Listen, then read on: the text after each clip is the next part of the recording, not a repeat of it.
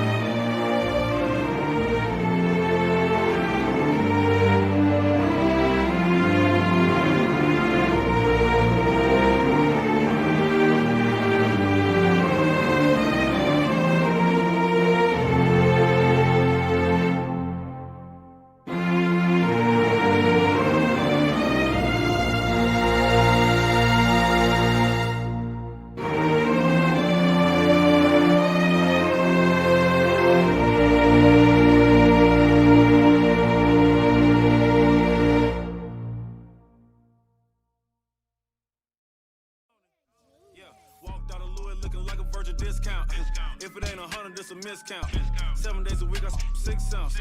If a chick with me, she like big houses. If a chick with me, she like foreign cars. If a chick with me, she like go yard. If a chick with me, she like protein. Make a chick rich, the clothes off. Pull her to the flame with my doze off. Try to count a million and I dozed off. And I got my fingers in the air. Yeah. Hanging with Paul Bear. Yeah. Turn you to lawn care. Rex in my Montclair. Yeah. This just a small shell. Hold up, make sure it's all there.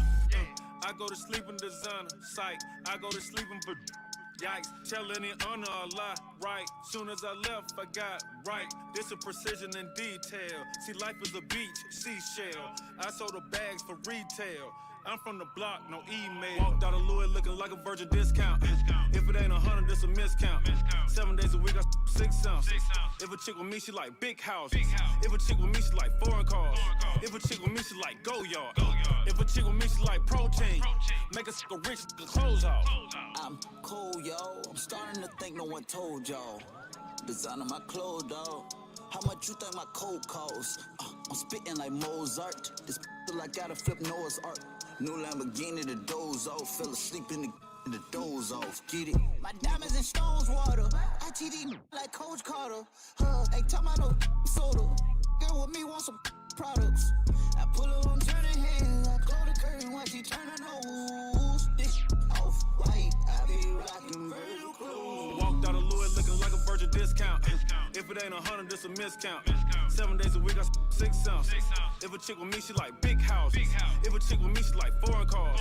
If a chick with me, she like go yard. If a chick with me, she like protein. Make a chick rich, the clothes off.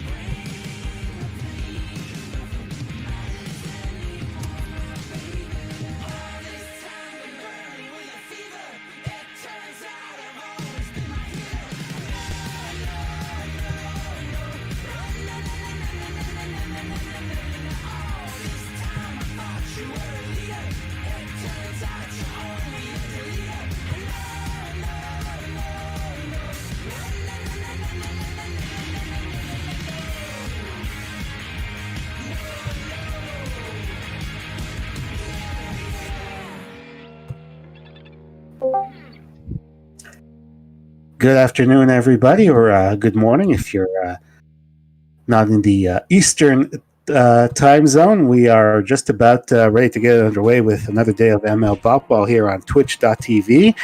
I'm EB from Toronto, joined for the first game of the day, making his ML Ball debut. It's Bobby. How are you? I'm very good, EB. Thank you. I appreciate it. Very happy to be out here. First day on the mic and excited to get a good game. See these Dodgers and Marlins go to battle in the NL. Hopefully we can have some fun. Yeah, it's going to be the fourth game of a 4-game series between the Dodgers and Marlins. They started on Friday. They end today, one of those wraparound series. Dodgers have won 2 of the first 3, so they can win the series with a victory today. Marlins can split if they win today. Obviously, we heard in the real world some problems with the Miami Marlins and an outbreak of COVID-19 over there. But in the ball world, all is normal, so we can get going. Yeah, the Marlins are definitely going to have better luck today in the ball league than they would probably in the next few days in real life. We're gonna try to not focus on real baseball for a little bit. Yeah, we see the records here. Los Angeles coming in 1646, Miami 10 games under 500, last place in the National League East. Dodgers are in second place, and they're actually half a game back of a wild card spot, so they're going to look to gain some ground here. And we got Pablo Lopez on the mound today for Miami. Pablo Lopez is having a solid year, 124 innings with a 3.83.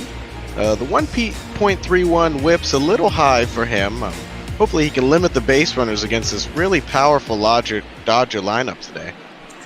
Very powerful lineup indeed, and they recently acquired Jorge Soler from the Royals, who has 99 RBI on the season, so he can reach 100 today. It's quite possible. Mookie Betts will lead things off, the 2019 Gold Glove Award winner in right field in the American League, traded over here in the off-season. Of course, in the real world, signing a big contract extension. First pitch from Lopez is low, and we are underway. Yeah, Mookie Betts getting his payday this year, and really well-deserved. World Series winner, MVP winner, all the Gold Gloves, all the Silver Sluggers. He can really do just about anything on a baseball field, and it's good to see those guys get what they deserve, you know. I'm happy as a Toronto Blue Jays fan that he's out of the AL East for good, to tell you the truth. Oh, as a Giants fan, a little hard to see. I'm not going to lie to you, EB. Yeah, we're on kind of opposite sides of the spectrum here. Yeah, he killed us in Toronto for a long time, so we're happy to have him move away. And Dodgers are obviously happy to have him leading off for them, at least here in ball. Mookie fouls it away. It's 2-2. After Mookie Betts will be Max Muncy playing second base, Jorge Soler left, Cody Bellinger in center, Justin Turner at third, Jock Peterson plays first base. Pitch is going to be swung on and missed, drop third strike, and Alfaro makes the play, and that is the first out of the game. Pablo Lopez looking like he's got his good stuff. Got Mookie to chase a breaking ball down in the dirt there. That's a good start for Lopez. Max Muncy takes it inside. He plays second base. So Jock Peterson will bat sixth at first. Gavin Lux, the shortstop, it's batting seventh. Will Smith, the catcher, batting eighth. Dustin May, the pitcher, will bat ninth today. 1-0 pitch to Max Muncy. Going to be swung on, grounded. And that is the second out. They were in a shift there. Who was that in the middle there? Was that Rojas? It looked like it might have been even the third baseman, Noisy, in that shift. Interesting. Moved him over. Yeah. Oh, that's Chisenholm starting at short today. My apologies. And here is Jorge Soler, the 2019 AL home run champion. You see the 43 home runs and 99 RBI. Had a grand slam in the game yesterday. This guy's having an incredible season. Must watch MLBB right now. Swings at the first one. Defensively for the Marlins, From left to right, you have Corey Dickerson, Jorge Mateo, and Brian Anderson. On the infield, third to first, Noisy, Chisholm, Isan Diaz, and Jesus Aguilar at first, which is outside. Behind the plate, Jorge Alfaro. 1-1, and curious if Lopez is going to challenge right here with the year that Soler's having. And he does, gets a strike over. Good pitch there on the corner. 1-2 to Soler. It's going to be inside. 2-2. Just missed there, trying to jam Soler, get inside so he can extend those arms and drive the ball like he's been doing all year. A good approach from Lopez so far. Definitely not a guy you want to make a mistake to. The 2-2 pitch to Soler is going to be swung on and missed. So very good start for Jorge Lopez. A couple of strikeouts. We go to the bottom of the first. Miami Marlins coming up. You know, surprising at this point in the season, EB, that the Dodgers are not running away with the NL West. The Diamondbacks a surprising first place, though it's close, much closer than I saw it being. See Dustin May getting the start today for the Dodgers, just his fifth start. Not off to the greatest start, obviously. 1-3, as you can see there in the high ERA, but he's one of the top prospects for the Dodgers. They are excited about his future. Started in the real world opening day against your Giants. Yeah, and he had his good stuff that day. I'm sure we'll get to see it again. He was topping out at 99 with a lot of movement. Only went 4 1/3 in his real-life debut, but in these times, I think that's just about all you can ask from your starting pitcher, you know? Yeah, especially when he found out about, I think, a day before that he was going to make that start. So, oh man, the amount of adrenaline that's got to rush through you when you find out, you know, long-time, probably future Hall of Famer Clayton Kershaw's going to have to sit the bench, and you got to fill those shoes. Yeah, no pressure, right? Nope. No pressure. This guy handled it like a champ, and I think we're going to see a lot of good starts out of him over the course of his career. That pitch is put in play by Jorge Mateo, fly out to Jorge Soler, and that's the first out of the bottom of the first. Soler moving over to left field, traditionally a right fielder with the Royals, and I think he'll acclimate a little better over there. Especially with Mookie Betts in right, you gotta go wherever you're gonna hit, you know. Yeah, and Cody Bellinger, very good in center field. Is that's going to be on the ground, knocked down by Muncy. Doesn't look like they'll have a play. Yeah, Anderson's going to be safe in infield hit. Good hustle there, hits a hard ground ball and running hard out of the box. You love to see that. That could be a big difference in this game starting early. So 1 out single, and Dark Star 7646 mentions too streaky. I'm assuming he's talking about the Dodgers. They have been probably the streakiest team in ball all season, which is why they're not running away with the division. First pitch strike to Dickerson. Dickerson batting third, playing left field. He'll be followed by Jesus Aguilar at first. Isan Diaz at second. Alfaro behind the plate. Sheldon Noisy at third. Jazz Chisholm at short. Pablo Lopez, the pitcher, batting ninth. Broken bat. That's going to be a foul ball.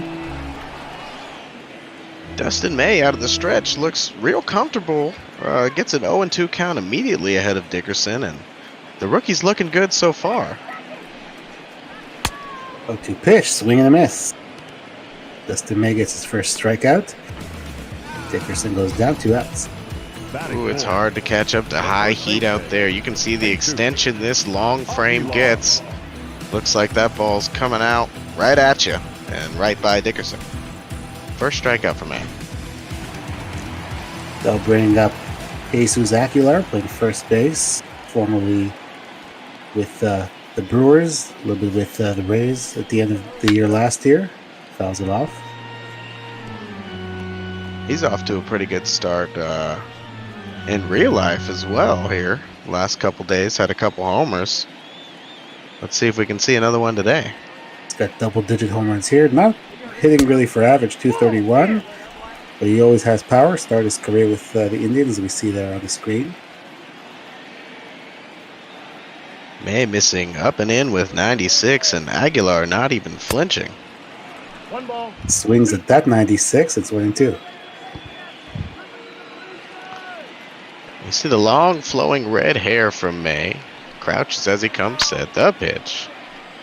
By the way. Yeah, love the red hair. There's some red hair on this Dodgers team. You got May, you've got Justin Turner. 1-2 from May is going to be swung on and missed, and that's going to be another drop third strike, and they make the play, and that's it. So 1 hit, no runs for the Marlins. We go to the top of the second, no score. That was a great sequence from May there. He goes fastball, cutter to the slider, and you're really just changing the look that Aguilar's getting there. Has no chance. Good slider, breaks out of the zone. Sit down, son.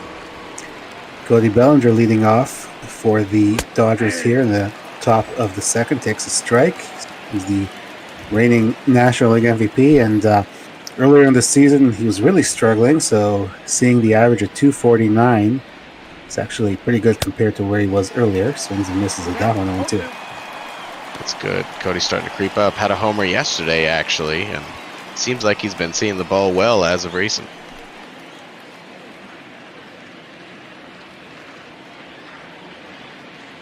And 2 from Lopez. Going to be fouled away. You'll see most of the starting lineup for the Dodgers has double digits in home run, except for Justin Turner, who missed a lot of time with an injury. As Cody takes it low, 1-2. That's unfortunate for these Dodgers because he's a big cog in this machine. That guy gets clutch RBI after clutch RBI for this LA Dodger team. 1-2 is going to be in the dirt. Pablo got ahead quickly, hoping not to lose Cody here, but moves it to 3-2, and looks like it's going to be a battle. As you see Turner on deck, we were just talking about him, trying to get back into the flow of things after missing a lot of time. Here's the full count pitch to Bellinger. It's going to be in play. That's going to be a base hit. Goes all the way to the wall. Dickerson plays it off the wall. It's going to be a double for Cody Bellinger. And that's a great piece of hitting there. Battles the at-bat to a full count. Gets a breaking ball out over the plate here. Lets it get deep, and he beats the shift to left field. A great sign for the Dodgers there from Cody Bellinger. I always like when the hitters beat the shift. I just want to see them do it on a regular basis.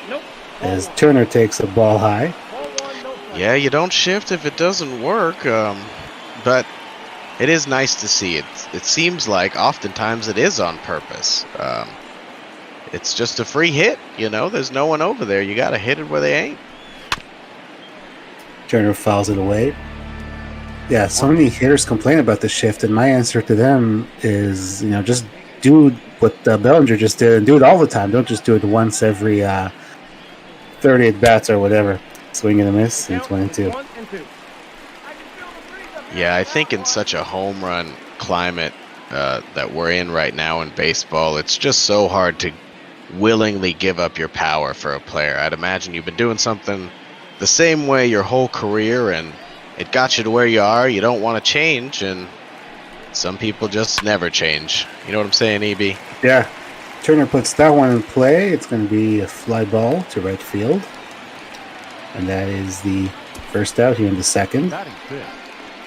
Yeah, I told you here, I always think of Mark Teixeira, who was with the Yankees, and he lost a lot of hits because of the shift. But he said, you know what? They don't pay me to go the other way or to bunt for a base hit. They pay me to pull home runs into the left field corner, so I'm going to keep doing that for the right field corner at Yankee Stadium. Yeah, that recipe worked out wonders for them. First year he's there, and they win a world championship. I can't argue with you, Mark. Can't argue with you. That's in the dirt. Gets away from Alfaro, but not far enough for Bellinger to risk hit. On the 1 count here, and Jock Peterson. Jock playing first base against righties now that Jorge Soler took over in left field. 1-1 is inside. Yeah, Jock Peterson, another one of those guys who I don't think we'll see him go into left field, at least not on purpose, on any of these swings coming up here. 2-1 count to him. Yeah, he likes to take big rips, that's for sure. 2-1 is going to be in for a strike. It's 2-2. Jack as well. That's a good pitch from Pablo right there. Staying away from him, making him gonna have to hook the ball if he wants to pull it. And another strikeout.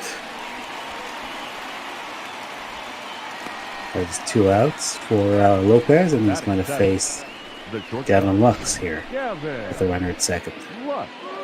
Oh, the bottom just drops right out of that one. Looked like a changeup to Peterson and fooled him. Looked like he was swinging when the ball was already in the catcher's glove there. Some of the bot ball timing is always funny to watch. Gavin Lux playing shortstop now. Fouls that one away. Rookie at 255 on the year. 14 home runs, 41 RBI. And I've always been a fan of how fluid Lux looks doing anything. Swinging, fielding. It all just looks real natural to him. And although I'm not a big Dodgers fan, I hope this kid has as bright of a career as it looks like he's going to, because it's always exciting to see young rookies have success early. 1-1 to him. It's going to be popped up.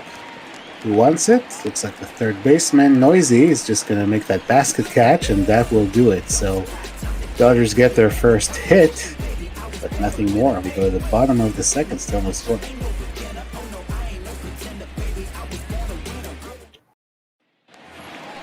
Diaz Alfaro Noisy for the Marlins.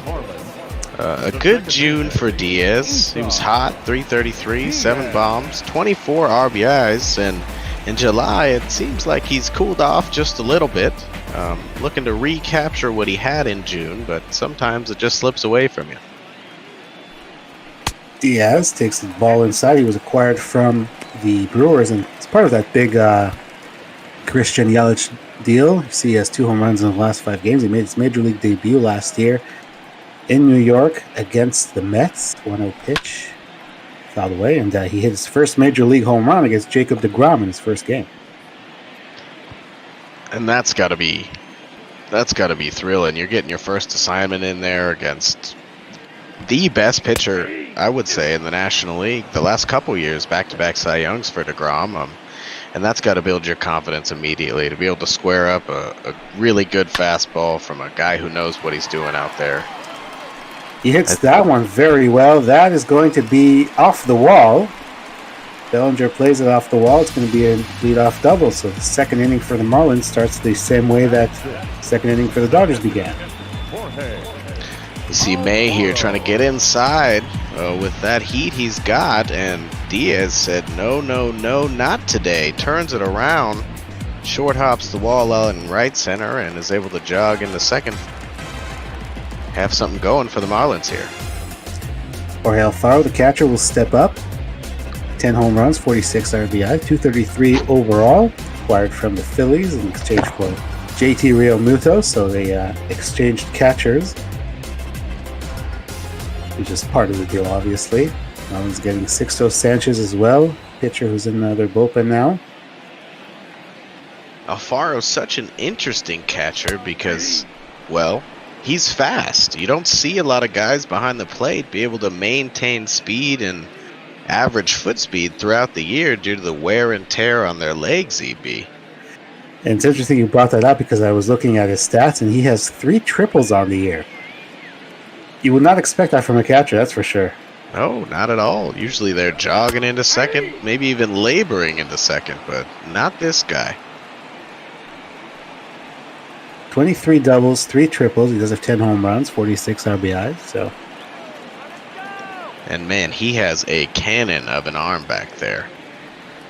Seen some throwdowns throughout the year, and it's something to behold. Not a lot of Dodgers running today, I would bet. Yeah, I don't know if there's actually a lot of speed on the Dodgers. Really, the guy who might run is probably Mookie Betts. He has 10 stolen bases, and that leads the team. So Alfaro puts that in play. It's lined and caught by Turner. Good play from Turner. Quick reaction, and that's definitely why they call it the hot corner there.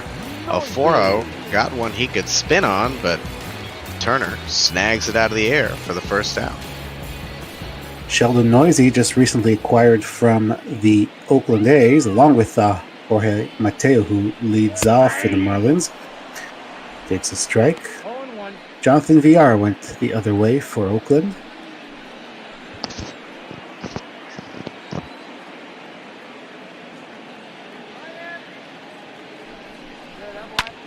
May delivers, and that's going to be put in play. High fly ball to center field. Bellinger on the run makes the play for the second out. A really good route out there from Bellinger. That ball was driven pretty well to right center by Noisy, and Bellinger had it the whole way. Got a great jump and made that a difficult play look really easy out there.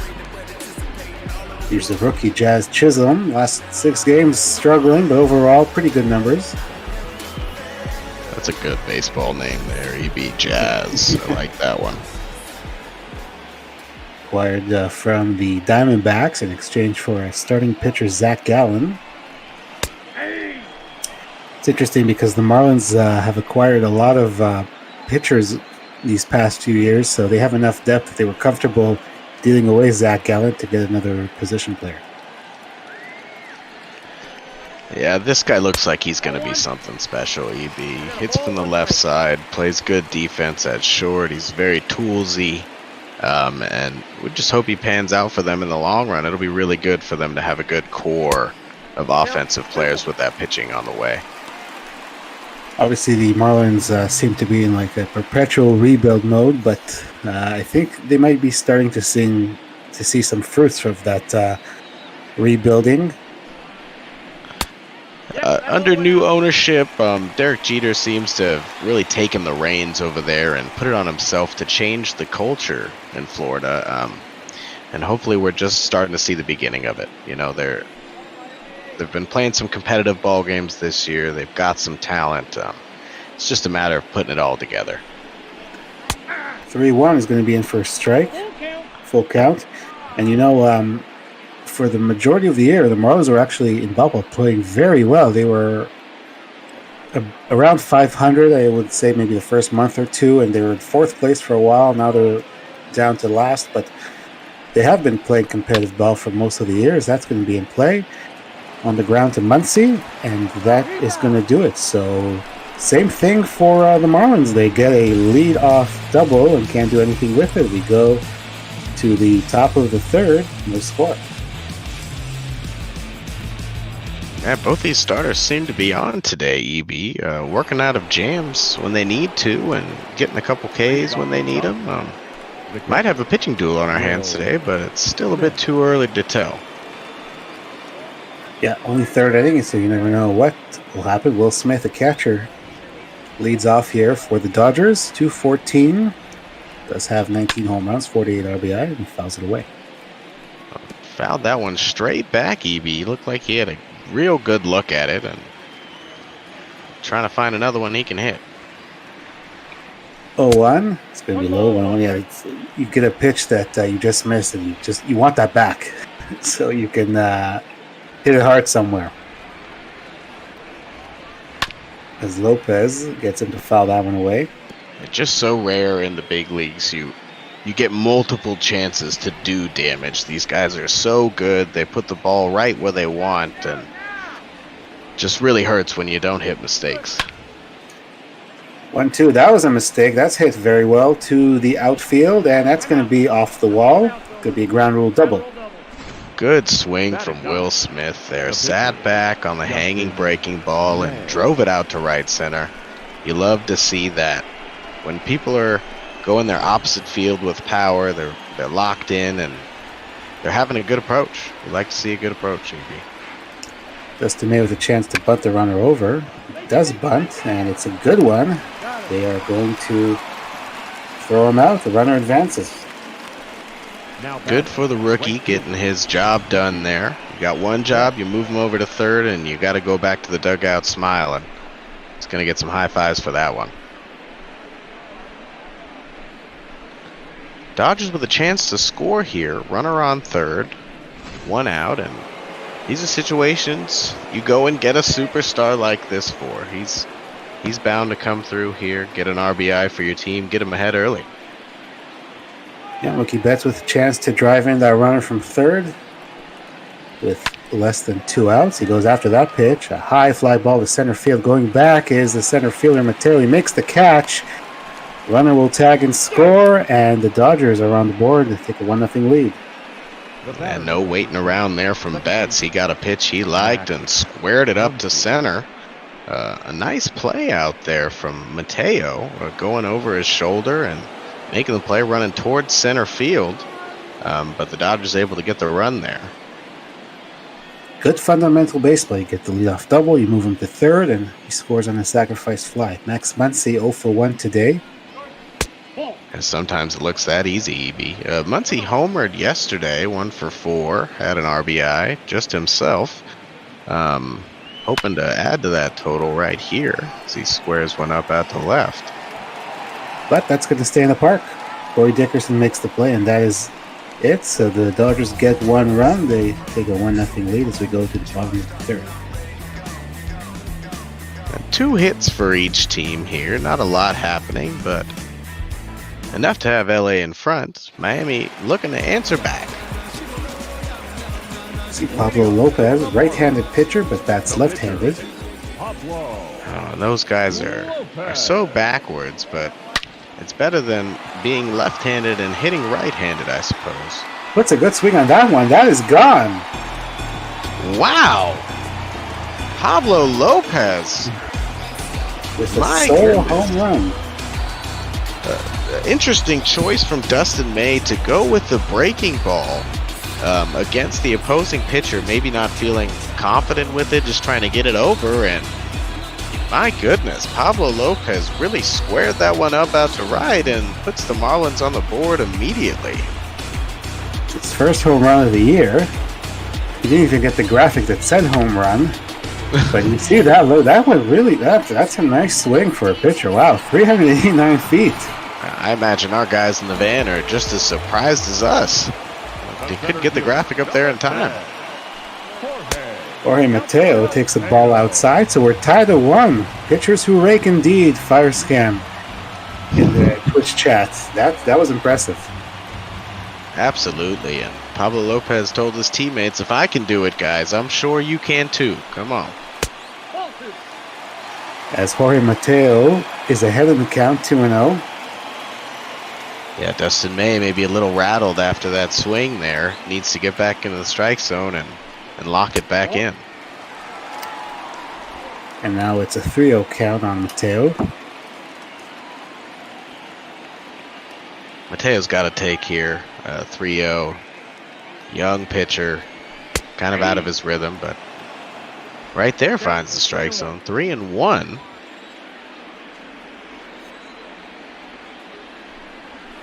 One pitch is going to miss low, so it's a walk after the home run. The right fielder, number 15. You can see May a little frustrated with himself there. He knows it's a carryover, and now he's back in the stretch. Doesn't get to get comfortable out of the windup. Brian Anderson looking to keep this rally going. Anderson had an infield hit his first time up. Runner at first with nobody out. May, the crouch into his set. It's going to be high and outside, ball 1. So, yeah, he does look like he's a bit rattled after the home run. You see, the pitcher takes you deep. It's always something you didn't expect, but he has to somehow gather himself and throw strikes as he gets in the middle of the order. 1-0 pitch. That's going to miss. 2-0.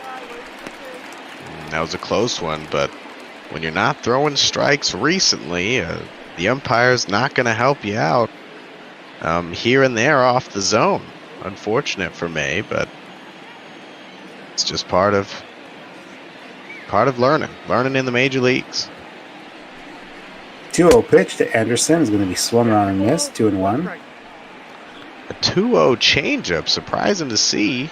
Usually when people aren't in the strike zone, they're trying to get control of that fastball, but goes with the changeup and gets a swing and a miss. Gotta have a lot of confidence in that pitch if you're going to throw a 2-0, and the 2-1 is going to be on the ground. Lux plays it, a second for one, back to first, and the double play. Exactly what May needed there. Went back to the breaking ball. The pitch that hurt him against Lopez, but gets him a double play here against Anderson. And May, looking like he's correcting the course, now has 2 outs in the bottom of the third. Corey Dickerson struck out his first time up. 6 for 14 in the series, as you saw there on the screen. Maybe this guy can hit. A lot of guys have 5 tools, 4 tools, 3 tools. This guy can flat out just hit. Oh, one pitch is going to be a strikeout for a guy who does have very good. He's very good with a bat. He's really bounced around. He was with the Rockies and the Rays and Pirates, Phillies. He really has been around the block. So it's kind of strange that he can't stick with one team given his abilities. Yeah, the knock on Corey has always been he's going to play average, maybe below average defense out in left field. And for some teams, defense is more of a priority. But it looks like here with the Marlins, he might have found somewhere that values his bat the way that he does, and as the number one attribute for himself. But there. Awkward swing, pitch in the other batter's box. He goes down, but Pablo Lopez helping his own cause with that long home run to right field. So we are tied at 1 after 3. Lopez going third deck on him. That's one you're going to brag to your teammates about all year. Here's a guy who can definitely go third deck, and that's Jorge Soler leading things off here for the Dodgers. My goodness, just seeing that stat line. It's boggling every time, EB.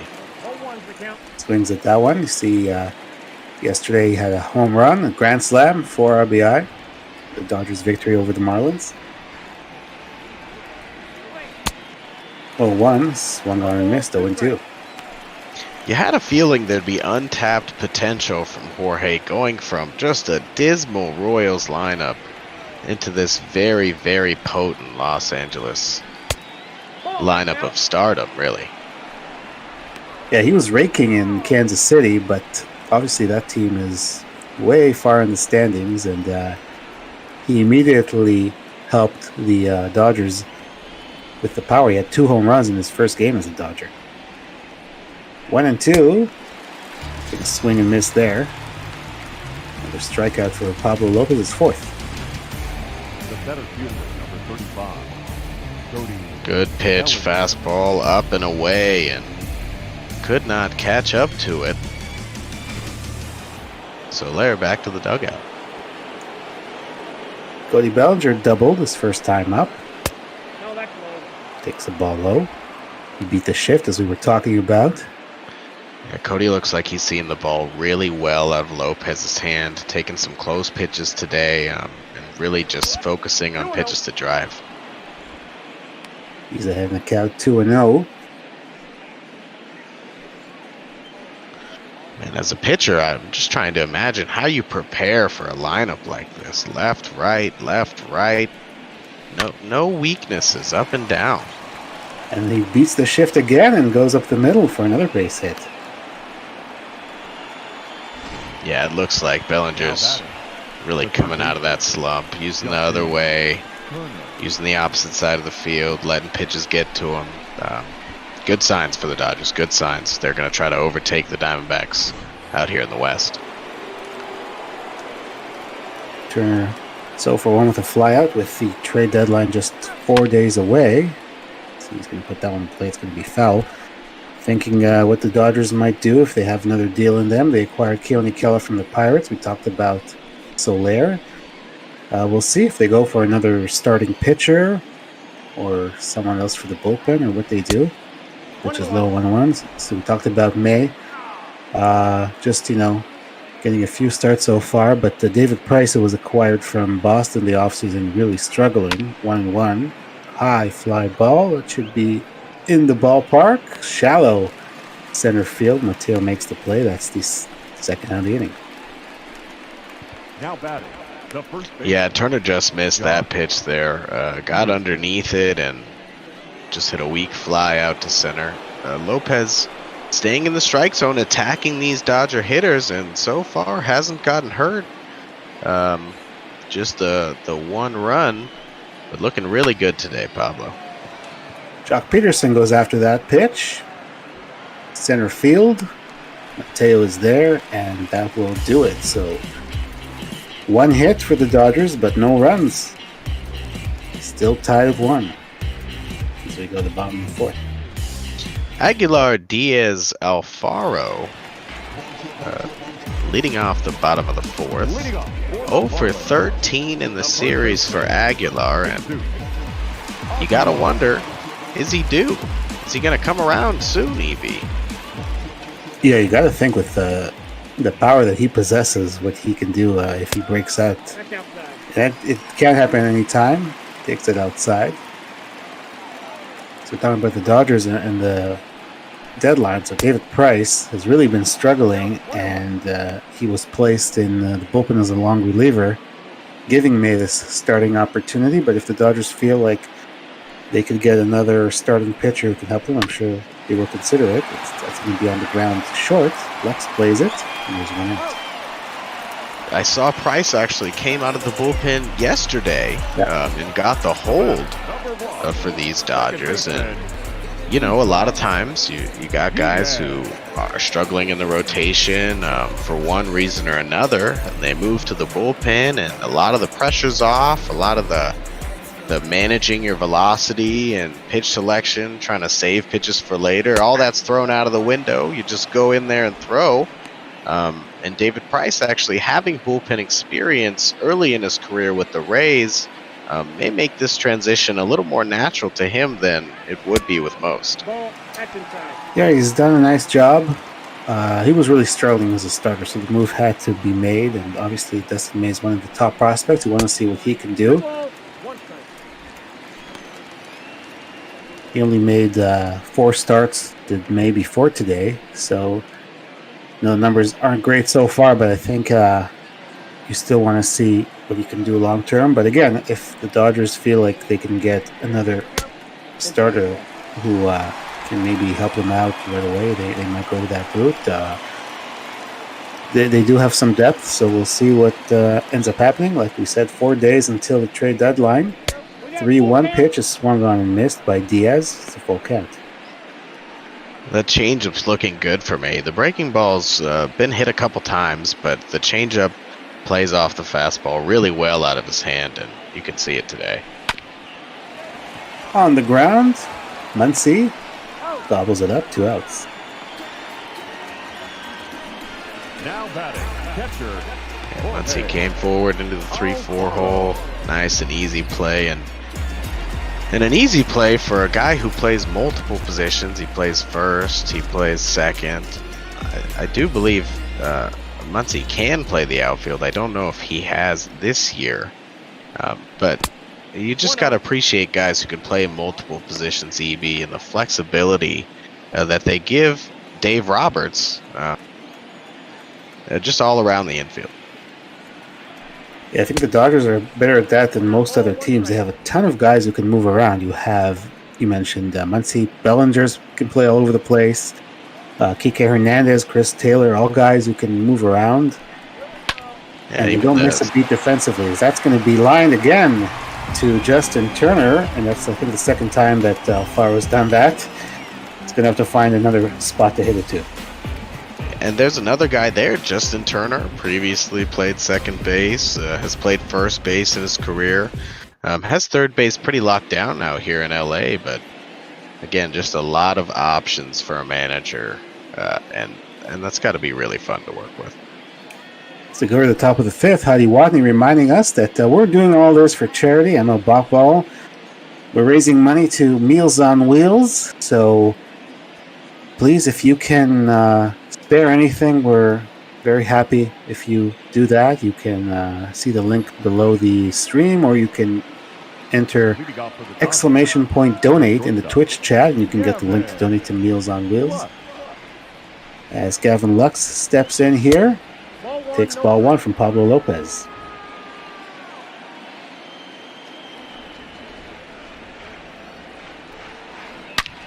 1-0 pitch. Fly ball to right field, and that's going to be off the wall. It's going to be a leadoff double here for Gavin Lux. Hanging breaking ball there, and Lux put a really good swing on that ball. Got the barrel out in front and lined it down the right side, and now Will Smith's got a chance to move him over. Smith has already doubled and scored today. Pablo heating it up to 96 there, but Will Smith all over it, spins on that baseball and fouls it into the stands. That's a souvenir if I've ever seen one. Well, 1 to Smith is inside 1-1. We were talking about what the Dodgers might do at the deadline. Marlins, you would think, will be selling some pieces, working for the future. Obviously, they've done that a lot in recent years. They're probably not quite there yet where they want to be in terms of competitiveness. So you would think some of these shorter-term pieces are in play for trades this week. Yeah, and they're just going to go look for more farm system depth. Maybe find an arm that they can grow into something on the trade deadline. But they'll definitely be sellers, and someone's going to be able to pick up some Marlins in the next few days. Nice play there by Chisholm to throw out Smith, and the runner has to stay at second. Now batting, the pitcher. Good job taking his time from Chisholm. Got the backhand. It was hit hard. He knew he had time. He gathered himself and made a good throw over to first. The rookie's been looking good over there all year. May had a sac bunt his first time, but he's going to put that in play. That's going to drop for a base hit. Runner will hold at third, but Dustin May has a hit. Not a home run like his counterpart, but he gets on base here. Well, then that's got to feel good, EB. At least getting a little poke back at your opposing starter who you gave up a home run to. Let them know you can swing it too. Absolutely. Mookie Betts here has the RBI for the Dodgers. Had a sacrifice fly last time up. And struck out his first time. Runner on third, less than 2 outs last situation for Mookie, and he came through, and let's see if he can do it again. Focused on just getting this run home from third. Hopefully gets a good pitch to hit and can do the same. That's a good pitch to hit, but he's going to foul it into the seats down the left field line. Again, that breaking ball just looping in there from Lopez, but luckily foul from Betts. Then he goes with the four-seamer, and Mookie takes the first strike, so it's 0-2. That one's right on the inside corner there, EB. A really good pitch. Trying to get that ground ball from Betts and get out of this inning. The 0-2 pitch, swing and a miss. So he gets him to strike out. That's his fifth, and there are 2 outs here. The batter, number 13. On 3 pitches, he goes with the 2-seam down and looked like it fooled Mookie a bit. And now Pablo Lopez has a chance to get out of this inning unscathed. 2 outs facing Muncy. Muncy's 0 for 2 on the day. It'll take a hit now to drive in that run. First pitch fouled away.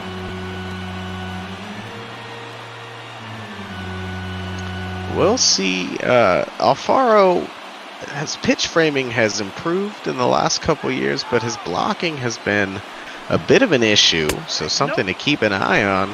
You're the runner at third. See Muncy, good numbers with runners in scoring position at 305. Like you said, if anything gets away from the catcher, then Lux over there at third base has to pay attention. There's a strike, and it's 1-2. And a good backdoor breaking ball from Lopez. That one had a little snap to it. Froze Muncy and looking for the strikeout now. 1-2, fouled away. Good pitch, went back to the 2-seam, but that ball little more up, a little easier to get to for Muncy. Here's the 1-2 pitch. It's going to be well hit to the gap, off the wall. It's going to score 1 run for sure. May will stop at third. Muncy has a double, and the Dodgers take the lead back 2-1. Oh, that one hurts. A 1-2 count, EB, and Lopez leaves one just a little up, and Muncy makes him pay. They'll bring the pitching coach. Mel Stottlemyre Jr. for a bit of a talk with Lopez. They're going to get some action in the bullpen. Jorge Soler struck out both times, takes a strike there. And what Stottlemyre's coming out to tell him is just because you've lost the lead, you gave up a run, you're on the hook now, you still have a dangerous hitter at the plate now. You got to lock it in. You got to get this guy out. Throws him 2 really good pitches, and now he's ahead 0-2 of Soler, so he's going to have to put him away. Let's see if he's learned from his mistakes in a 2-strike count. Makes the adjustment there, really buries that pitch, EB. Knows he got hurt in the previous 2-strike count and makes an adjustment. See Conley and Hernandez, lefty and righty, warming up in the bullpen. 69 pitches, number 70 coming up. And number 70 is hammered to right field. Anderson going back, and that one is gone. 3-run home run for Soler, and now it's 5-1 Dodgers. His tear continues, EB. That is number 44 on the year. Not a bad pitch from Lopez, but up enough in the zone where Soler elevates and that ball just carries out to right field. Not hit particularly hard, not hit particularly far, but a home run's a home run. And that was RBIs number 100, 101, and 102 for Jorge Soler. He's past 100, and we are at the end of July. Cody Bellinger, 2 for 2 already today, takes a strike. I'm a little surprised that Lopez is still in there after the home run. Me too. You have the bullpen going. Lefty ready for Bellinger. A very interesting choice to keep Lopez in this game. Especially with a guy who already has 2 hits off you. So maybe Don Mattingly just wants him to finish the inning, and we'll go with the fresh arm next inning. We'll see if that works out. 1-1 pitch. In for a strike, 1-2. And a lot of times that 5-inning mark is a big deal to your starters. They're not having a particularly great year, so at least let your guy get his innings in, take his licks, maybe just trying to keep that confidence for Lopez if he can get this 3rd out in the inning. 1-2 to Bellinger, fouled away. Now he's gotten 0-2 counts on the last several batters, and then he's left pitches to hit over the zone. So he is getting 2 strikes, but having trouble putting guys away. 1-2 is going to be high. 2-2.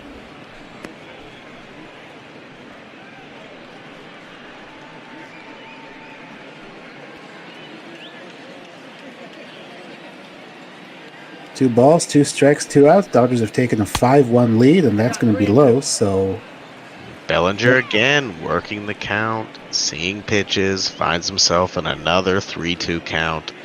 And man, is it fun to watch him work up there at the plate. When he's going right, he's a hard guy to get out. Full count. It's going to be in play to the first baseman, Aguilar. He steps on the bag, and that will do it. But the Dodgers rolling right along here. Jorge Soler with a big blow, the 3-run home run, and that gives the Dodgers a 5-1 lead. And most likely the last pitch for Lopez there. I wonder who we're going to see out of the bullpen for the Dodgers to finish off this game.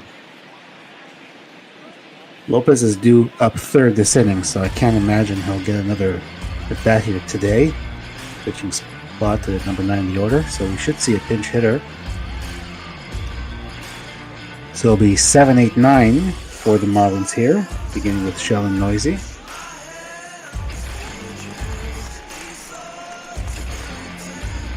For 1 with a flyer today, 4 for 12. Home run, 3 RBIs in the series so far. 4-game set. We started this series on Friday and ending today. The wraparound series. I've seen quite a few of those in baseball this year, more than in recent years, as pitches fouled away. Dustin May only at 56 pitches, really just cruising along here, attacking the zone. And no complaints from Dave Roberts here. Just gonna ride this rookie out while he can and see what he can get from one of his better starts of the season so far. And you know, the only guy who has taken him deep is probably going to be pinch hit for this inning. Pitcher. Yeah, all the fear in the lineup's going to be gone soon here. As he gets a strikeout there of noisy fourth strikeout for May today. We have a trivia question in the Twitch chat. Name the only Dodgers player to have 10 plus double, 10 plus triple, 10 plus home runs, and 10 plus stolen bases in a season since 1970.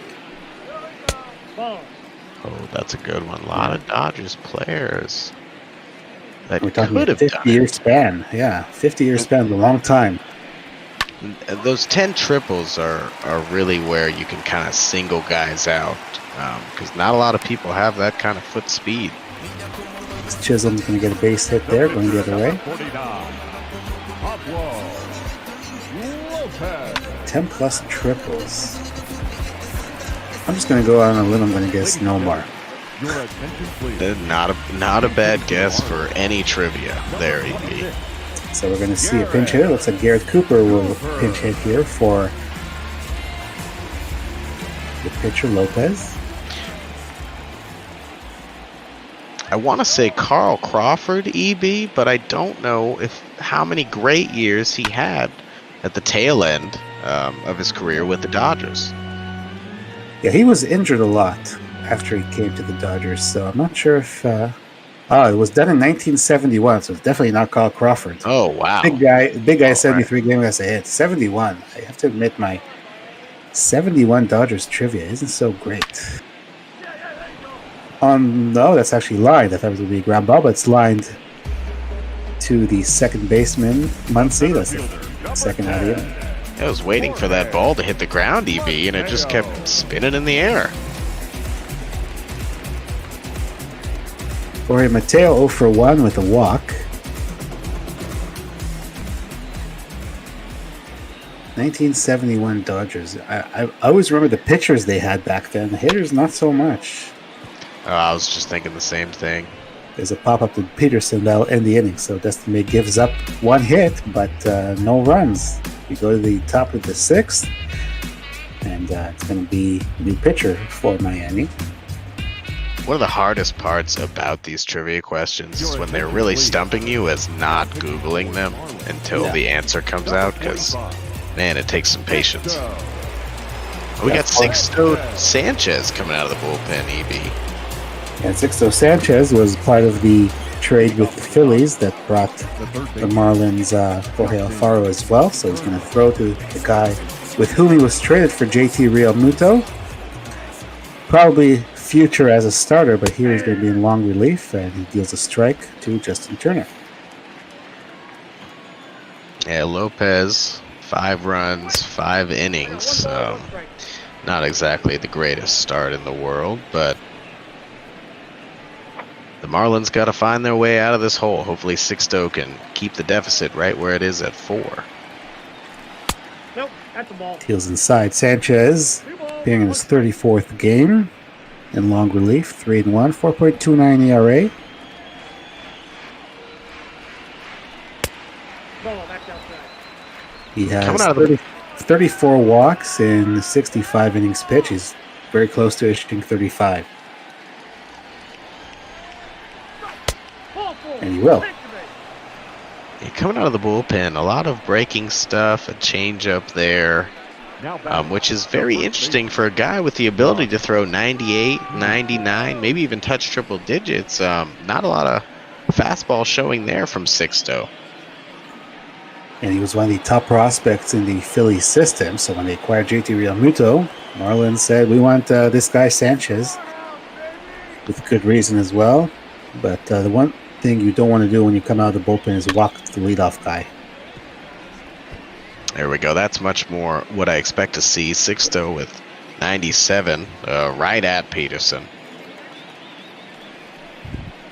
0-1, outside 1-1. It looks like he was going for the double play there, trying to get that changeup away.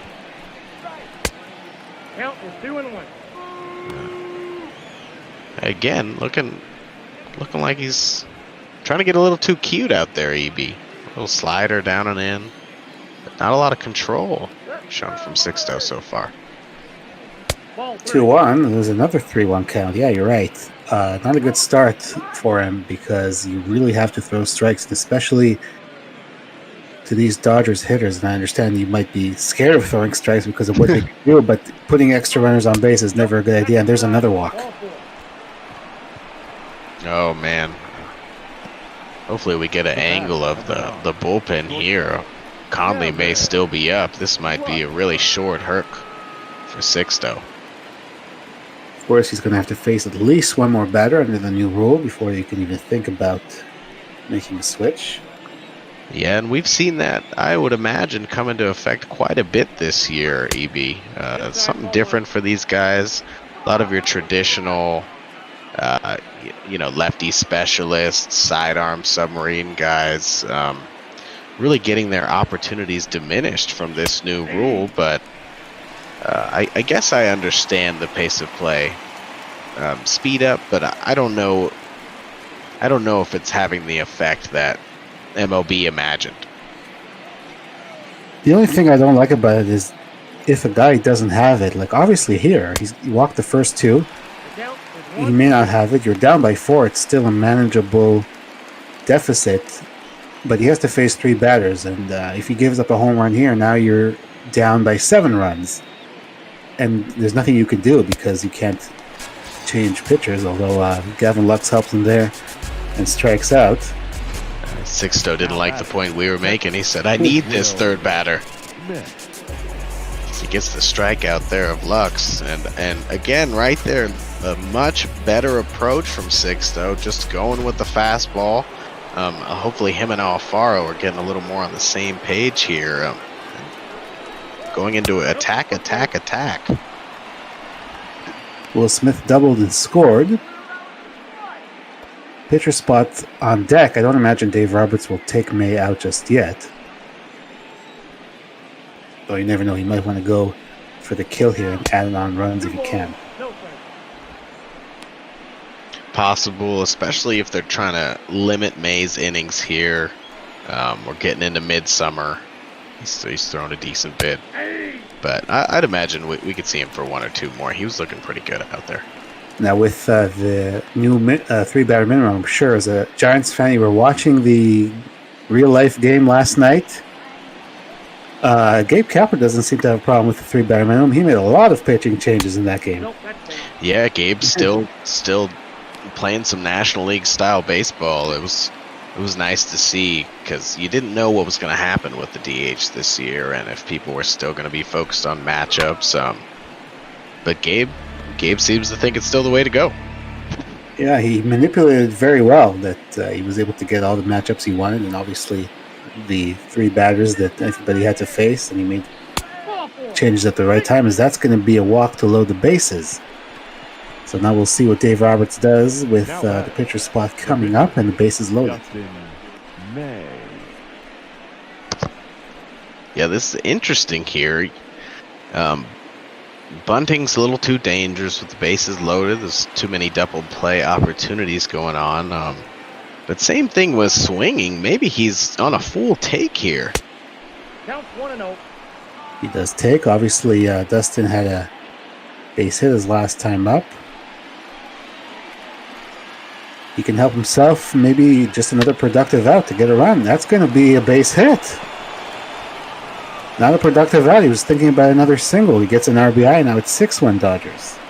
My goodness, Dustin May showing some aptitude with the bat. So now base is still loaded and the top of the order coming up. A couple of nice at-bats for me. Maybe that's why Roberts said, I don't need to pinch hit. I can just have my pitcher driving the runs. Let him swing away. He's looking good at the plate so far. No complaints there. Pitchers have done well today. Even the Marlins starter didn't pitch so well, but had a home run. This game is like the argument for why you have to keep the DH out of the National League. Yeah, these pitchers are really taking to attest to it. Not a fan of the full DH, Dustin May and Pablo Lopez. As we see the base runners there, May at first, Smith at second, Peterson third. Mookie Betts at the plate. 0 for 2 today so far. A good job from Sixto getting ahead 0-2 against a guy like this. Fly ball left field. That should stay in the park. Catch is made by Dickerson. Runner will tag and score and make it a 7-1 lead for the Dodgers. It's another RBI for Mookie. Just staying in there on that breaking ball and getting it just out to left field far enough for that run to come on in. His second sac fly of the day. Everybody else stayed at their bases, and here's Max Muncy. Hit a ringing double his last time up out to right center. And if you remember, Lopez had gone ahead of him, but he ended up getting the double. 2-strike double. And now he's down again, 0-2. Let's see what happens here. Good job again from Sixto getting ahead. Fastball changeup right in the zone. See if he can put him away. 0-2. Fouled away. Correct answer for the trivia question, Willie Davis. I would not have guessed that in a million years. No, Willie Davis stumped me a bit before my time. 0-2 fouled away. Don't know if I would have gotten any Marlins trivia either, but yes, 1971 Dodgers, yeah. My memory of them is not good. I was not around either. 1-2 count here on Muncy. Not my forte. Sixto, looking good here. That's ball 2. 2 balls, 2 strikes. Finally feels like he's got a little more control of that fastball. He misses high and away there. Looking to come right at him. 31 pitches for him now. The 2-2 pitch to Muncy. Swing and a miss. Good pitch from Sixto, coming up and in on Muncy with that high heat and getting it right by him. I'll just pick up a couple more runs. They lead 7-1 as we go to the bottom of the 6th inning. With 2, 3, and 4 due up for the Marlins here. Brian Anderson will lead things off. He is 1 for 2 with a single. Also grounded out. Dustin May still out there. 64 pitches in. Yeah, Dustin May, the best hitting pitcher on the field right now. 2 knocks to right. Couple of hits on RBI. Pitched pretty well. A lot of strikes from him. That's what you like to see. Guys with good stuff. You want them to just attack the zone. Kind of a being the staunch opposite of Sixto Sanchez so far. And just attacking the zone against these Marlin hitters. You love to see that. I'm sure Dave Roberts is really happy with his outing so far and just seeing how far he can push him. 1-1 inside, 2-1. Dodgers looking to win 3 or 4 here, and they will continue their road trip. They've got some big games coming up. 2 games in Minnesota against the Twins tomorrow and Wednesday. And then 4 in Arizona. So pretty big series coming up as that's popped up. And caught by Muncy, 1 out. Good pitch from May. Had him way off balance there. Out on his front foot and just flails with the hands for a little weak blooper out to Muncy for the first out. Let's say that 4-game series, Diamondbacks and Dodgers over the weekend is huge.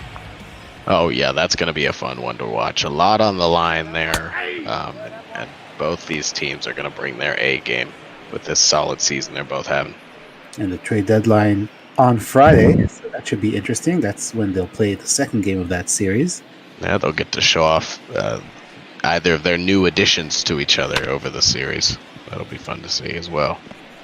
On the ground, Muncy gathers it, but not in time. Could be an infield hit. And very good range from Muncy. Dickerson just too fast, but a good backhanded pickup and throw. But a base hit for Dickerson nonetheless. Aguilar 0 for 2 today. Ball, that's out. Yeah, May back into the stretch. He's looked pretty comfortable, but falls behind here 1-0. And if they're going to start doing damage, EB, Miami needs this part of the lineup right here, right now, to put some runs up on the board and answer back.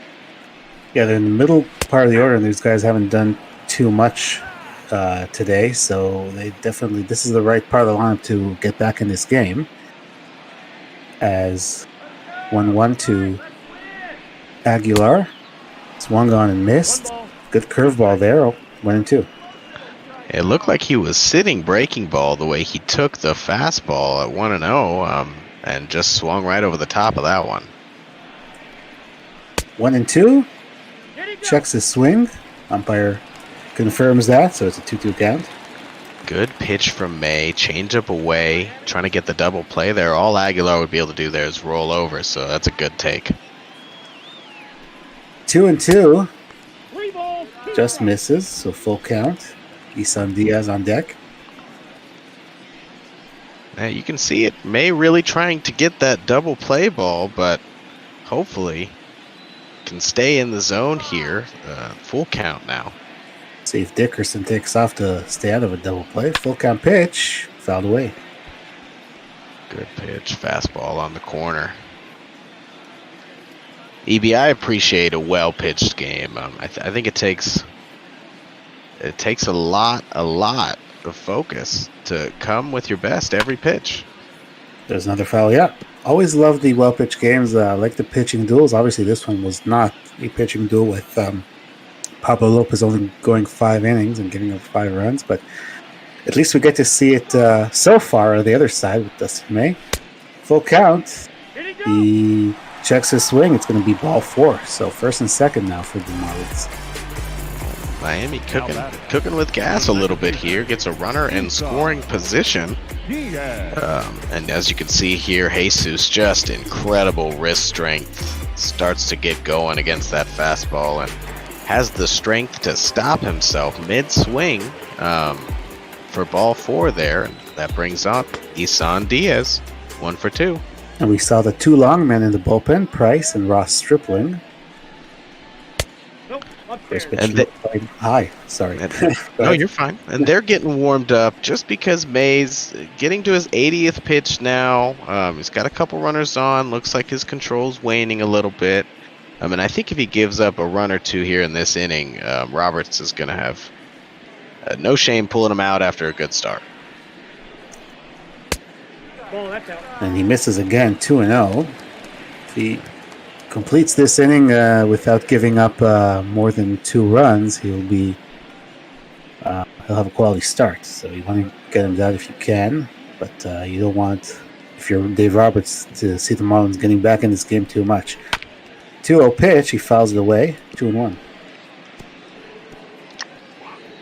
Really impressive there, a 2-0 backdoor cutter from May, and that's something I don't think we would have seen earlier in the season from him. Looking much more comfortable now than we've seen him so far.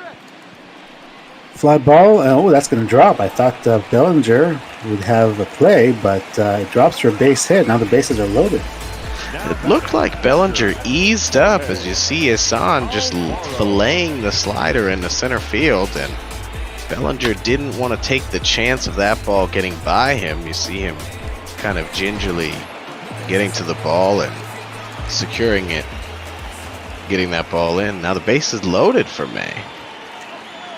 Jorge Alfaro 0 for 2. Takes a ball. Now, you talked about Alfaro being a speedy catcher, so there's no guarantee that there'll be a double play. That, you know, he might beat out a play at first, and he's lined out twice today. Yeah, this will be a good test for May, a guy who's been seeing him well today. Gets a third at bat against him, and hopefully he can attack him in the strike zone without getting burned. So Alfaro hit hard twice, but both times at gloves. He takes high, 2-1. May laboring a little bit, trying to gather himself. Might be his last batter here if it's an unfavorable outcome. Alfaro ahead in the count, 2-1. May sets, fires, and he fouls it away. Got one to hit there. Alfaro's going to be upset about that one, but 2-2, you got to battle. Gotta give May some credit for attacking him there. Absolutely. When you got stuff like this kid, And he pops it up to the pitcher. He drops it. They go home and they throw it away. Okay, a lot of bad things happened there. My goodness, wow. Dustin May looked settled underneath the baseball. Alfaro broke his bat, and I think that may have messed with May's vision. You got two moving things coming at you, and it looks like he took his eye off the ball for just a moment, and that was enough for the ball to hit the ground. Luckily, he seems okay to continue pitching. Now, Bobby, do you know how to score that? Is that a base hit? I'm not sure. That's a good question. We'll have to see what the official score says. It seems like an E1, but with the broken bat coming his way, maybe he'll give him the benefit of the doubt there. Yeah, I really don't know how to score that. That's the first time I've ever seen that. Yeah, absolutely. Real or bot ball. That was a funky way for that to play out, but May here ahead 0-2 against Noisy looks to be unshaken. 0-2 outside, 1-2. Oh, and what really hurt, I think he may have had a play at either first or second after picking up the ball off the ground, but decides to go home, and I think he threw it off the home plate umpire, EB. And nobody else advanced, so that the throw wasn't an error because I don't think anybody else advanced, but just accounting for how the runner far reached base, that might be a base hit. We'll see if when they go to in between innings, if there's any errors on the board. That's a play I have not seen at all in pop ball, or probably not in the real world either. 2-2 on the ground and through for a base hit, no doubt about that one. One run will score and everybody else moves up 90 feet. Oh, that's a really good swing from Noisy with the bases loaded in a 2-strike count.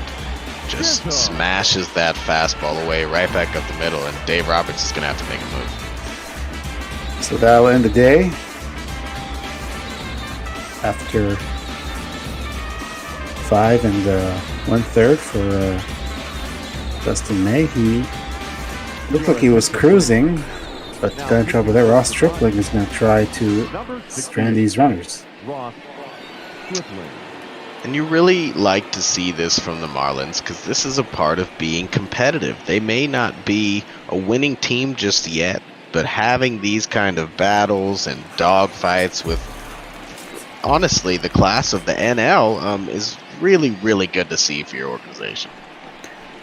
Jazz Chisholm takes a ball inside, 1-0. He's 1 for 5 so far in this series. And that one was the single that he had in the 5th inning. Yeah, Chisholm up in a big spot right here could change the complexion of this game with one swing. He is the tying run. He's ahead 2-0.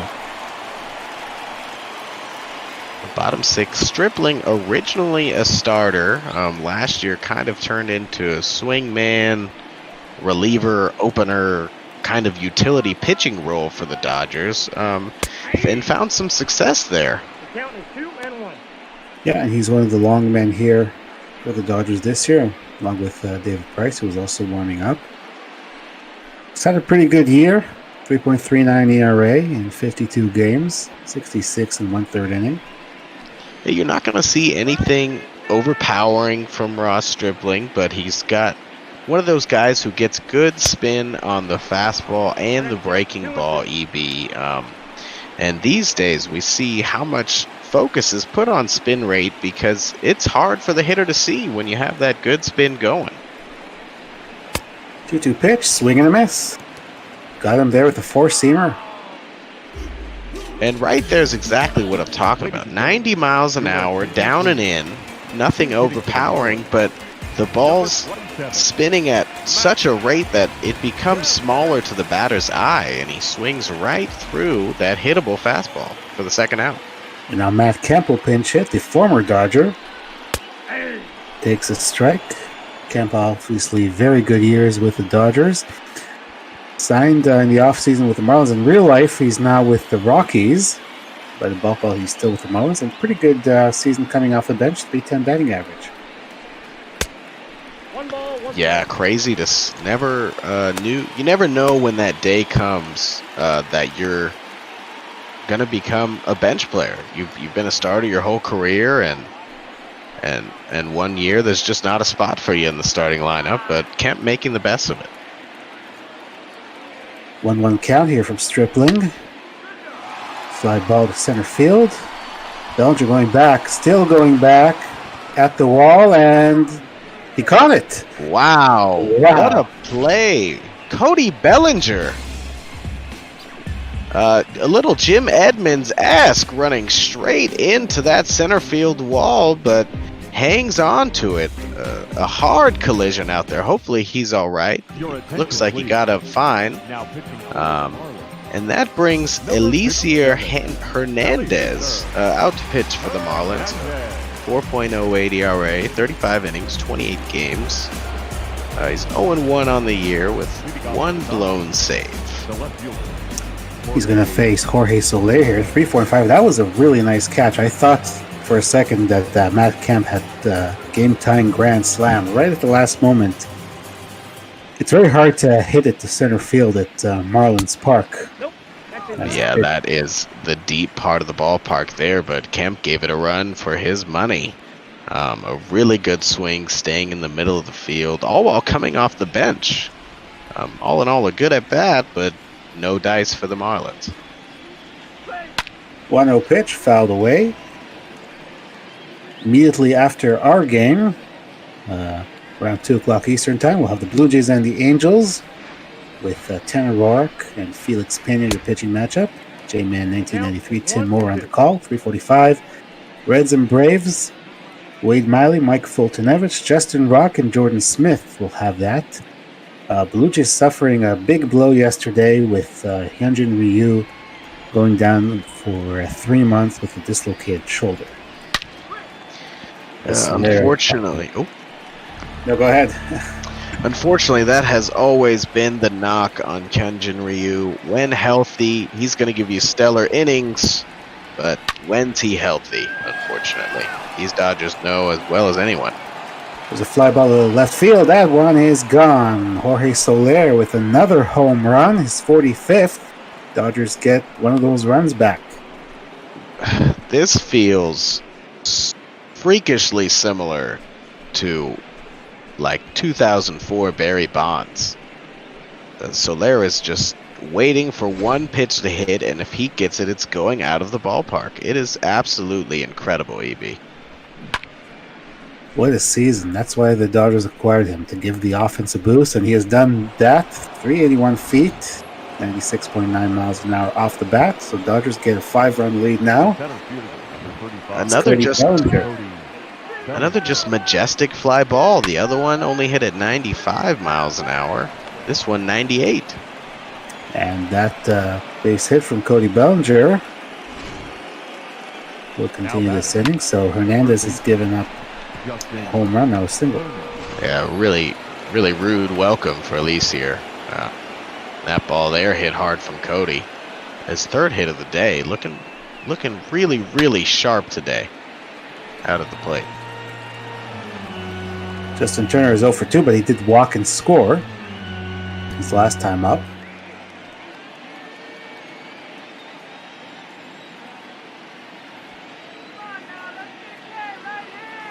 Hernandez ahead 0-1 here. He deals, and another strike called. 0-2. Yeah, Turner just doesn't quite seem to have his timing down at the plate. For a lot of big leg kick guys, that's the last thing to come into place is timing that foot, coming back down, and seeing the pitch all the way in. I'm sure it won't take him long, a consummate professional, but right now down 0-2.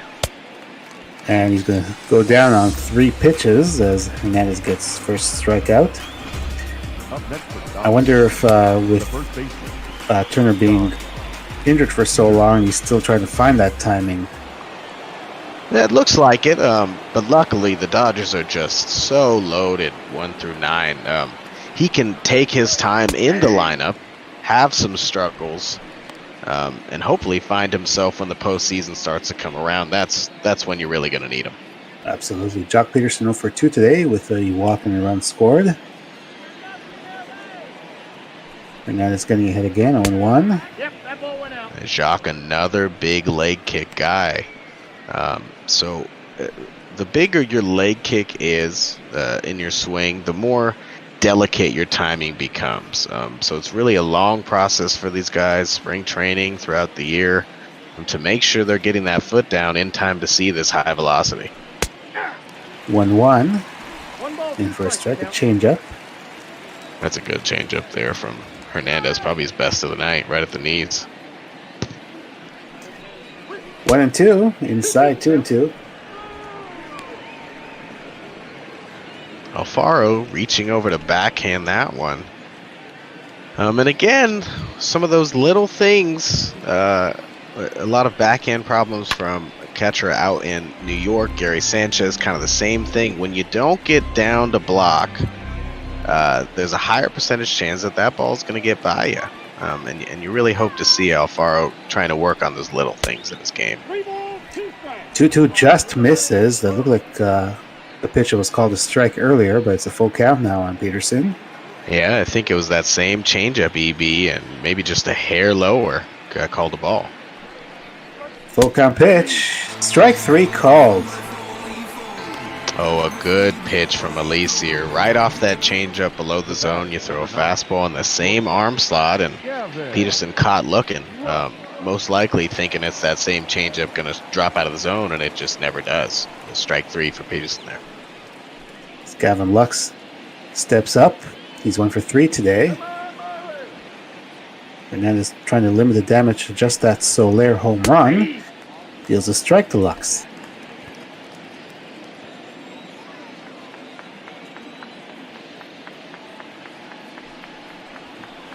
Ball 1. That one misses low, 1-1. 18 pitches, and after the first 2 batters, Alicia looked much more comfortable. But that's a tough, I got the catch. 1 and 2. excuse me, tough challenge for anybody coming in this game, having to face Soler and Bellinger back to back. 1-2 popped up.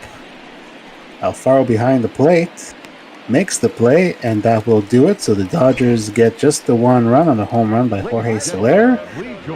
Time to stretch here in Miami. 8-3 Dodgers.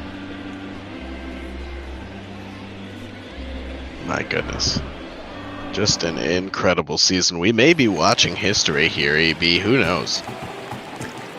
And in the American League, we have Yordan Alvarez for Houston having a great year now with Soler moving over from the American League to the National League. Alvarez has a chance for a triple crown. Yeah, you know he was happy to see that headline. Really makes him the man to beat for the MVP award out in the AL, and Alvarez hoping to keep his season hot just like Soler is in the NL. Stripling still in there, going to face the top of the order. 2-0 to Mateo, is in for a strike. Mateo 0 for 2 today.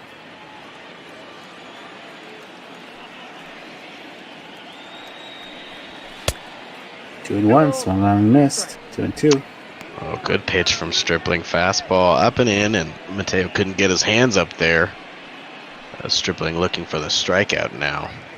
Maybe going to go to that slider, but the fastball's been a swing and miss pitch for him today. 2-2.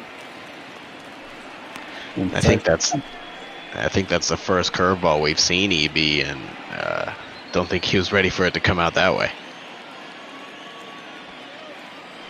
Full count to Mateo. It's going to be ball 4. So we've seen the umpire. Sometimes he's called those pitches, and sometimes he hasn't. The borderline below the knees. Yeah, and a lot of times with the low pitch, EB, it's all about the catcher representation. You know, are they giving him a good look at it? Is it a good pitch frame? Are you sticking it? And Will Smith didn't get the call there, but we'll see if he can present it a little better for home plate umpire here. Brian Anderson 1 for 3. Pops it up. Who wants it? Looks like shortstop Lux. And that's the first out. The left fielder, number 23, Corey Dickerson. 8-3 out here in Miami, and next up is going to be Corey Dickerson, having a good series. A couple RBIs, 7 hits, and he's 1 for 3 today. Talked about him and how good of a hitter he is. So showing that in this series, he takes it outside, ball 1.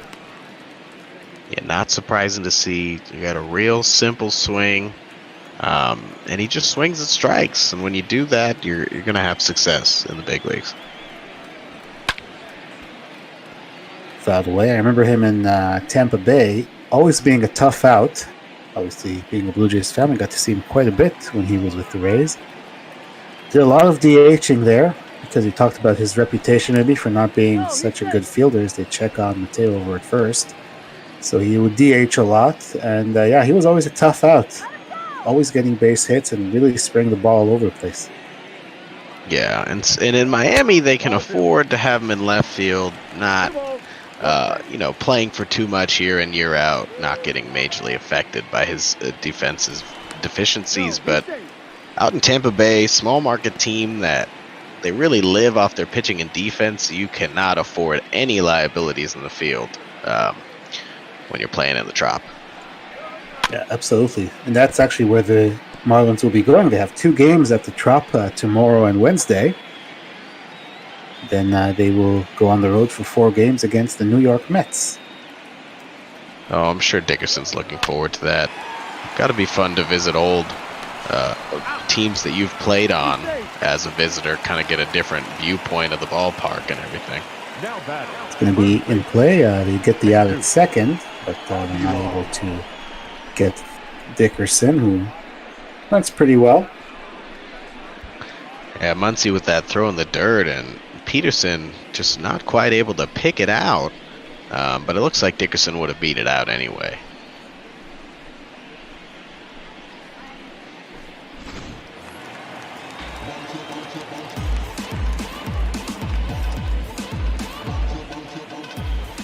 Aguilar, the number 4 batter up, he's 0 for 2 so far today, but has hit a couple balls hard, so seeing the ball well, just not having the results. Yeah, I'm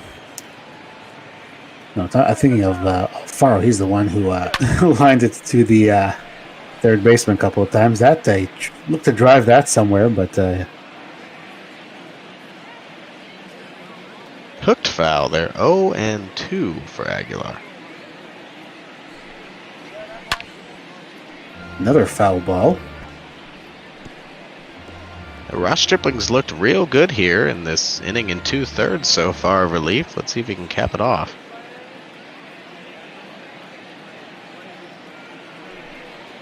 The 0-2 pitch, swing and a miss. So he's able to get him. Good no damage there. That fastball away, and Aguilar not quite ready for it. Got him swinging. 8-3 going into the 8th. And I don't know if you noticed, Evie, but I saw no errors there. So that broken bat from, I believe, Alfaro is going to be a base hit. Yeah, very interesting. But yeah, that's what the score. I kind of understand why he did that. As Adam Conley will take over here in the top of the 8th. Yeah, I think I would have been happy with it either way. That's a tough call for him, and that's good for him giving the home team a base hit. I appreciate it. I'm sure Alfaro does as well. Yeah, I think so.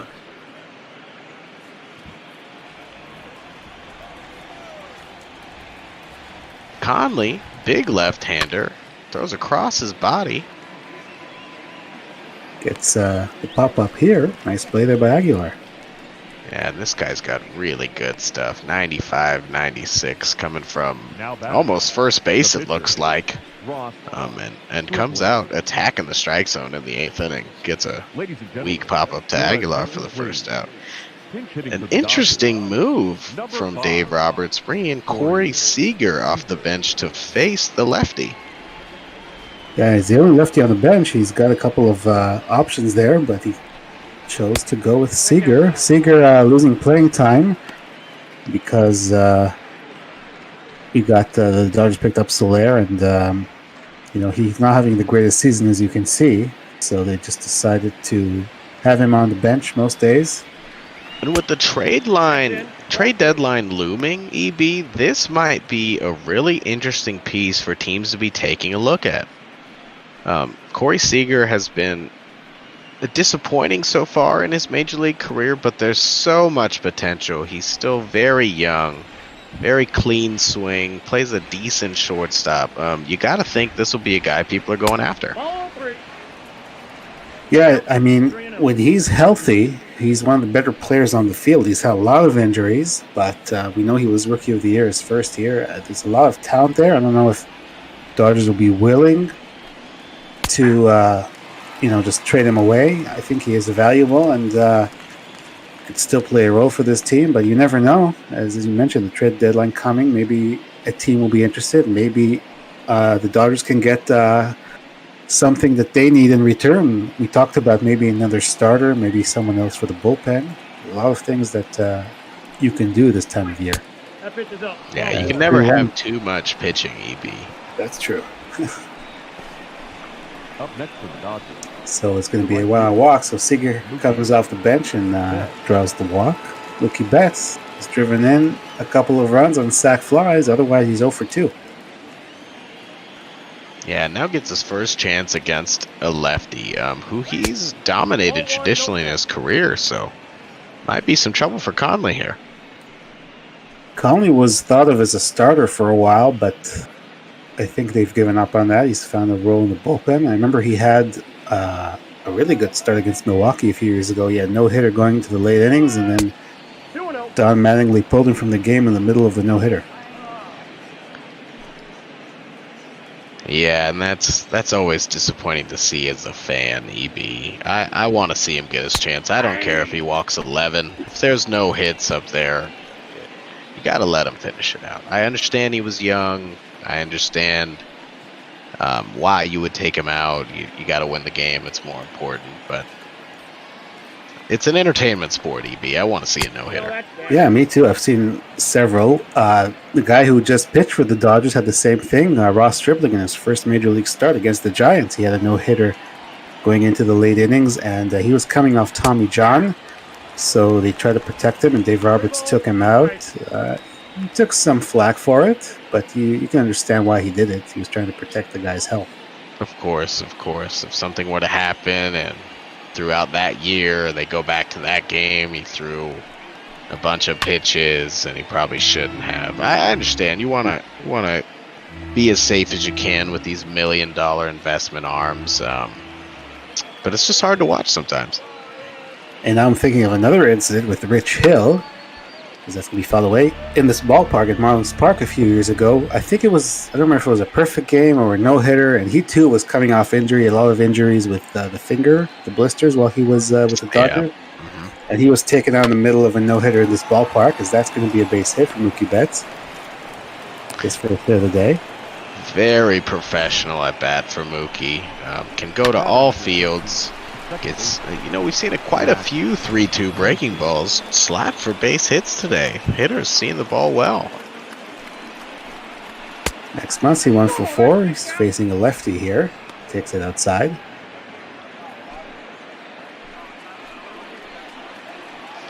Yeah, Conley has 1 out and 2 runners on. Strike. Going back to no-hitter, if I were a manager, I'd be really nervous in, those kinds of scenarios. If I were a manager, I just want the guy to give up a hit, so it'll be easier for me to take him out of the game. Yeah, less stress on me, less flack on me. But that's they get paid the big bucks. They got to make the tough decisions.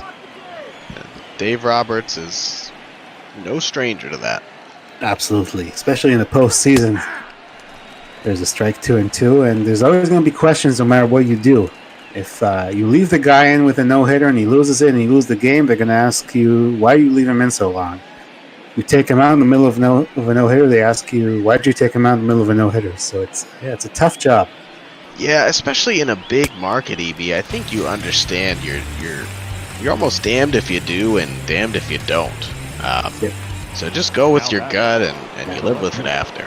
Jorge Muncy strikes out. Here comes Jorge Soler, who could very well be the player of the game if the Dodgers hang on to this lead. He's got 2 home runs today. Takes it outside, ball 1.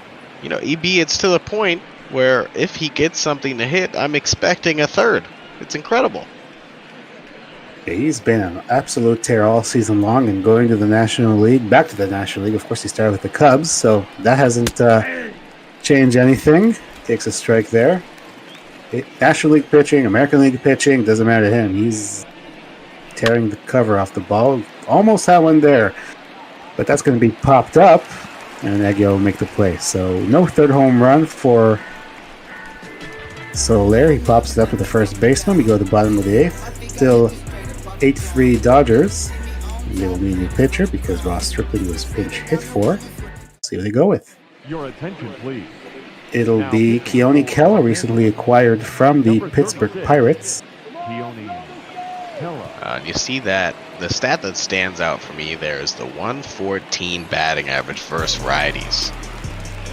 That's really gonna, you know, righties know that stat when they're coming into face against them. They know their chances are low, and after this lefty here, I think it's consecutive righties for the Marlins.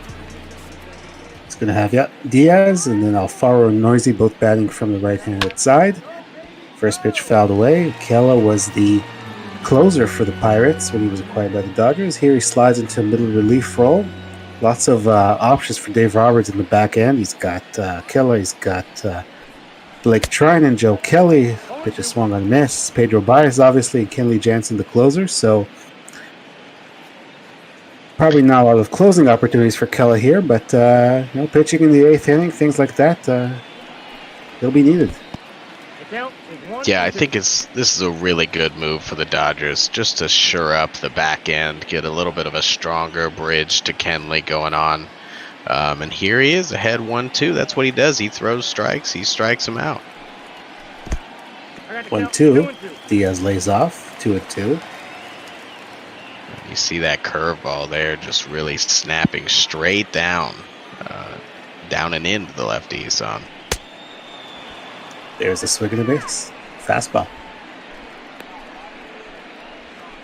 A big velocity from Keller coming up and in. Just here it is, hit it. And Isan can't pull his hands inside in time to get to that pitch.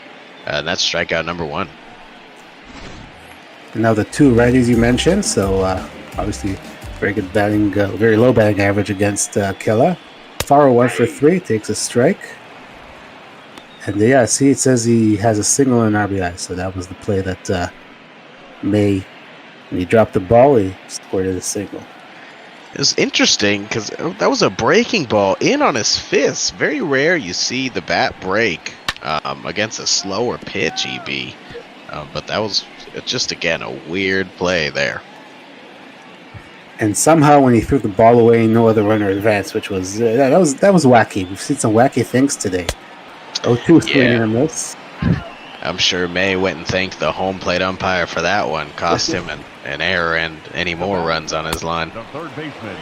And also the pitcher home run. That there was no graphic saying home run. So a very interesting ball game so far. We're in the bottom of the 8th. Sheldon Noisy 1 for 3. Man, that curveball is breaking today. EB got Alfaro on it, threw a really good one to Isan Diaz previously. I'm sure Noise is going to see one, and this is bad as well.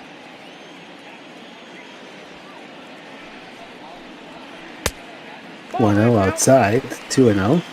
There's that curveball. Just missed with it there, but getting some really good tilt on it. 2-0 is going to be on the ground once he plays it, and that will do it. So 3 quick outs here for Keone Keller. We go to the top of the 9th. It's still 8-3 Dodgers. Bellinger, Turner, Peterson going to start the 9th off for us, and this is the meat of the order here. Dodgers are going to try to tack on even more as Mattingly makes a pitching change. It's going to go with the double switch, so we'll see who comes out. Your attention, please. Coming in will be Ryan Stanek to pitch. Miami.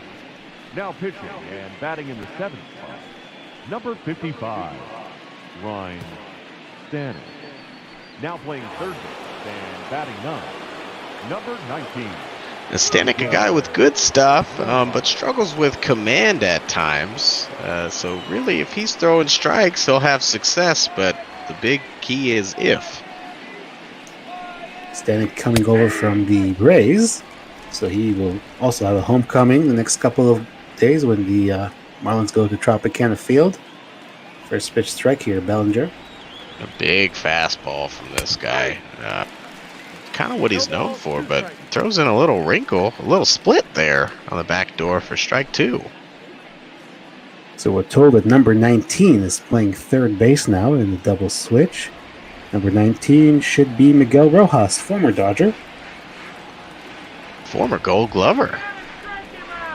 At shortstop. Interesting. They move him over to third today, but you put a glove where you can put him, I guess.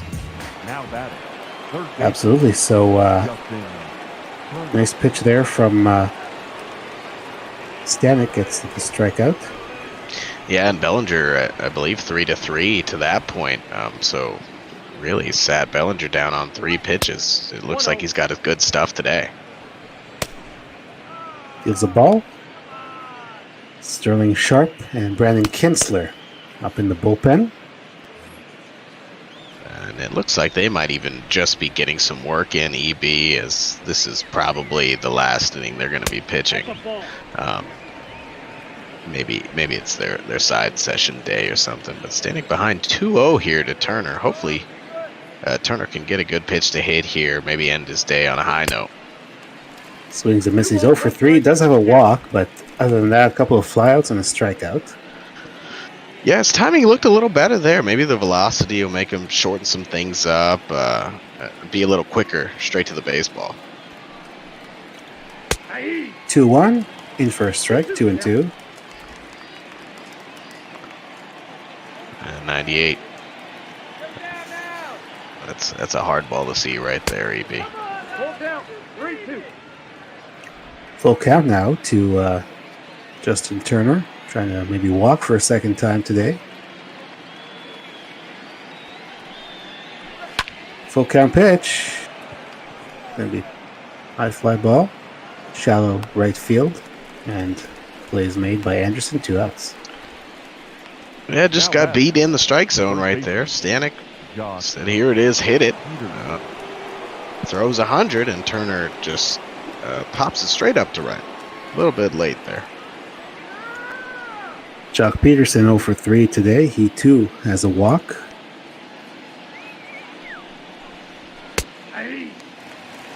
Tough strike there, 0-1. Yeah, I think Alfaro might have helped Stanek out there. Caught that ball well, might have stolen a call. 0-1 is low, 1-1.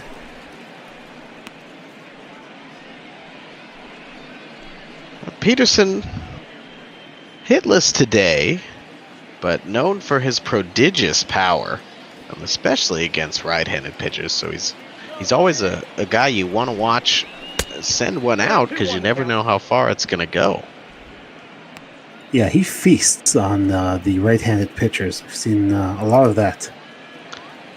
I actually got a chance to watch him in a couple minor league games as he was coming up through the system, and man, he feasted on minor league pitching like he did not belong there. It was very impressive to see him so advanced as a hitter at a young age. And it hasn't turned into the same type of hitting in the major leagues as far as average goes, but when he gets it, he really gets it. 3-1 pitch, fouled away. He doesn't usually hit for average, but he had a lot of home runs, and he had a lot of leadoff home runs last year, which was always good for the Dodgers. You know, you start off the game with a bang. Yeah, good for the Dodgers. I think leadoff homers are good for baseball as well. It really sets the tone, gets the excitement going early, gets the crowd into it. I love, like, you got George Springer over in Houston. I know it's Houston, but a leadoff guy with power is just something to behold. There's ball 4 to Jock, so he's going to take a second walk of the day. He has, as a pitcher, you know, you always like that, to get a lead. Maybe before you even take the mound, you get a leadoff home run from your guys, and maybe you can feel a little bit more at ease. Yeah, just a little more comfortable. A little less pressure for a starter. Now here, Mookie batting leadoff is also very good for the Dodgers pitchers because he too, he can lead off the game with a bang, that's for sure. I saw a lot of that when he used to play for the Red Sox. There's no tough strike. 1-1. So if it's Chalk, if it's Mookie, whoever it is, yeah. Power at the top of the lineup. A lot of managers do that now. Yeah, it seems to be the current wave. Power in general, from top to bottom. That's a good pitch from Stanek, by the way. A splitter. Yeah. Front door came back on him. 1-1. It's going to be popped up. It's like Alfaro will make the play. He will. So just the walk for the Dodgers here in the top of the ninth. No runs. We go to the bottom of the ninth. 8-3 Dodgers. Yeah, another splitter there to Lux, EP, and Lux has been having trouble today keeping the ball fair. I think that's his second foul out of the game. Now Dave Roberts is going to do the double switch, so we'll see who comes in here. Ladies and gentlemen, your Such a attention, chess please. game in the National League. Kind of what we're missing in the MLB this Now year. pitching and batting in the seventh spot. Number 17. You see Joe Kelly coming out of the bullpen. 3 ERA. It's been better against lefties than righties this year as far as the average goes. And those are some interesting splits from a hard-throwing right-hander. Wonder if Lux, since he made the final out, if they go with Kike Hernandez over at short. See if anybody caught that in the Twitch chat. We can't hear. So obviously the Dodgers hope that that spot in the order does not come up again, because that would mean a major collapse here in the bottom of the ninth. Now, Kelly behind 1-0, and Joe Kelly, one of those guys, he's a high velocity guy, but I don't believe he gets the best spin with his high velocity, because it's very hittable 100 miles an hour if I've ever seen it. It's almost baffling, EB. He's like an enigma, he's going to have days where he is untouchable, and he's going to have days where he can walk 3 or 4 guys. It's very, very, hit or miss. Like, I think it's because of the stuff. Like, he's got such good stuff, but sometimes he just has no idea where he's going with it. Yeah, hard to harness. That's a good 100-mile-an-hour two-seamer on the corner there. And it looks like he may have brought his good stuff to the ballpark today.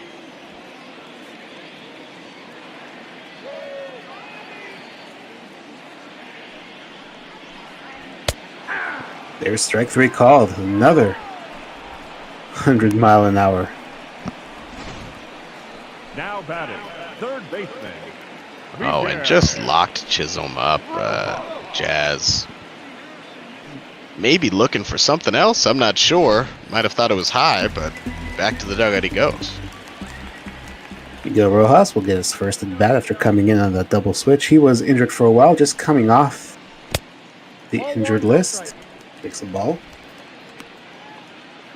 And Rojas, again, mostly known for the glove, but has gotten off to a hot start in MLB and hitting 260 here in bot ball.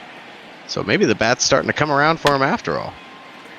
Fouls in the way. He started his career with the Dodgers 2014. I believe he played with LA, and then he was traded over to the Marlins. So yeah, he's had a lot of success recently with the bat. You're right. His calling card was his defense. He's going to put that one in play. Fly ball to right field. Mookie Betts is there, and that's the second out. I think once he got more playing time, he was able to figure things out.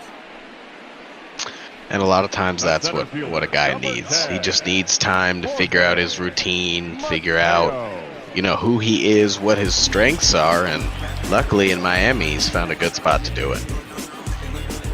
Jorge Mateo 0 for 2, a couple of walks today. Marlins down to their final out here as the Dodgers look to win the series, 3-1. Kelly fires, all one. The top half of the order really not setting the table from Miami today, and looks like it's been quite the difference. There's a strike, 1-1. As soon as we finish here, we will get you to Anaheim, Blue Jays and Angels. J-Man and Tim Moore with the call.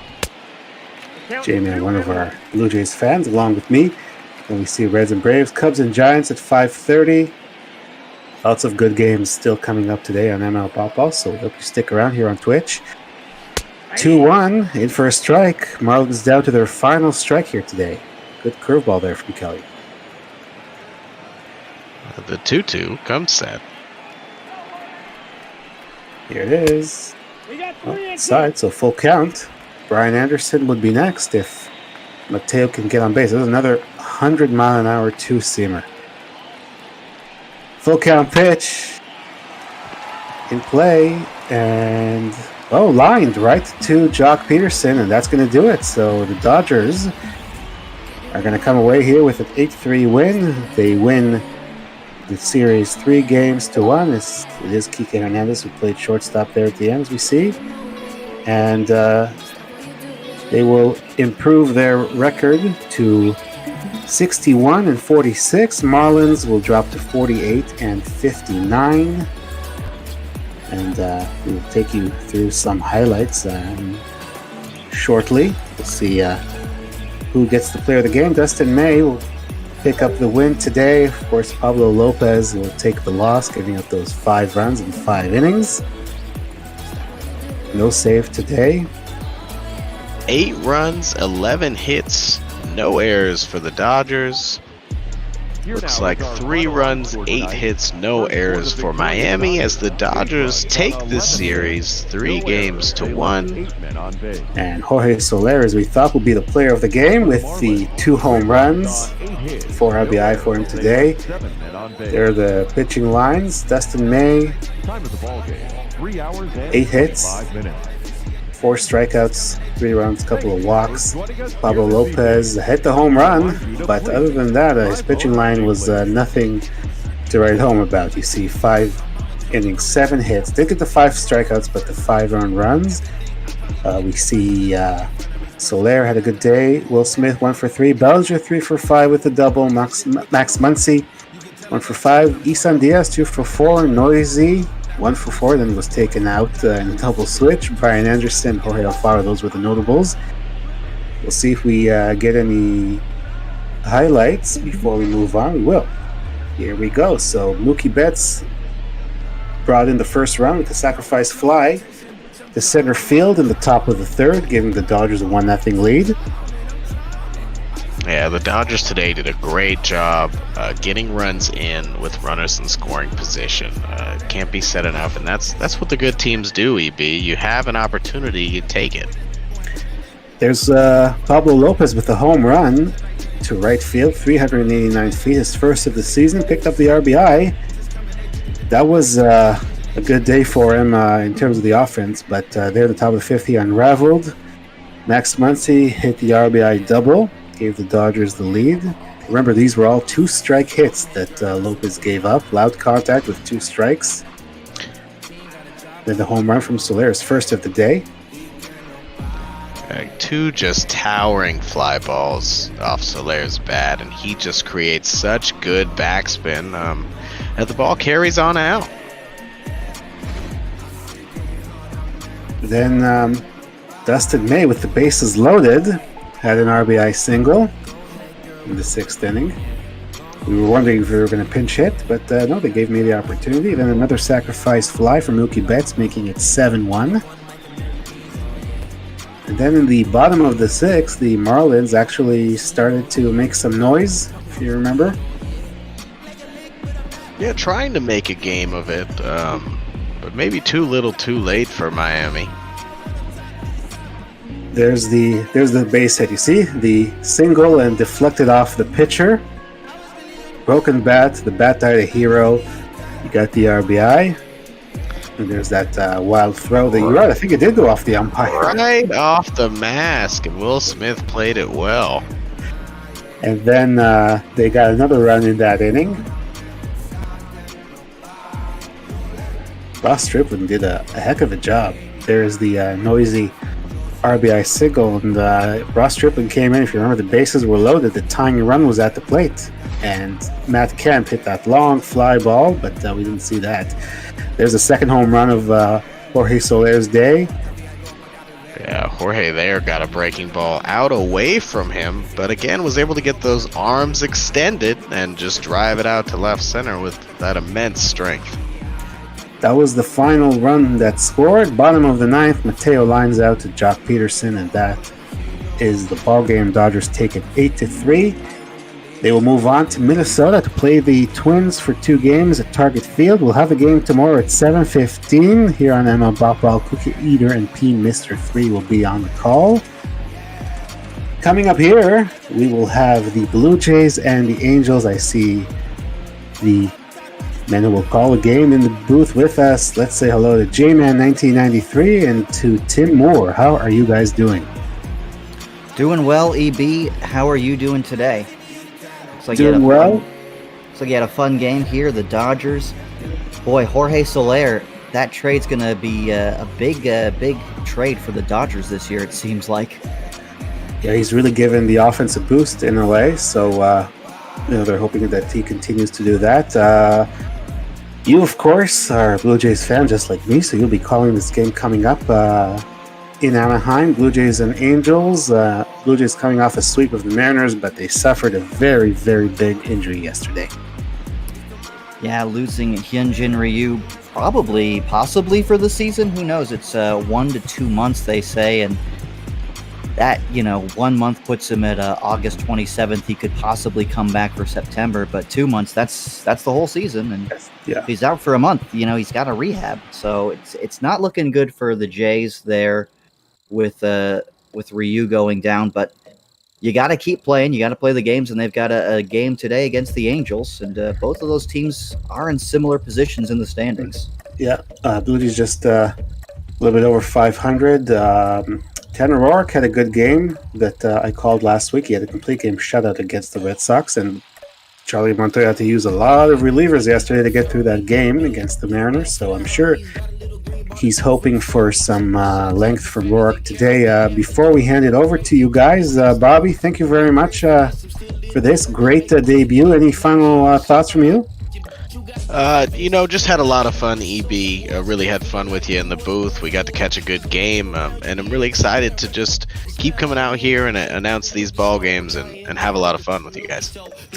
Indeed. So we will turn it over to J-Man and Tim Moore to take you to Anaheim Angels and Blue Jays. I'm EB from Toronto. Thank you for joining us. Stay with ML Bopball. Enjoy the rest of your day. Guys, take it away. Thank you very much for that, EB, and on the Contreras Bay Area. Thank you for that call, guys. So I'm joined in the booth here now with Tim Moore, and I believe we did a Yankees-Angels game the last time we were in the booth together. Am I correct in that? Indeed, and if I'm not mistaken, Shohei Ohtani was pitching in that game, and we kept on referencing about his inability to go distance. However, today isn't exactly an Ohtani day. This is actually the first Angels game for me that hasn't had Ohtani on the mound. Rather, you see who is, I guess you could say, more of a relief pitcher, really found his way in the starter of Felix Pena, who will be going for the Angels tonight. And as also just mentioned prior, Tanner Roark steps up very big here today for the Blue Jays, having to go some big innings.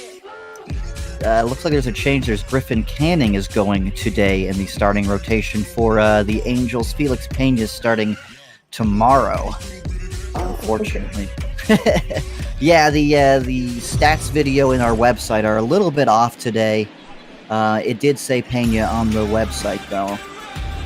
But it's Canning here today. And yeah, the Angels, they have won 4 games in a row, and Blue Jays coming off a sweep of the Mariners themselves. So both teams coming in with winning streaks, and we said last time, funnily enough, Shohei Ohtani not able to go deep. Well, yesterday against Texas, Shohei Ohtani threw a complete game shutout against those Rangers. The game they won 3-0. So we got to look at the numbers of Griffin Canning today, 4-7 with a 3.34 earned run average. And the thing that jumps out to me is those 122 strikeouts in those 107 innings pitched.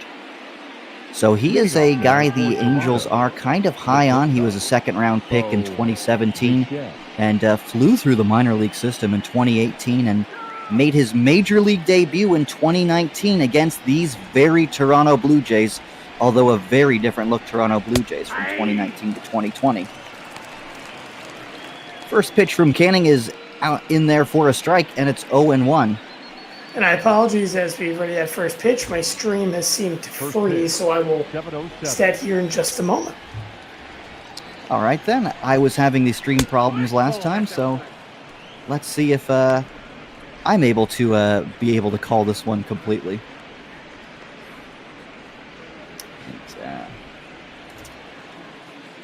So Bo Bichette is here leading things off for the Blue Jays, the young Blue Jays shortstop. Takes a called strike there, 1-2. Bichette having a pretty good sophomore year for the Blue Jays, comes into the day 10th in the league in hits and 7th in doubles. And the home plate umpire says he does go around on that four-seam fastball from Griffin Canning. First strikeout of the day for him. First baseman, Vladimir Guerrero Jr. Canning is a strikeout pitcher, strikes out a lot of guys, and he throws that four-seam fastball, slider, curve, and changeup, and he can throw any of them for a strike. But Vladimir Guerrero can hit any of them for a home run, he says, crushing that first pitch from Griffin Canning. He's all over that one for a solo shot, giving Toronto an early 1-0 lead.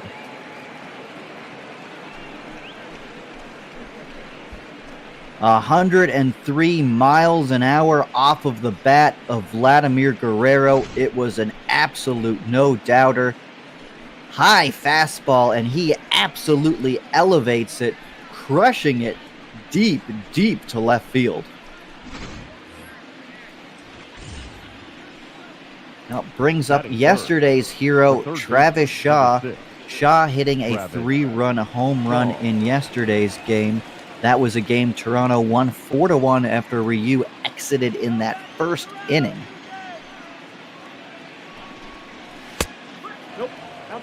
The Jays were trailing 1-0 going into the 9th inning yesterday, and they scored all 4 of their runs in that 9th inning, punctuated by the 3-run homer by Travis Shaw. So that ball misses inside, 1-1.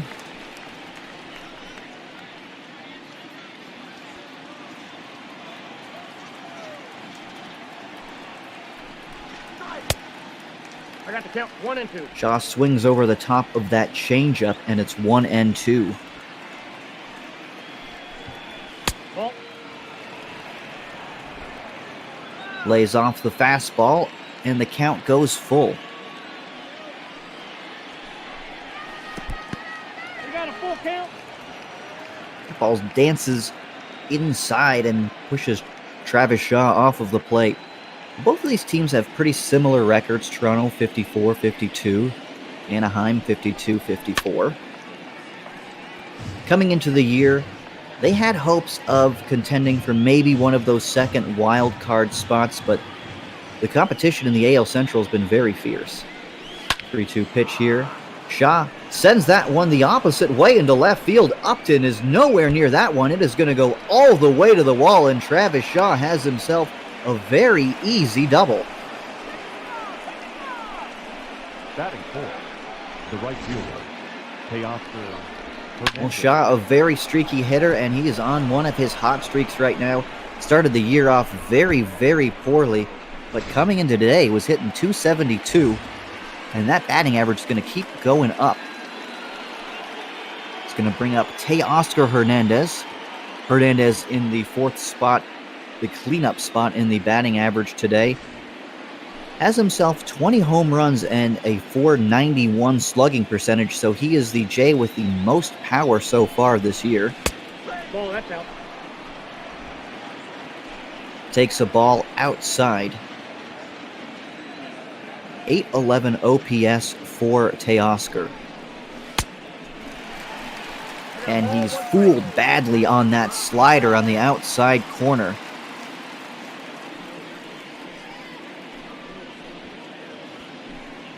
Canning has a very, very good slider. He gets whiffs 45% of the time he throws it. Four-seam fastball. Teoscar is able to just foul off. The count is 1-2. Shaw, the runner at second, 1 out here in the first. And a swing and a miss on a curveball. Griffin Canning with a devastating curveball there. That's his next best breaking ball between that and the slider. And if he's got those working today, I know Vladimir Guerrero already put the Jays on the board with that solo shot, but if he's got those working, it could be a long day for the Jays. Past two starts, Griffin Canning only allowed 1 earned run. I apologize. I just got back and got the stream going, but that was a great curveball there by Canning. I know, as you mentioned, he allowed that home run to Guerrero, but that's the spots that he has to locate all day long, J-Man, if he's going to want to be successful. Ooh, gets that curveball right at the top of the zone. Not where you want to be throwing those pitches, but if you can just dump it in there for a strike when you're looking fastball, you're going to get some easy strikes.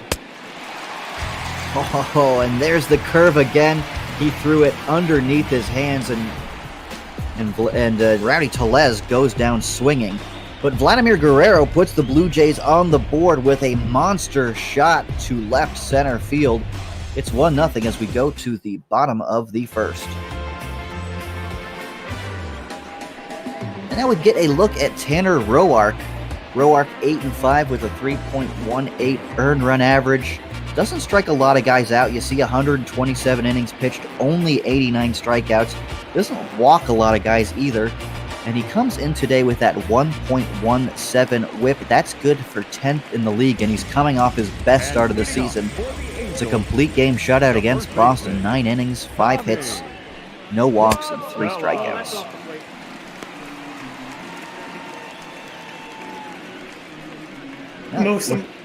Go ahead. I was going to say, most importantly, he's pitching to a lead right now going to the bottom of the first inning. But the thing about Tanner Roark that's been so impressive since he's become a Jay especially is, I don't really think there was many expectations for Roark. And he by far has surpassed them, and he's shown to be a quality, mid-of-the-pack kind of starter, and even someone that maybe this Blue Jays team can, have going down the road for what really is the future of success. Well, he's signed to a 2-year contract, so he's got another year after this. But, yeah, that 3.18 earned run average is that 3-0 pitches in there for a strike. That 3.18 ERA is very surprising for Roark. The last 3 seasons, he's settled into an earned run average around 4.5, low 4s, mid 4s. So having an ERA in the low 3 is very impressive for him. That one's hit on the ground to Vladdy Guerrero, who's now a first baseman who makes the play there for the first out. That's still hard to get used to, Vladdy Jr. being over there at first base. You just don't really think of it, but Travis Shaw being at third, you have to make a decision. Either one or the other could play over there, but Vladdy Jr. ideally, I guess you'd say, is a little bit less on the defensive end than Travis Shaw is. So that's the reason why he's getting moved over to first base. Yeah, it's their best defensive alignment with Shaw at third and Vladdy at first. As you see, that one's hit right to Shaw, and he's going to make the play himself over there, firing to get David Fletcher out. Fletcher that time, he was just out in front, grounded that ball right down the line. You're going to see it again here. That one was low, but you see just well out in front, got it over the front knee, and that was routine as can be. Now you face the first 2 batters, J-Man, but this is where the big out's coming. If you remember the last time we were calling an Angels game, Mike Trout seemed unstoppable. He had a home run, an extra base hit, and he provided long at-bats. He could do the same thing here against Tanner Roark, especially if he misses the zone. Well, swings at a fastball well inside, fouling that one off 0-1. Trout did not play yesterday. He's actually on a little bit of a cold streak for Mike Trout. He's fallen all the way down from number 1 in the league in on-base percentage to number 3. So, he's been doing terribly.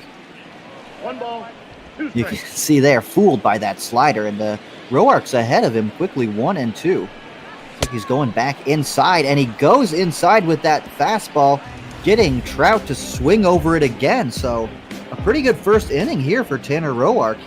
No runs, no hits, and gets Mike Trout to strike out. Going to the second inning, it's 1-0 Jays. Leading off for the Blue Jays. 6, 7, and 8 for Toronto here in the second inning. It's Gurriel, Grichuk, and Danny Jansen. And Griffin Canning gave up a bit of hard contact that first inning, a home run and a double to Shaw and Vlad, but struck out the side as well. Starts off Lourdes Gurriel with a slider high up in the zone for a strike. Yep, that ball went out.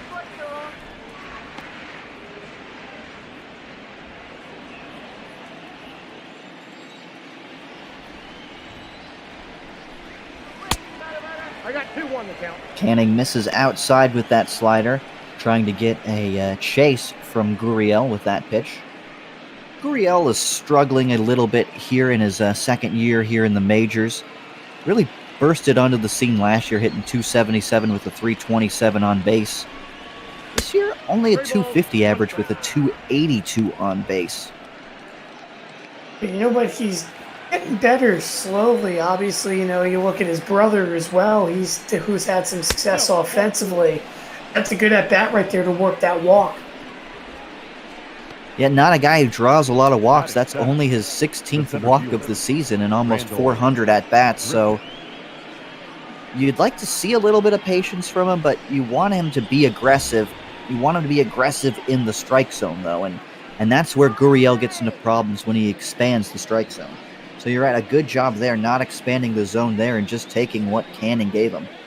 Well, here's another hitter right now that steps up that also has a couple issues in terms of expanding the zones of Grichuk. Grichuk has his tendency as well to hit a couple double plays, so let's see if they attack him low here.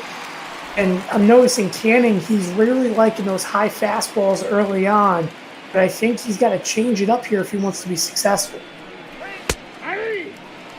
Well, dumps in that breaking ball for a strike, and Grichuk had no chance of that one after that high fastball. That's a devastating combination.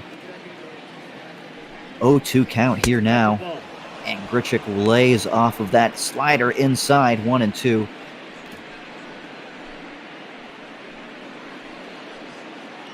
I think he's going to load the fastball up here, try to beat him. Not a bad idea. You're right, and that's exactly what happens. Grichuk swings through that high fastball, and that's Canning's 4th strikeout of the game. Every out he has recorded today has been via the strikeout. And that one, that's a very hittable pitch, but Grichuk just got beat. He was looking for the breaking ball for the 3rd consecutive time. He was well behind, and here's as well another hitter now where, and double plays could be a tendency, but how about 16 home runs? I mean, that's definitely surpassed it, or I should say surpassed the expectations, I guess you could say, for Danny Jansen. Yeah, he's been on a little bit of a hot streak recently, getting more playing time. He was in a bit of a platoon with Reese McGuire to start the year, but yeah, that's 16 home runs and only 241 at-bats. He's got himself an 809 OPS, and he's been one of the pleasant surprises for the Blue Jays this year.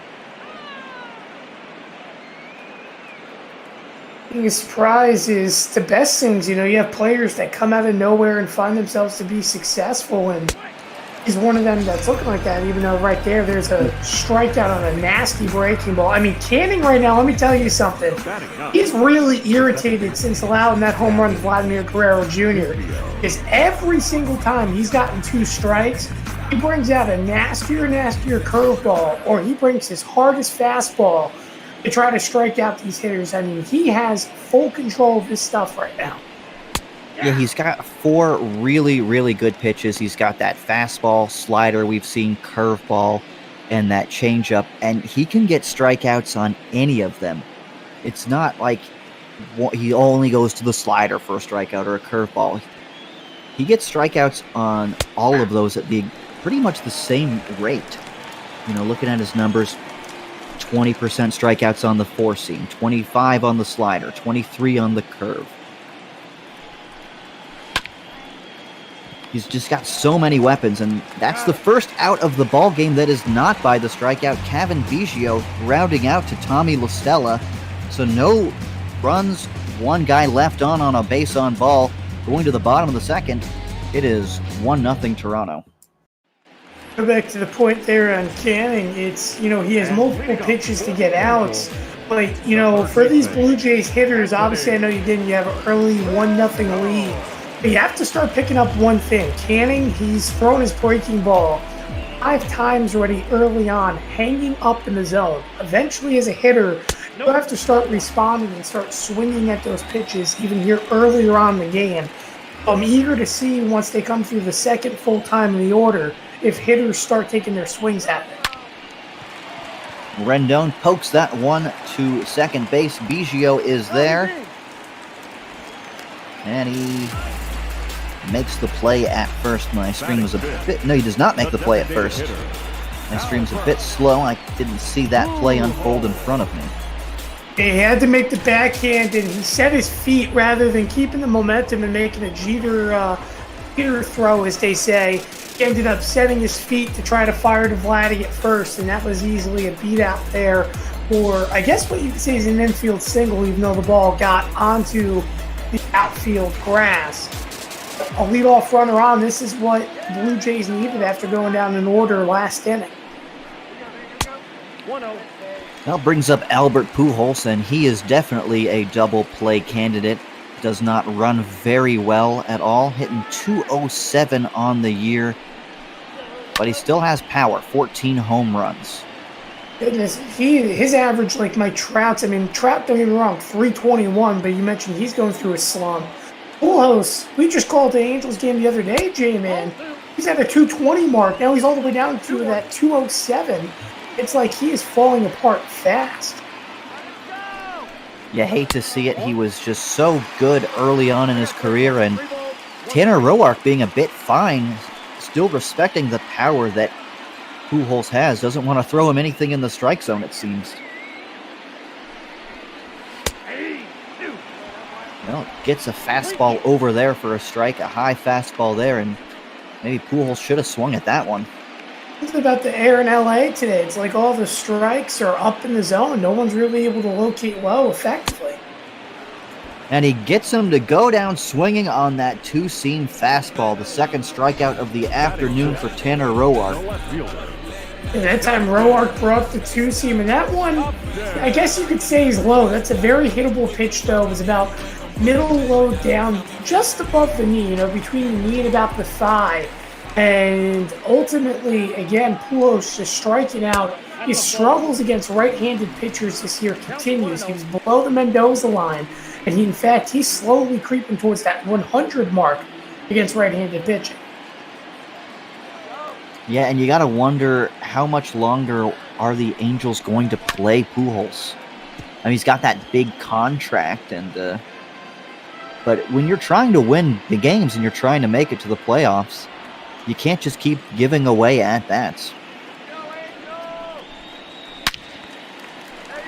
Well, that's the thing, J-Man. When you look at it, you can't keep giving away at-bats, but at the same time, I just don't really think the Angels are going to make the playoffs, considering when you look at there's such a reach they have to do to make the wild card. And yes, they still technically can make a division push, but with the way the Astros have come to life, I just don't know if this team can catch Houston or keep up with the consistency of Oakland. And I feel like, unfortunately, maybe in real-world baseball right now with the new playoff system, they have a chance. But right now, I just don't seem to think that's going to be the case. They're going to have to rebuild and set up for another year.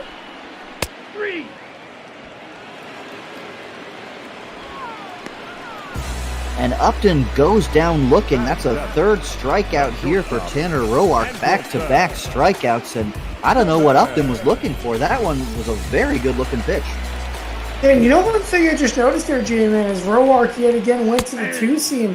That was a very weird two-seam, as you saw back in the replay. That ball didn't have too much spin. Kind of almost like he gripped it very hard in his palm. Like, It's not a knuckleball-like motion where it stays still, but it just didn't really have too much spin on it. And he located that pitch perfectly. He's, this is going to be a pass ball. Yeah, clanked off of the top of Jansen's glove, and it is a pass ball. Advancing to second on that play is Anthony Rendon. And that one just got him on the nick of the glove. It's a tough pitch because it's high and in, but catchers miss him from time to time. It happens. Now you just got to go out here, get the final out, and get through the inning. Wow, where did that one miss? Maybe there was some cross-up on the signs there. That was a weird miss there by... Oh, wow. I think that you would have been better served to let that ball go foul. Oh, it did go foul. Well, count remains 2-2 to Andrelton Simmons, and that one is way outside. So the count is full. Brian Goodwin is on deck, still hitting 8th in this lineup, even though he's been the second best hitter besides Mike Trout for the Angels, and that's even including Anthony Rendon in that. Well, he loses him.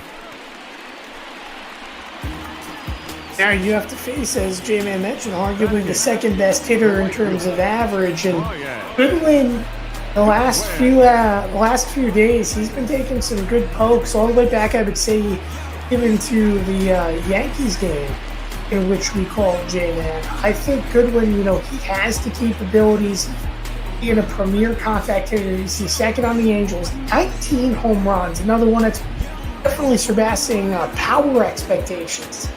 This is a big out here for Roark. This shows what Tanner Roark is made of if he can get out of this. Well, that one misses inside, and it's 1-0. Goodwin comes in today 7th in the league in batting average, 8th in on base, 9th in slugging, and 9th in OPS. So he is having a very good year, up there with all of the league leaders there. And he was claimed off of waivers. That's how they got him. And anyone could have had this guy. 2-0 pitch is bounced off of the plate. Biggio has only one play. It's to first, and he makes the play there. That was a very close play at first. So a couple base runners for the Angels, but they are unable to score any runs. We're going to the top of the third, 1-0 Toronto. Remember that inning all started off with an infield single, and that one was nearly almost another infield single. I head back to the top of the lineup here for the Jays, and what I mentioned again in that past inning, expect hitters now to start biting at that high breaking ball when they see it. It really does start here with Bichette starting a quality at bat and really working Canning. Well, again, we see that high fastball. He laid off the first one, but fouls that one back. Bichette struck out his first at-bat against Canning, and he sends that one to Rendon at third, who makes a nice play to his right, firing on to first for the out. Now batting. That one was, again, another pitch where we saw another hitter for the Blue Jays out in front. And great piece of pitching there yet again by Canning. And he really is right now pitching like he has a lead, even though he's down 1-0. I mean, all his pitches are just in a groove. But your pitches can be in the groove as well, but it comes down to the fact that if you make one mistake, you can still lose the ball game. Yeah. And simply right here, if you make another mistake, you can be down 2 runs and losing the ball game.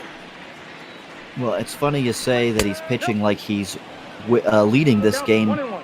Just from watching this game, he's been in complete control outside of that one error to Guerrero as he lifts another one to deep center field, or shallowish deep center field. What a phrase, shallowish deep.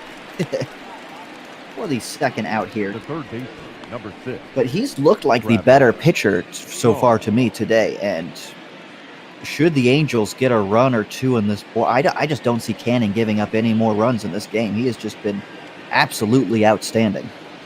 Canning is looking very strong. The question is, though, like all the Angels starting pitchers, how long can he go for? That's the next question. Obviously, the expectation based upon the charts and stuff wasn't for him to pitch today. Instead, that is the case. So I'm eager to see oh boy, Travis Shaw gets a hold of one and sends it deep to right field. Goodwin back at the wall, and that one is gone. Well, 2 solo shots for Griffin Canning given up today. That is the 18th home run for Travis Shaw, 375 feet, and that wasn't as much of a no-doubter as Vladimir Guerrero's, but he got enough of it. Hey, well, J-Man, again, I said eventually someone's going to have to bite on the hanging breaking ball, and Shaw did just that. Curveball right in the happy zone for Shaw, and that one was a deep fly ball, but as you see, just carried over the fence in about the second row. And the Blue Jays have a 2-0 lead, and right now, seems like the only hits Canning allows essentially long balls. He's given up 3 hits today, all of them of the extra base variety, 2 home runs and a double. Shaw has 2 of those hits.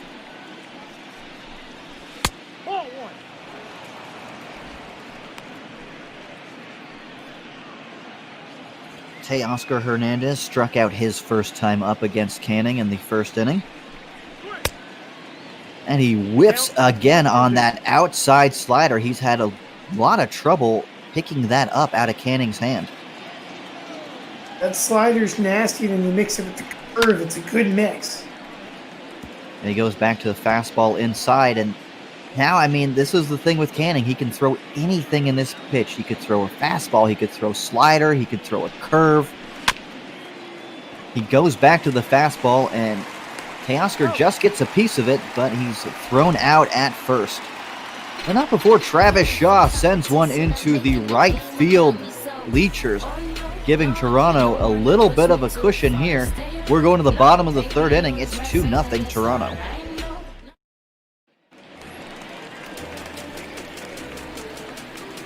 And leading up for the Angels, the catcher, Jason. Bottom of the 3rd inning, and Jason Castro is going to lead things off here for the Angels. It'll be 9-1-2 in the 3rd inning. Castro hit a home run in yesterday's game, and wow, I mean, you still look at those offensive numbers. He's hitting 164 coming into today, a 252 on base, 328 slugging, and a 580 OPS. It's ugly, it's below average, and I mean, J-Man, I said it the last time on the broadcast. He's a home runner only type hitter. He's our new Ryan Schimpf, it seems, as he grounds out. I mean, it's been an ugly start for Jason Castro. And needless to say, again, the Angels, they made a trade for a catcher. You don't play him. I just don't see it. I think it's a terrible decision by LA, especially with how much Jason Castro has struggled every single day out there. And they've got Alex Jackson on the bench, but he has not fared much better. Haven't given him much playing time, but he is 1 for 14 in his 14 at-bats this season. Brings up Tommy La Stella. La Stella grounded out to Vladimir Guerrero his first time up. And Jansen wanted that pitch up, and he got it up, but does not get the call. Interesting, you want to throw a 2-seam fastball high in the zone. Yeah, but again, we're seeing this all day long, J-Man. All these high fastballs here in LA. Eventually, you're going to start getting hit as well. Roark is not going to be immune. Ooh, that one almost nearly got away there on the slider. He's going to have to be effective. And that one is another ground ball hit to Kevin Biggio, who fires on to first for the out. And see that one, that's a high fastball that you can accept there, as he went with the 2-seam high and away, located nicely, and all it created was a little tap off the edge of the bat, routine ground ball. Now you face another hitter as well that you could easily get the ground out of David Fletcher. Fletcher does not have much power, but a 293 batting average with a 346 on base is why he's in that second spot in that lineup. Number 3 in the league in hits. Fouls that one away, and it's 1-1. Speaking of hits, we've got the trivia question of the day from the big guy. That one is poked into shallow center field where Bo Bichette is there to make the catch. Sorry, my stream was a bit slow on that one. So another 1-2-3 inning for Tanner Roark as we go to the top of the 4th inning. And as Heidi Watney's talking, I will give this chance to give that trivia question. It's name the 4 active players with 2,000 hits. And Big Guy is stipulating he wants all 4 of them at the same time. 4 active? Well, I know for a fact one of them is Albert Pujols. You got to figure that with it's an Angels game. Yeah, Angels game. That's an easy one. You look on through Miguel Cabrera has 2,800. He's closing in towards 3,000. Mm-hmm. Let's see who else. 1-0. This is where it's getting tough. Really, after those 2, now you have to start digging. Get back to you here in a moment there on those last 2, but I know for a fact those 2 definitely are on the list, 2,000 plus.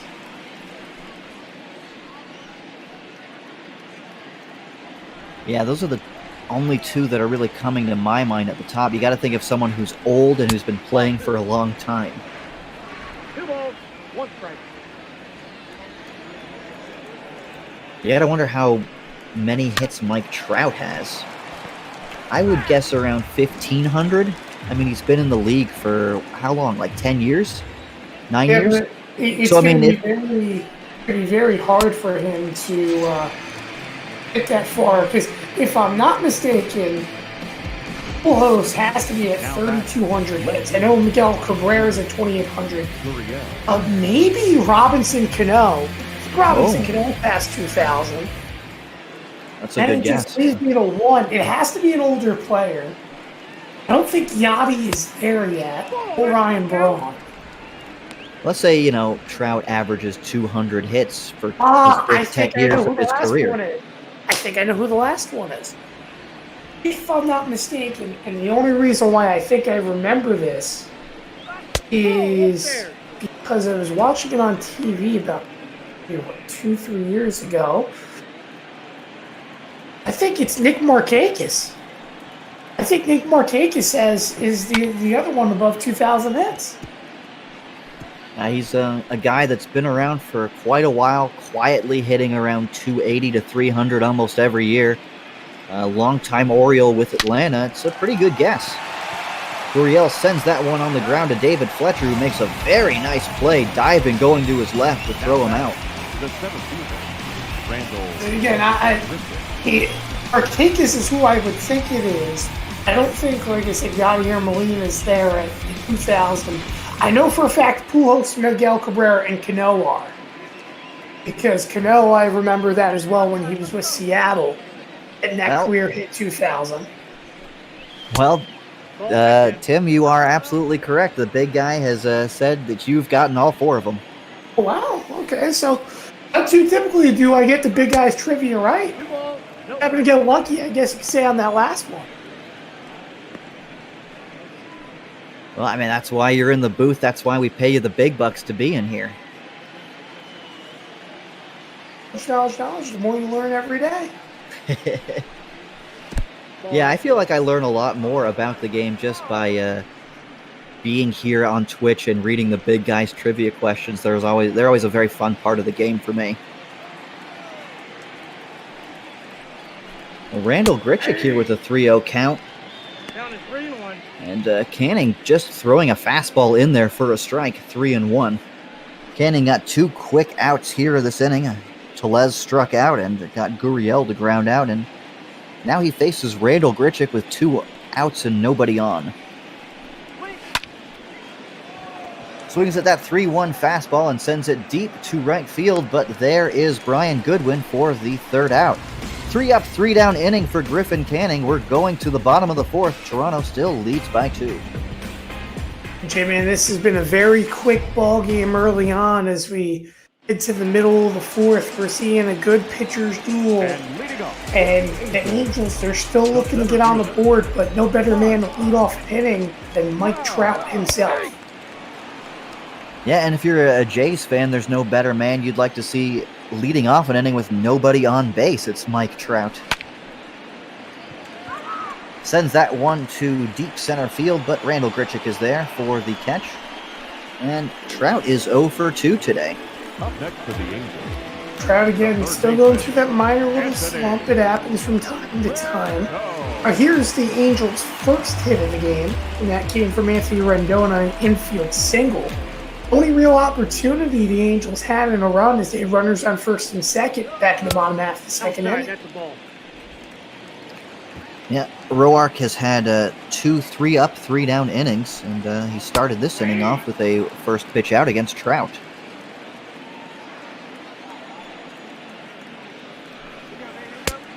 We got 2 balls, 1 strike. Well, that one misses way outside, and it's 2-1. Talk about a quality start, though. He's just at pitch 51 after that breaking ball. So if he goes through 4 innings and he's under 60, that's looking pretty well.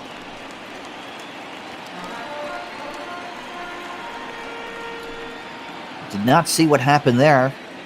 I thought it was a strikeout. It's a foul ball.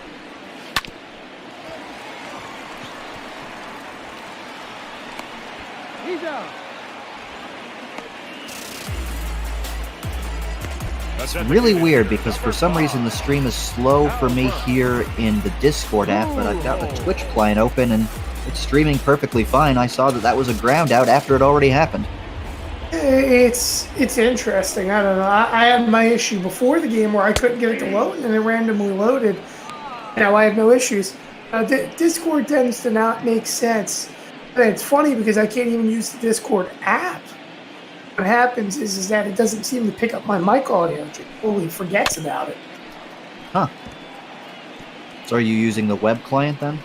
Yeah, that's what I have to do for right now. And obviously, the web is pushes a little bit more, makes it a little bit more laggier on my end, but you can take away the little bit of the quality, I guess you could say, frame-wise.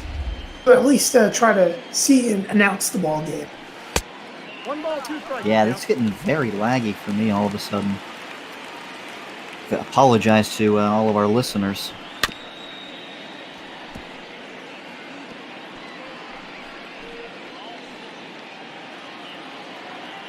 We do have Albert Pujols at the plate, and he's down at that 1-2 count. Inside, ball 2. And Roark, he's trying to go with that 2-seam aggressively. It's almost like J-Man, he wants to just blow it right on by Pujols and just beat him, because it seems like Pujols just can't catch up.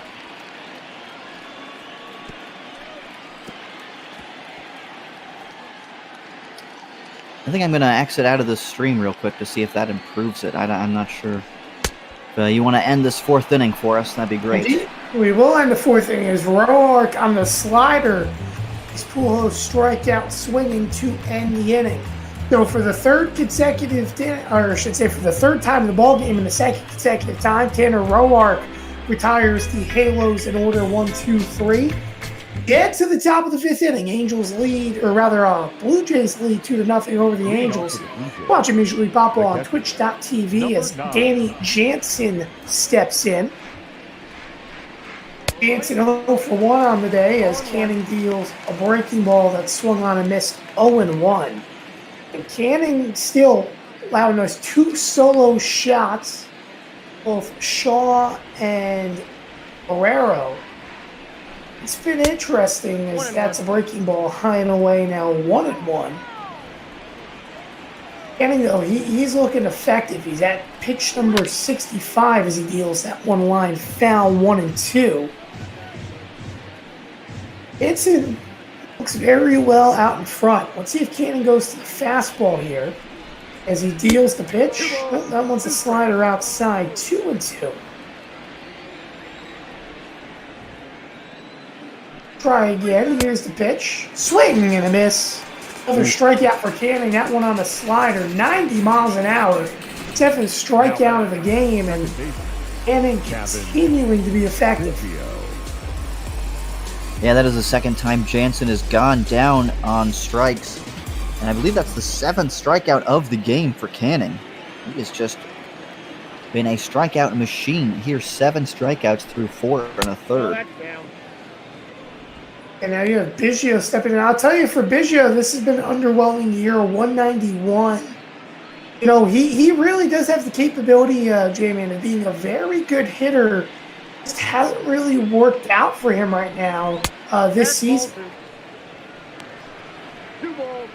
Yeah, very patient hitter, and maybe he's been a bit too patient, getting himself into deep counts and getting to a lot of 2-strike counts that pitchers have been exploiting and striking him out a lot. These strikeouts have been very, very high for Biggio this year, 120 strikeouts in 323 at-bats. He fouls that one off. Obviously, I mean, it's good to work quality at-bats. 5+ pitch at-bats or, getting a base hit, but when you're not getting on base, it becomes an issue, and he's down to 2 strikes. I mean, he has the capability of putting the ball in play, but he kind of reminds me a little bit of Steven Drew, as weird as it sounds. Sometimes he hits the ball hard for outs. He just can't really find the consistency, poke it through the hole and find some gaps.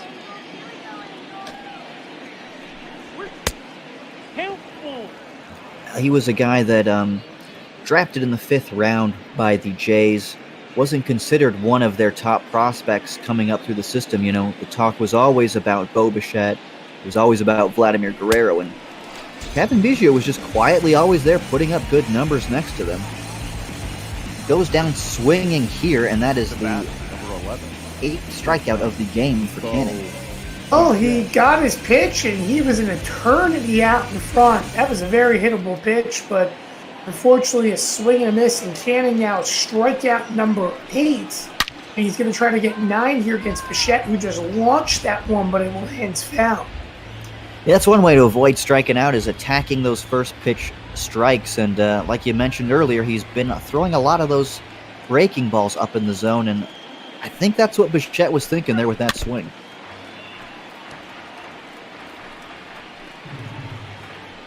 Oh, he's going to have to play the game of self-defense here. Down in the count 0-2. Let's see if he goes to that breaking ball. Bichette just barely missing an opposite field single. Bichette has a different 2-strike approach. Cuts down on his high leg kick. I got the count 1 and 2.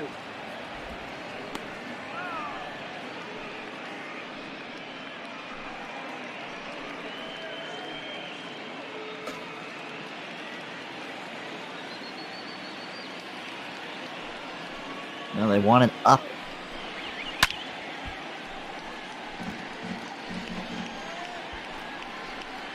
They wanted it up, and they got it up. But unfortunately, it's fouled off. Let's see if he goes to a breaking ball. Oof. That one's hit well to center field. Trout going back, but he makes the catch on the run for the final out in the 5th inning. So going to the bottom of the 5th inning, Toronto still leading 2-0. Another hittable breaking ball. They got lucky that time. That ball didn't go over the fence. But again, the Angels' bats, they've gone so quiet. And when you have a team that really hasn't pitched well all year long consistently, those bats need to be there. And right now they aren't. So if they could just work Roark a little bit, who's at a still relatively low pitch count, try to get him out of this game, you have a big chance against the Blue Jays bullpen until they get to their closer, Ken Jobs. And leading off for the Angels, Nola. Well, it'll be 6, 7, 8 for the Angels here in the 5th inning, and Tanner Roark has only thrown 61 pitches so far today.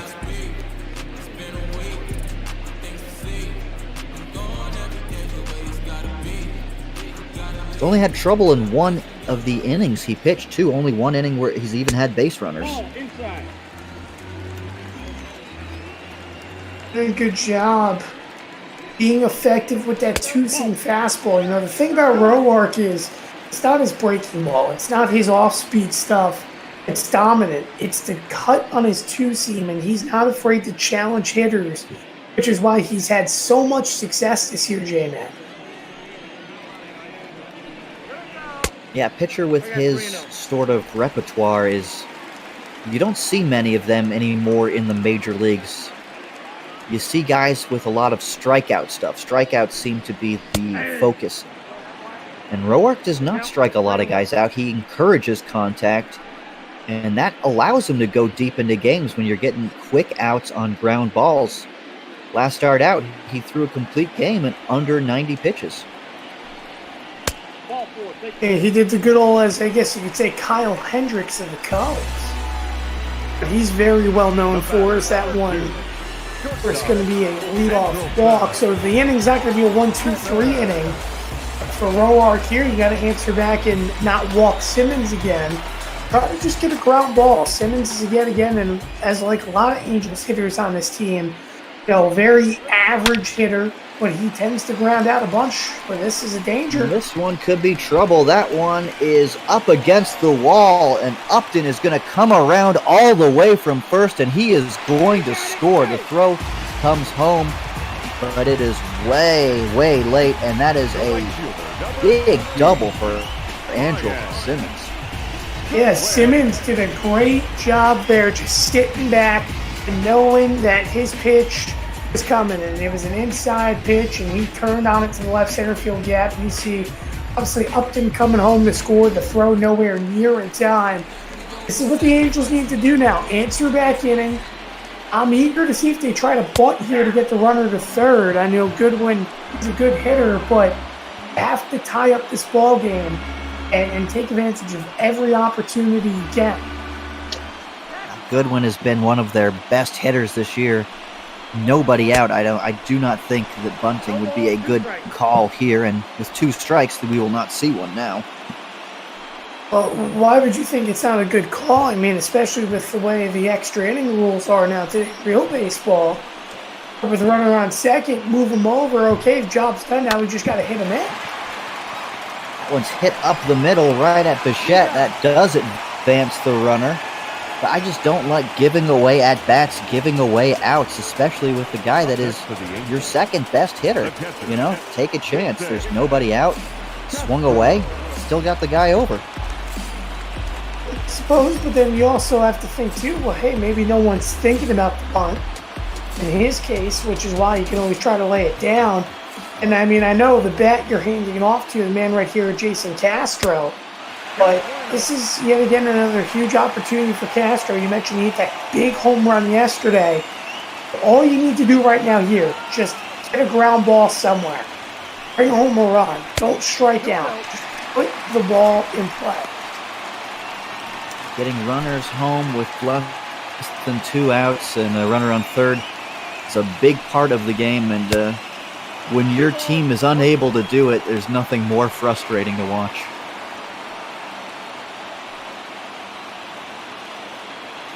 And this is not the guy you want up here in this situation. Jason Castro, 160 batting average. It's another reason why I don't think the bunt would have been a good idea.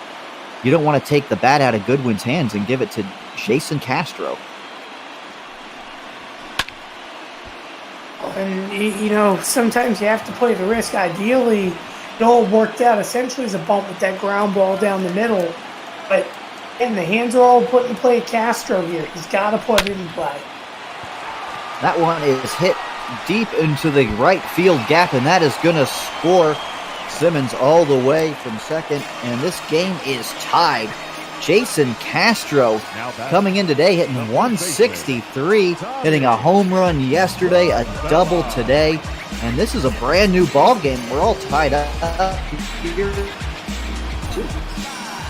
Yeah, again, I said it the last time. He's the new Ryan Schimpf. Extra base hit, home run, or that's it. Did a great job, and I mean, it's a great piece of hitting there. Castro found the right center field gap, got the pitch he wanted. Most importantly, got the job done. They head back to the top of the lineup here. All of a sudden, the Angels can be looking at a lead. Yeah, now it's the top of the lineup, and Tommy La Stella 0 for 2 today. Rounded out both times. He's going to swing at a high fastball, and it's 2-1.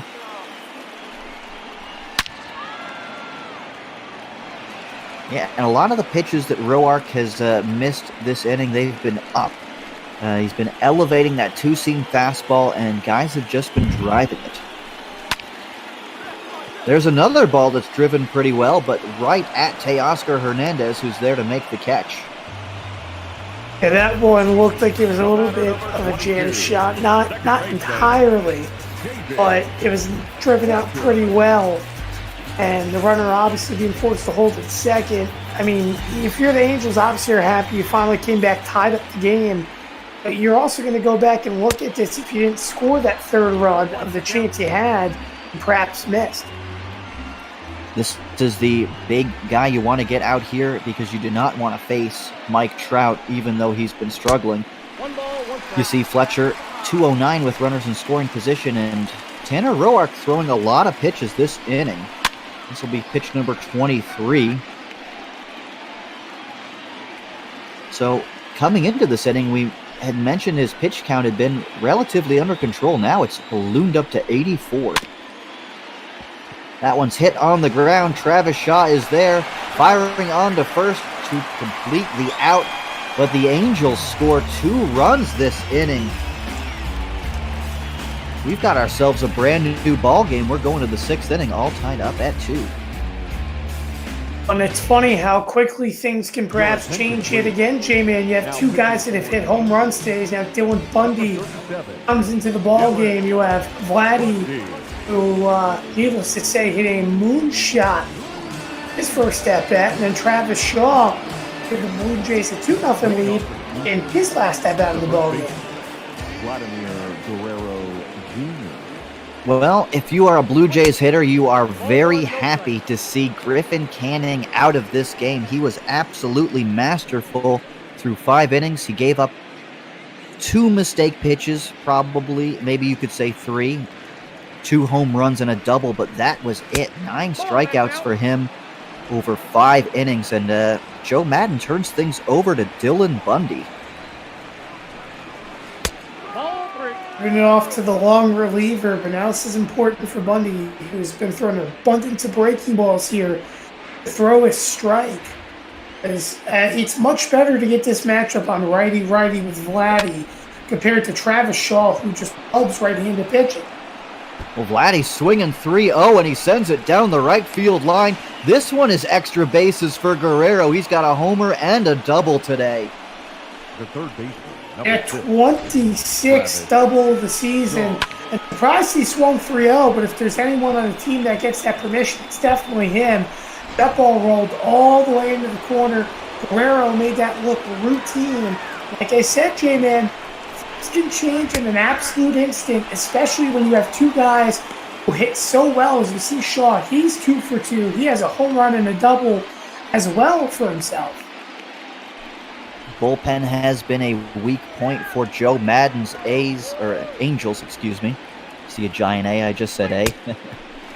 So I was surprised to see him take Canning out of this game so early, and we've got 2 guys already warming up in the bullpen, Kenyon Middleton and Cam Bedrosian.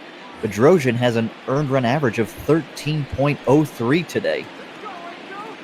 So not great options down there for Madden.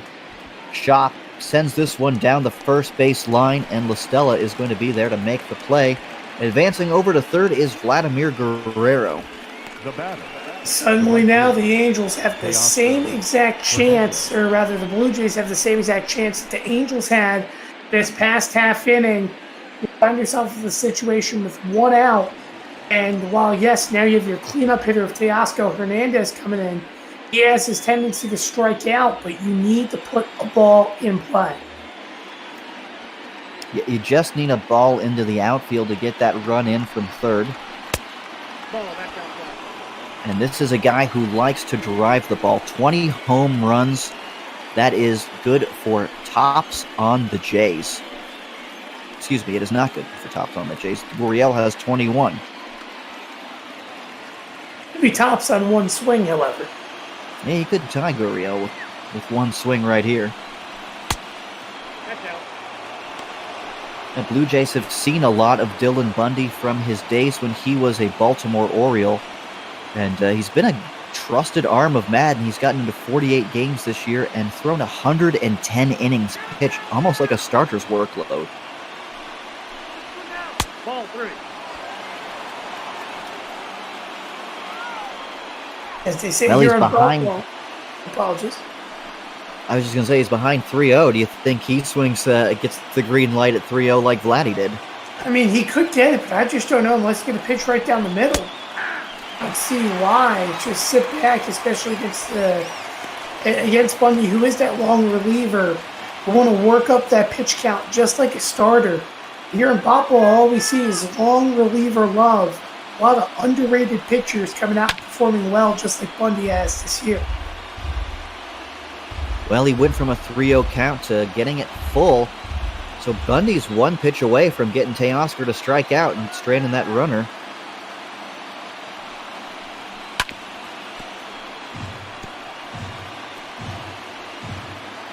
Good job staying alive there. That's not an easy changeup to hit, especially after seeing a good mix of fastballs.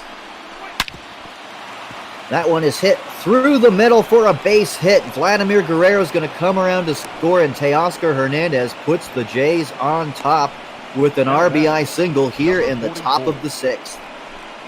Yeah, again, great job by Hernandez, and that was kind of a hanger, and he sat back and just slapped that ball right down the middle. Even if that ball was fielded, which it wasn't going to be, it would have ended up bringing home the run. Did his job, and now Rowdy Tellez steps up. And I know Tellez has struck out twice. He's doing a lot better for average this year, J-Man, 243. I'll tell you, Tellez has a lot of power. You just got to wish he could put the ball in play a little bit more. And the thing with Tellez, and the thing I always say, if you're going to go into a slump, and every baseball player goes into a slump, you do not want to do it at the beginning of the year. Because then you're always fighting those numbers. And Tellez got off to such a hot start that no one's really noticed those numbers have come way down. See, it's ground out here. Advances Teoscar Hernandez to second base. He was hitting around 290 earlier in the season. That average has fallen all the way down to 240. One starts to catch up for you. Sometimes you guys have hot starts as well. Just tend to fade, and some of the best baseball players, they can dig out from those early holes. If you're going to see in real life, let's see how Mookie Betts answers, batting a 100 essentially to open up the year for the Dodgers.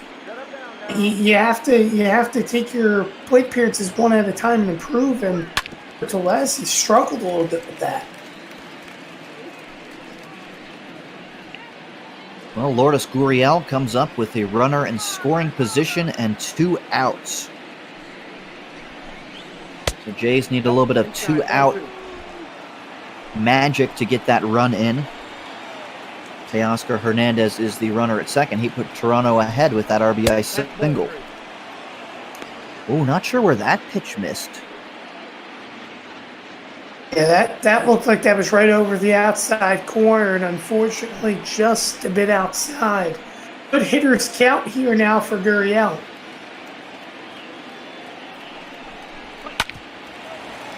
He rips that one down the third base line. But Rendon is there and makes the play. All right, that was hit to Simmons. Well, again, street problems for me. As we go to the bottom of the 6th, Toronto scoring a run this inning, going ahead 3-2. And leading up for the Angels, the center fielder, Miley. All right, bottom of the 6th inning, and Tanner Roark is still out there at 85 pitches, and he's getting a part of this Angels order. I'm not sure if that's the right call here, and Charlie Montoyo has 2 relievers warming ready in case things go sideways. Yeah, well, now I'm eager to see Roark answers back this inning relatively calmer than last. It seemed like they started to figure him out one pitch at a time, but if he can go here 1-2-3 against a struggling portion in the middle of the order, then he's looking dead set, maybe on a victory, and yet again another quality start, J-Man, which is most important.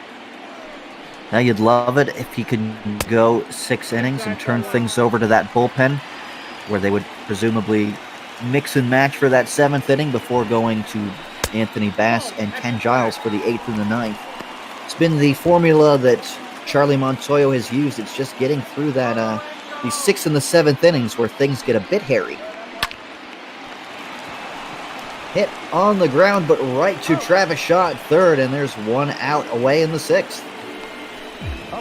Yep, and that time that shift definitely helped out. You had the line essentially protected, and that one, again, relatively routine. And Shaw made that play, and now there's one down, and here we go. If he gets Rendon out, he's definitely going 1-2-3 in this inning, in my opinion.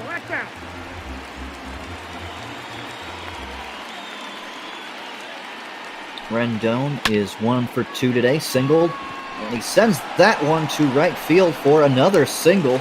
So Rendon 2 for 3 today. And that's the reason why I said if he gets Rendon out, that one was a hanging, breaking ball. And Rendon sat back, used his hands, slapped that ball opposite field. That's as routine as it gets for a good hitter like Anthony Rendon. He'll take advantage of mistake pitches. Now Pujols has another opportunity with the runner on. He struck him out both times.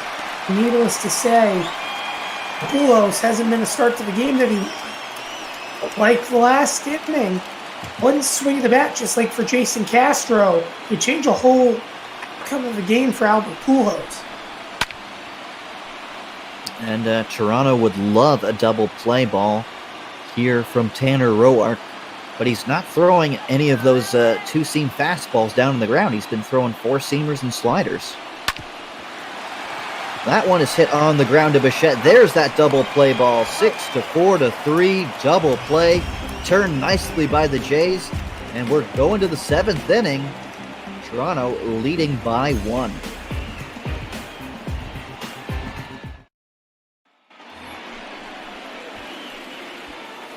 Leading off for the Blue Jays. So 7, 8, and 9 for the Jays here in the 7th inning.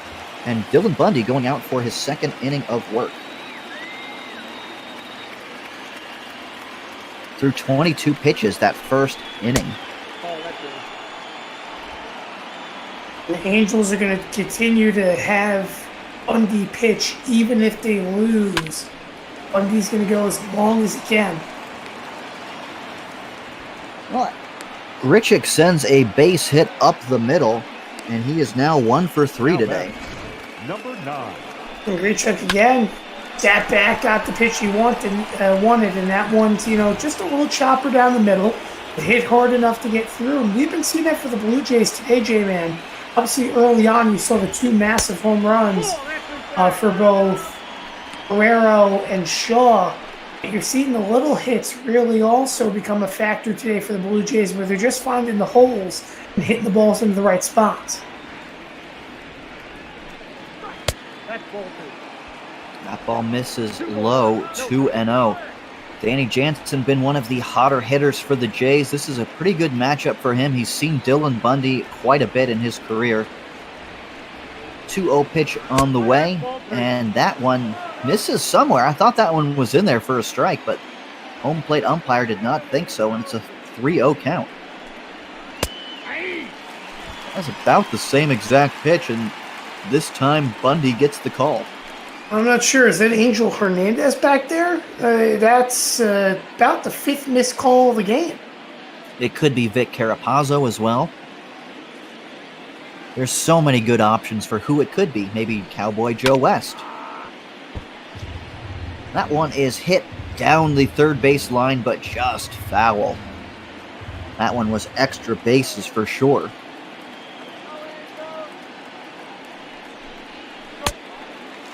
And a big swing and a miss, and down goes Danny Jansen.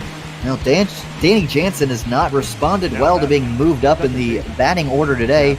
He is 0 for 3 with 3 strikeouts.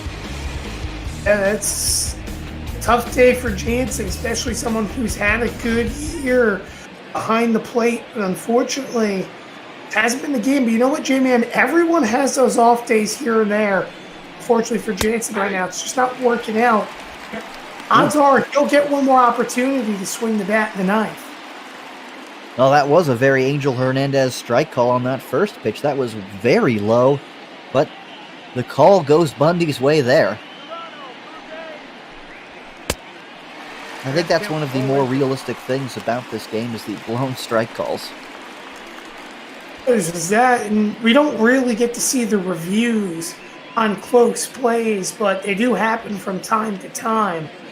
MLB The Show having a couple of realistic things. Umpires tend to make mistakes. It's part of the ball game. Ooh, pushes Biggio well away from the plate. Curveball missing badly. Just glad that wasn't a fastball missing in like that. Biggio had time to get out of the way.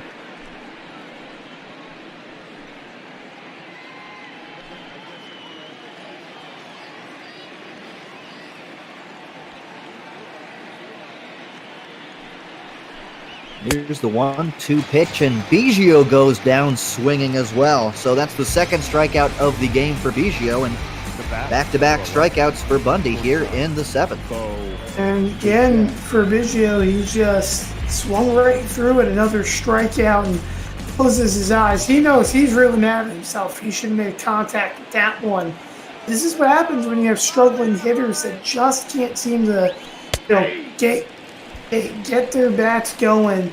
They have routine pitches for strikeouts, and you got to wonder for the Blue Jays if eventually there's going to be a couple of changes coming. Perhaps, maybe work around Biggio.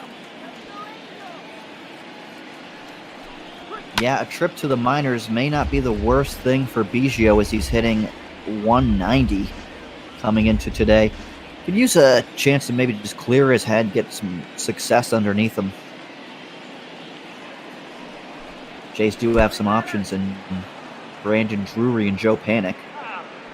Well, there's that, and then you also have to remember, too, for Biggio, obviously, that kind of idea does work. You remember, it worked for Miguel Sano, the Minnesota Twins, about 2 years back. They called him all the way down to single A ball just to re-find himself and regather his rhythm. That worked last year for Lourdes Gurriel as well. He went down to the minors and came back a man on fire. And speaking of going to A-ball, if you're talking about Jays fans, what happened there? My stream completely froze.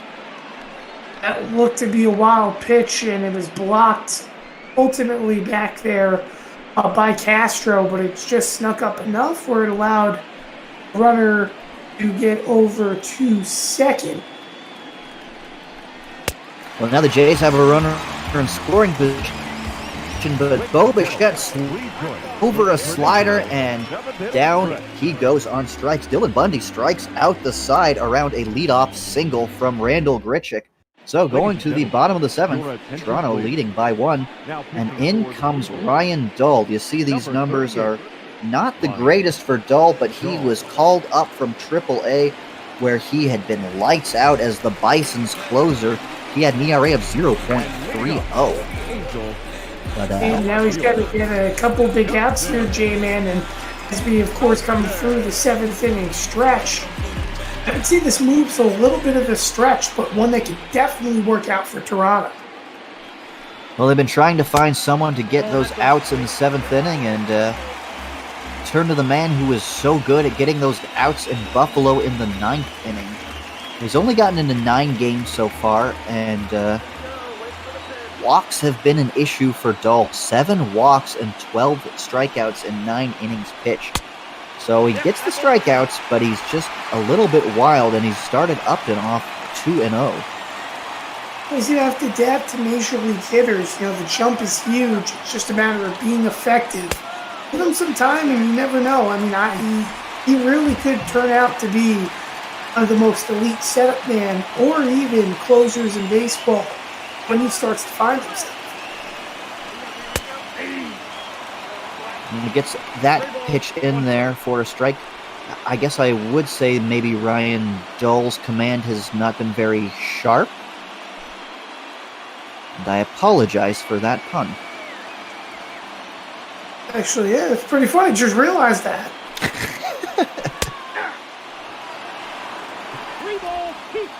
Well, never a dull moment here for Major League Baseball. Continue, huh? Ball four. Make the miss. Well, he loses him on a base on ball there. So, like I said, walks continue to be a problem The for batter, Dull. number 2, shortstop. That's how he just left the fastball up a little bit too high.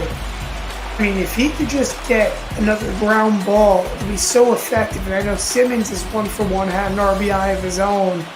But all you need now is just low, attack low, get a ground ball. All you need to go is get 3 outs. The Blue Jays aren't asking for him to, come out 2-3 innings to win this ball game. He's going out there to get just 3 outs so they can move it over to the second setup guy. And this is a great opportunity for him to prove that he belongs. Well, they try to hit and run that. Yeah, it looked like the runner was going on that one, and not a bad idea trying to get something started. Although Dull has been wild, and you may end up swinging at a ball.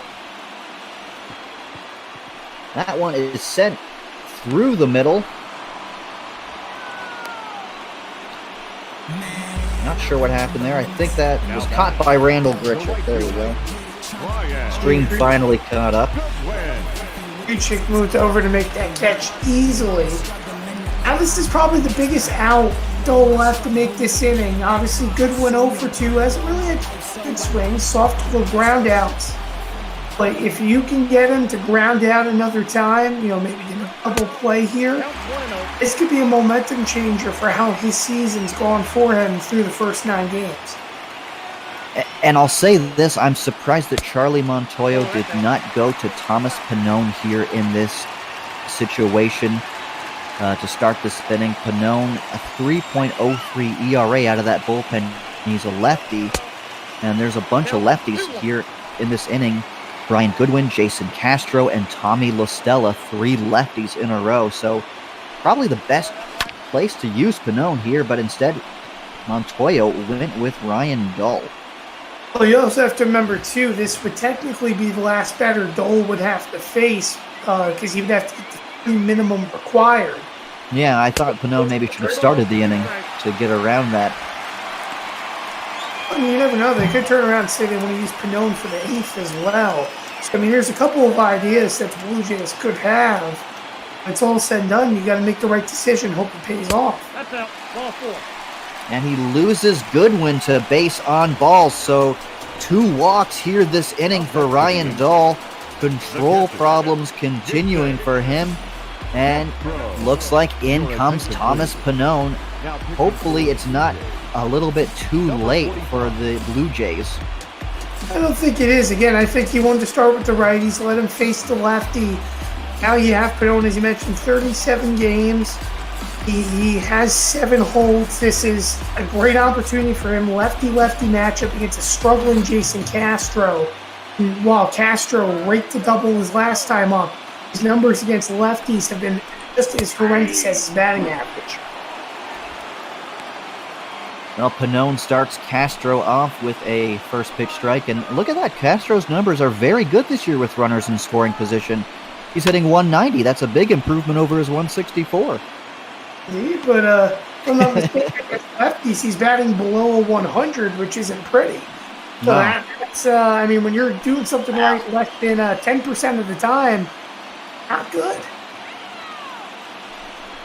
The 0-2 pitch from Pannone just got a piece of that changeup to stay alive.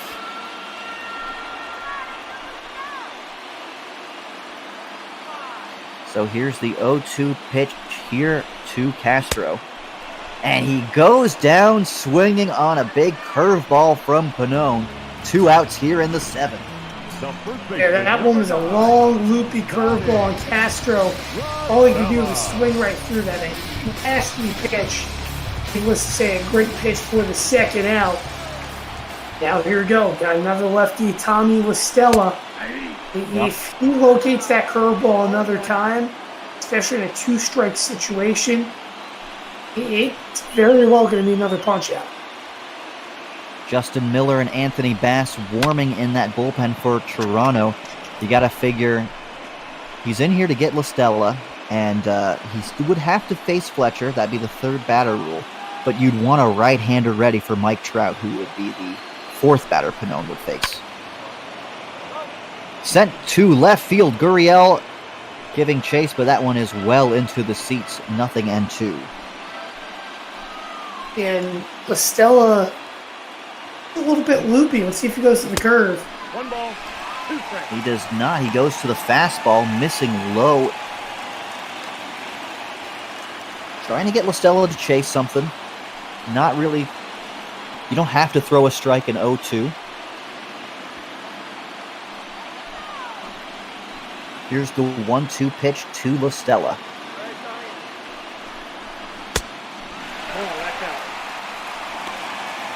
Misses with a changeup, and it's 2-2. I'll tell you, that's a tough miss because last time that was called a strike.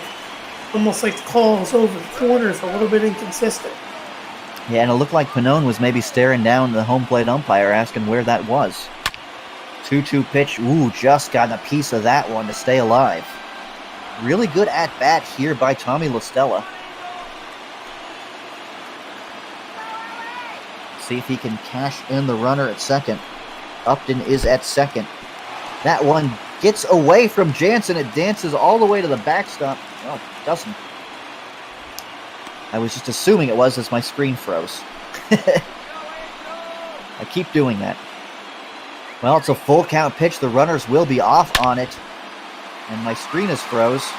Well, you don't want to see your screen froze. High fly ball, deep right center field, and the game has broken open. Tommy Listella, a 3-run home run.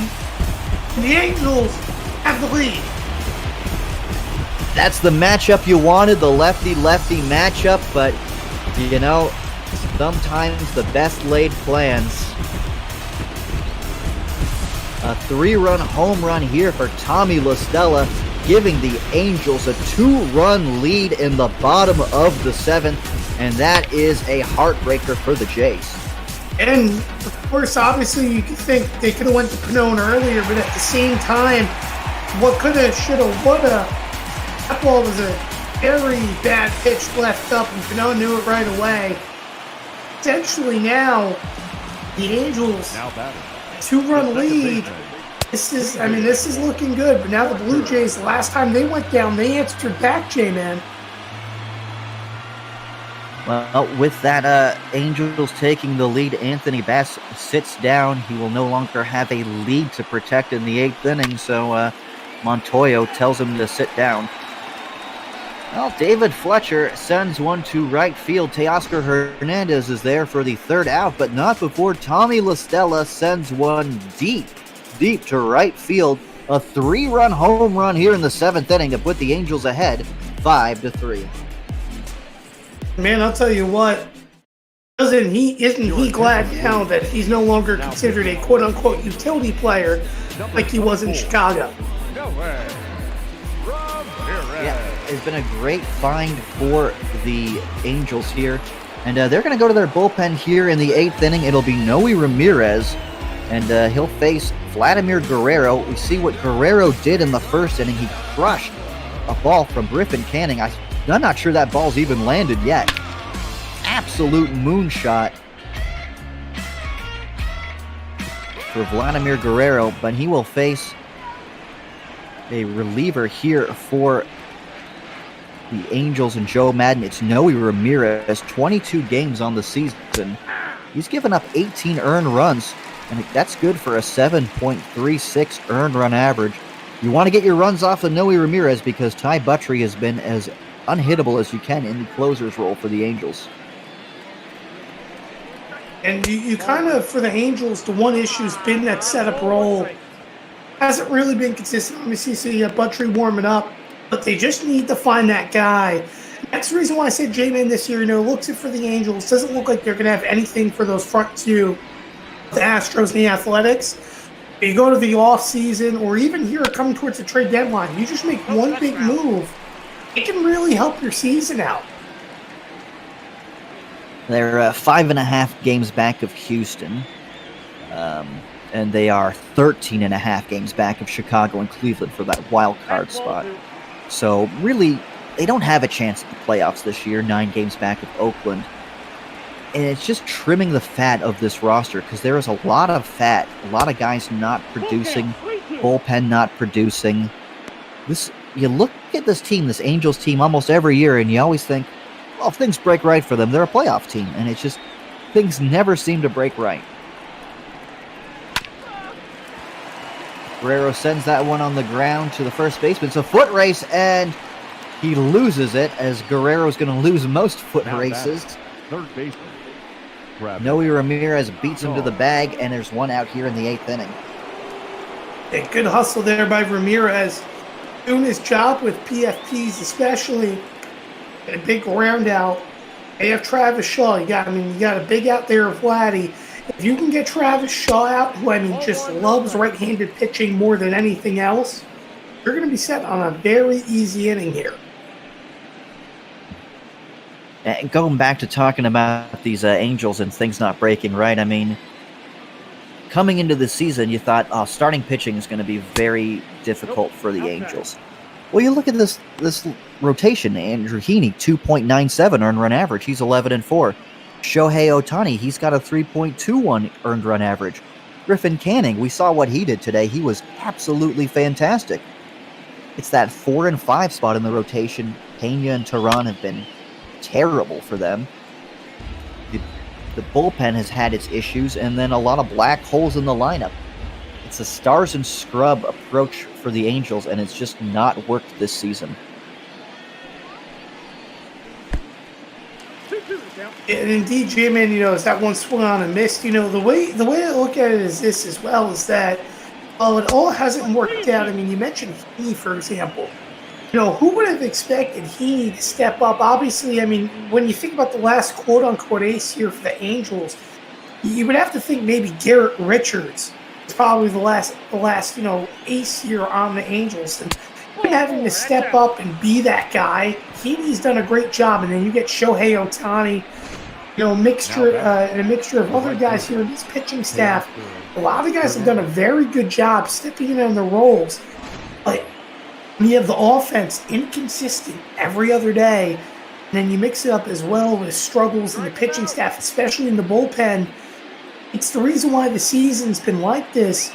You have opportunities to make moves and changes, and you have the right coach who knows how to win as well in the dugout. How dare you mention Angels and Ace and not say Bartolo Colon? Well, I'm talking about if I mention the Angels years, of course Bartolo Colon, good old big sexy. You can't ignore that. But of course, I'm talking about a late in the past 5 years. It's been difficult for the Angels the last 5 years. Matt Shoemaker has maybe even been one of their best starters the last 5 years. He finds himself on the Jays this year. He's had a lot of poor luck with injuries for the Angels in that rotation.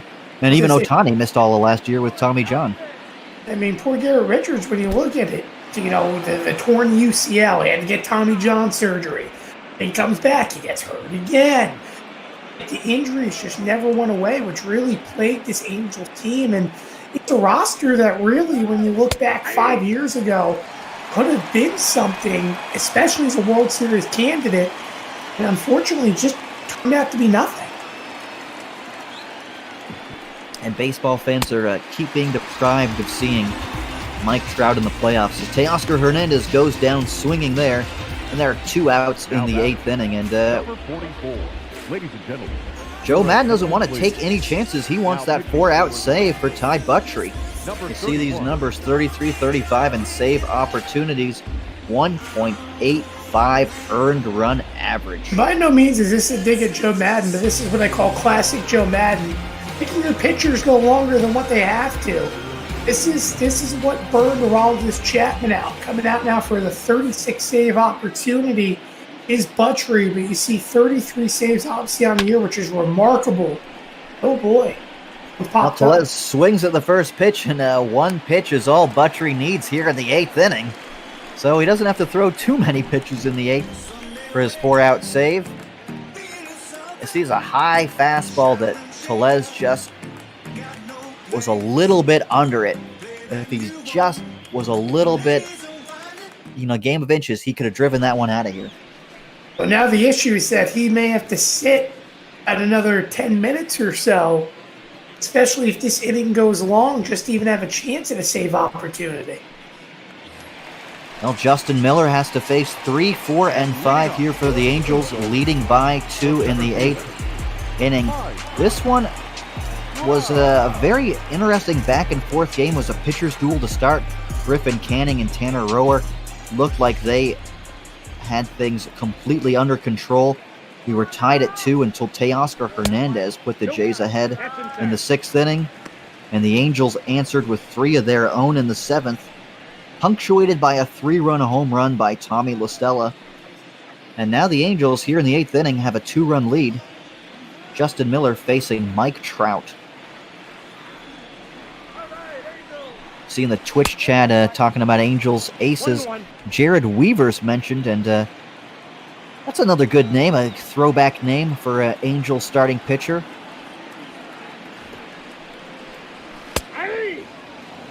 Jared, and you can't forget about Luke Weaver. Obviously, he wasn't, like Jared. Obviously, Jared, the one being on the Angels. But you think about the Weaver family, how successful the Weaver family was in Major League Baseball. I mean, it's not too often you see families so good, especially as pitchers, going through their careers. Isn't there the, thinking of like the Ashby brothers or the Bennis brothers in the 90s? Those were 2 starting pitchers. Alan and Andy Bennis, am I remembering that correctly? I believe so. I mean, there's so many. I mean, you think about... But they weren't aces, They never led the team. There's a 3-2 pitch from Justin Miller. Mike Trout sends it right back up the middle, and he's got himself his first base hit of the game. And Trout utilizing his abilities against the shift. And now here's Rendon. I'll tell you, one thing that you have to really get used to Anthony Rendon about J-Man is when he's sitting back before the pitch comes in, it almost reminds me of what Pujols used to do with his swing. And just hear me out on this, or I should say stance, where he sits really back with his chest, hands back, and then when the pitch starts to come, he leans in and explodes. I'm mad that I forgot this brother and duo is Levon and Orlando Hernandez. Oh, yeah, you can't forget about those either. Those were some of my favorite players to watch. And then, of course, you can't forget Pedro had a brother, Ramon Martinez, and Greg Maddux had a brother. He was a pitching coach, Mike Maddux. This one's hit to deep center field, but Randall Grichuk is there, and he puts it away for the first out. So let me ask you this then. We're talking about it. I'll throw a little trivia question out. Which brother combination holds the most wins in major leagues? Oh, that's a great question because I remember a trivia question. I think it was about a month ago where it was a similar question, but it was the only brothers to have 100+ wins between both brothers. Well, these 2 brothers have combined for 539 wins, so.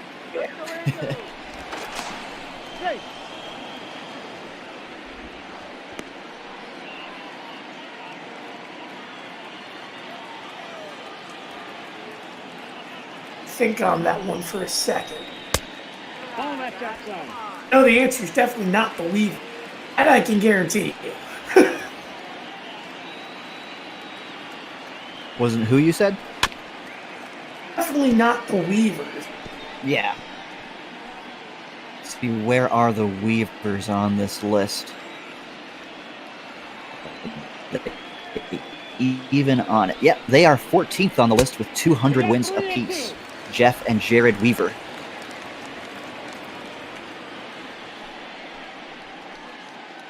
Hey, Al and Mark Leiter. That's a good combination. 227 wins. Alan and Andy Bennis. I was correct on that. What was the combined win total by chance? For the Weavers? You said it was 500. No. I'm talking about above. You said the number one total? 539 wins, yeah. Well, the only way you can get to 500 wins, if I'm thinking, you have to have at least one brother who's won 300 games. Yep. And the other brother won 200. Over 200.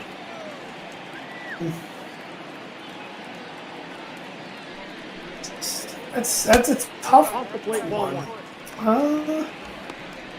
I don't think the Perrys got the 500, did they? Let me see here. I think the Perrys. They did get to 500 wins. 500. You're absolutely right. Yes, they got to 529 wins. Gaylord and Jim Perry. That's not. It's not number one.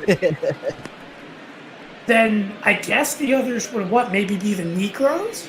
There you go. Phil and Joe Negro, 539 wins. What about Joe sometimes? You always think about Phil because, here at MLB The Show, obviously Negro became the most despised player in all of Diamond Dynasty, to say the least. Couldn't walk out finding a knuckleballer ever again, but sometimes good about Joe Negro. I mean, he was very, very good. I mean, Phil is just so nasty. I mean, that knuckleball is so much drop. Well, ground ball to Bichette gets the Jays out of the inning, so they're going to go to the ninth inning, trailing by 2, and it's a big task to get 2 runs off of Ty Buttrey. And to end the brother debate real quick before we go to this final inning, J-Man, would you make the argument he's the greatest knuckleballer of all time? Oof, I mean, it's hard to say because, I mean, I haven't seen so many of them. The early knuckleballers, they had the most success. And so I think I'm more impressed by when someone comes into the major leagues now and has success with a knuckleball. And I'm just very impressed with the longevity of Tim Wakefield. He was never an ace or anything like that, but he stuck around for a long, long time. And, of course, R.A. Dickey won a Cy Young as a knuckleballer. But R.A. Dickey, the only dig at Dickey was obviously that he was so inconsistent. One year he's successful, the next year he's the worst pitcher in baseball. Well, that's the only dig for him. I mean, Wakefield, for me, you have to make that argument for it because transition. Wakefield, it wasn't like he came into the minors as a pitcher. He's a fielder. Remember that. He played the infield before he became a pitcher. It was his last chance effort making a baseball team. Ultimately, it worked out for him. There was a baseball show that I really enjoyed watching. It was a reality show where they took a bunch of baseball players, football players, different kind of athletes, and tried to teach them how to throw a knuckleball. And they were then going to try to give them a chance in a minor league team. And of course, none of them made it to the majors. None of them even made it to the minor leagues. But it was just really interesting to show how hard it is to throw a knuckleball. And I believe Tim Wakefield was a part of that show. Well, Ty Buttrey loses the leadoff hitter here to a base on ball. That's Gurriel's second walk of the day. Again, another miss. Right now, if you're Buttrey, again, this is where sitting an inning hurts you, J-Man. Because I understand he threw one pitch, got a nice out, but now you sit in the dugout for a good little bit, and you have to refine your rhythm and consistency.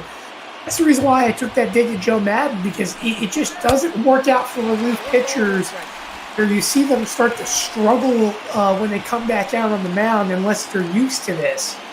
And I don't really think Buttrey's been adapted until going into this year to get those 4 or 5 out saves. Really a ninth inning guy.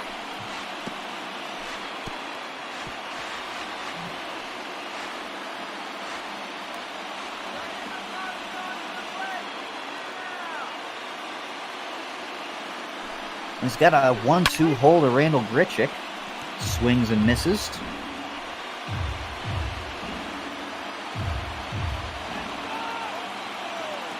Another good pitch here if you're Buttrey.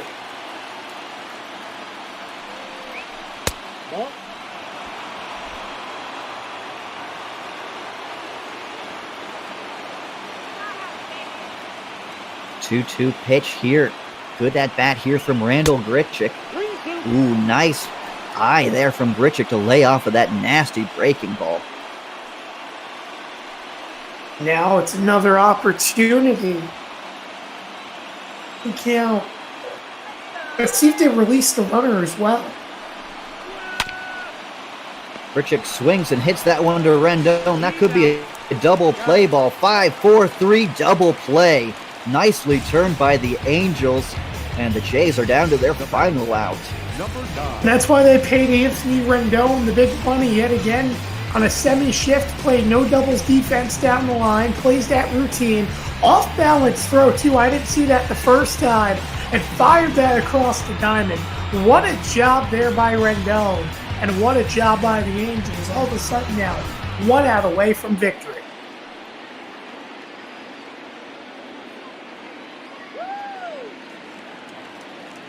Now, last chance for the Blue Jays is Danny Jansen.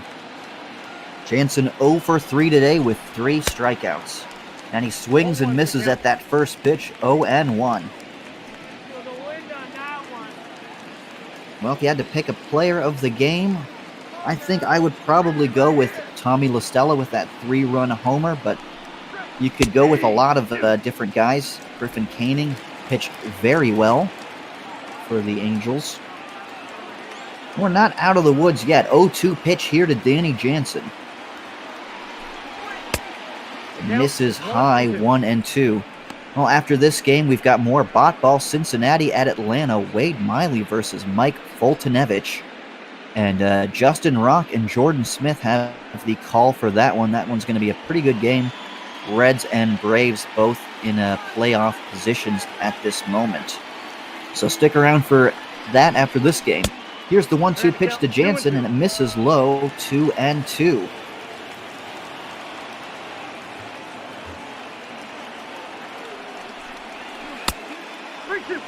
And another ball missing outside, 3-2. So Buttry has been in trouble this inning. He walked Gurriel. He had a 3-ball count to Grichuk before getting hit into a double play. And now another 3-ball count here to Jansen. It's third consecutive full count in particular. I think he can end it here, J-Man. 3-2 on its way, and he does end it there. Danny Jansen goes down looking. 0 for 4 with 4 strikeouts. That is a pretty bad day at the plate for Jansen. And the Jays are going to lose this one by a final score of 5-3. Well, J-Man, you know what we call that 0 for 4 with 4 strikeouts? It's the good old golden sombrero. We want to award that hitters just simply don't want to see. Unfortunately, just not today at base. What a win for the Angels. After being down early 2-0, they answered back, tied the game up, went down again 3-2, and then they turned around. That Tommy La Stella home run presented the victory 5-3. Ultimately, I've got to say La Stella's going to be your player of the game. Absolutely, 1 for 4. That home run, 3 RBIs. Dylan Bundy gets that win, and Ryan Dull gets the loss. And that's a tough loss for him, you know. Thomas Pannone is the one that ultimately gave up that big home run, but those runners were his responsibility. And this is a game where the Angels just never quit. They were down early. Guerrero hit a massive home run to left, 412 feet, as you can see. But the way Canning was pitching is you never felt like he was not in control of this game. He had all of his pitches working. But you see, this was the last time Toronto was ever going to get on the board in this game. Or actually, they got another run, excuse me. Jumping ahead of my... Toronto up 2-0. But that's where the Angels, they just decided they needed to keep on clawing away. Great defensive play here in the 4th inning by David Fletcher, getting Lourdes Gurriel to ground out. And then in the top of the 5th, Griffin Canning getting a big strikeout there against Kevin Biggio.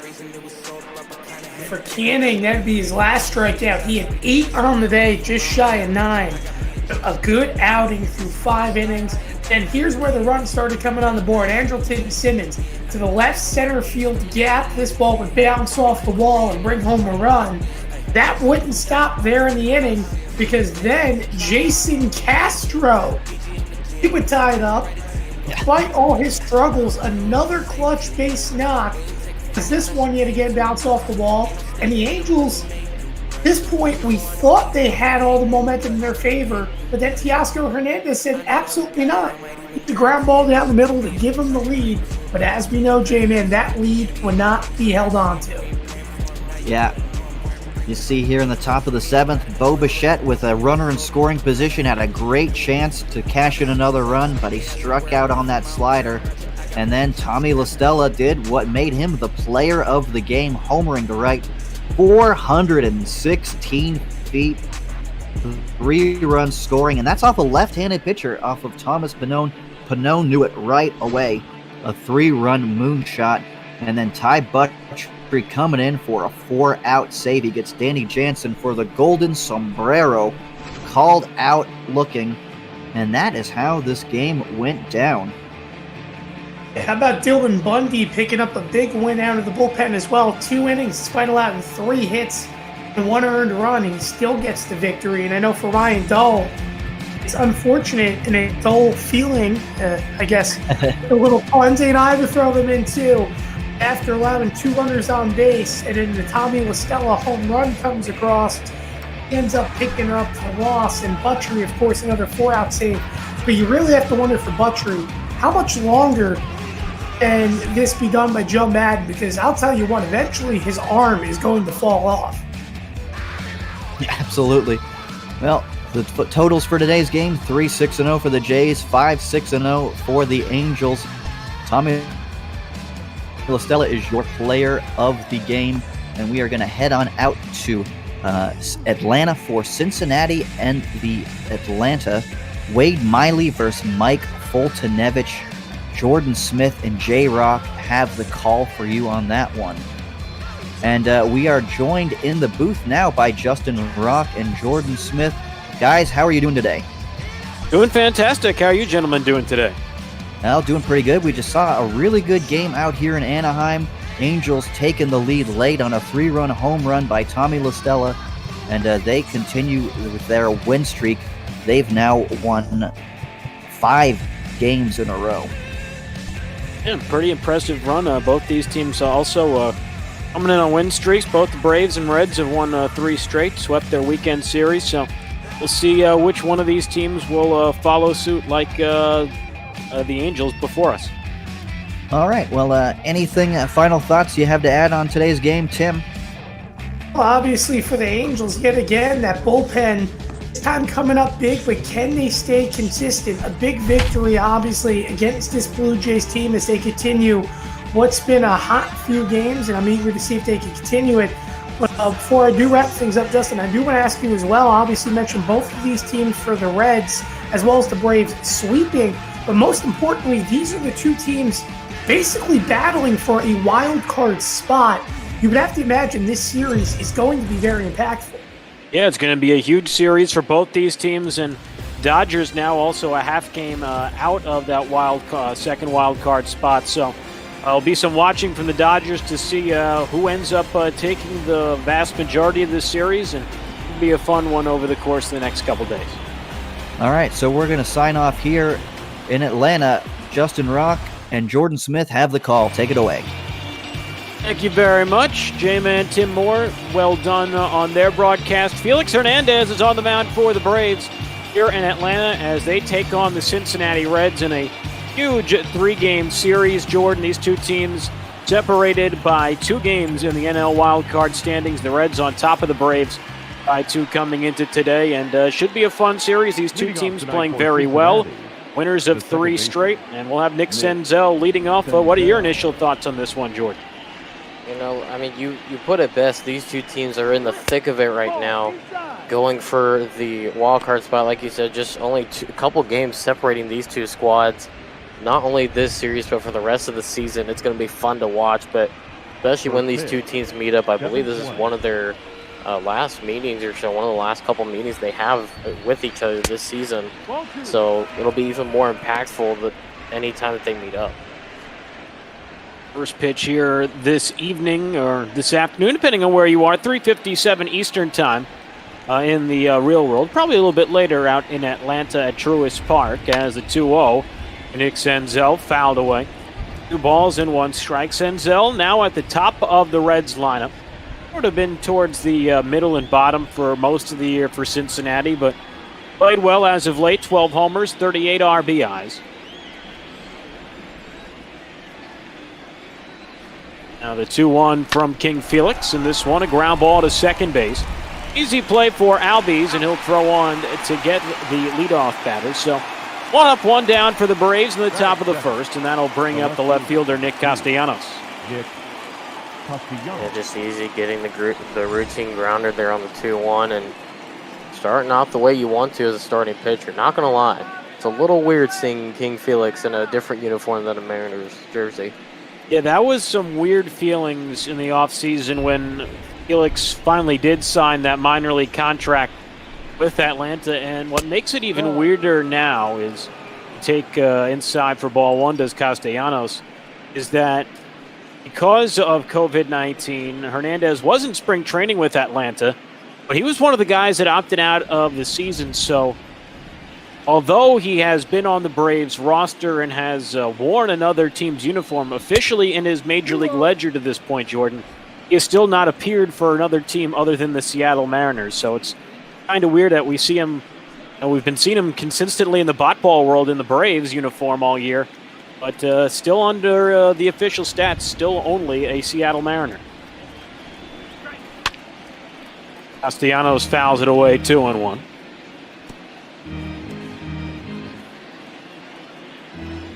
Castellanos having a good year, 283, 16 homers, 48 RBIs his first year in Cincinnati.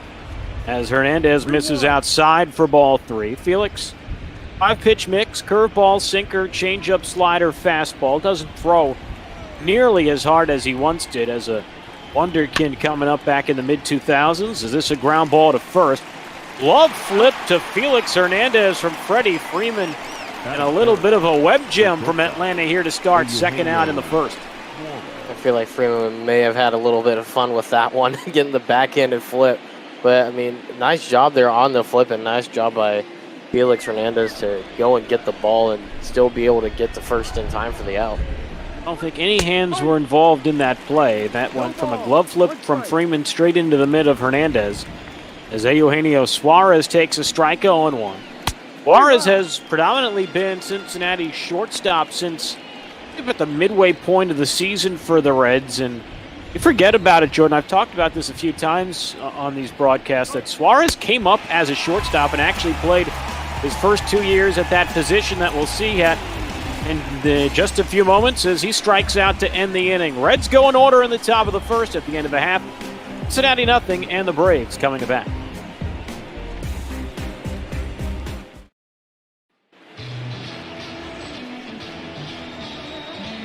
Wade Miley on the mound for Cincinnati this evening. 11 starts on the year for Miley, though. Has made a bunch of appearances out of the bullpen, his 30th outing overall this year, and he's done a pretty decent job, Jordan, in his first year with the Reds. Yeah, he really has, and I will say, especially trying to adjust from having a majority of your appearances out in the bullpen to then coming into a starting role during the season and being able to adjust the way he has been something pretty fun to watch, honestly. Wade Miley deals low for ball 1, and he's had experience. He's bounced around to a lot of different teams now that you think about it over the years. The Diamondbacks, the Orioles. I was with the Astros last year.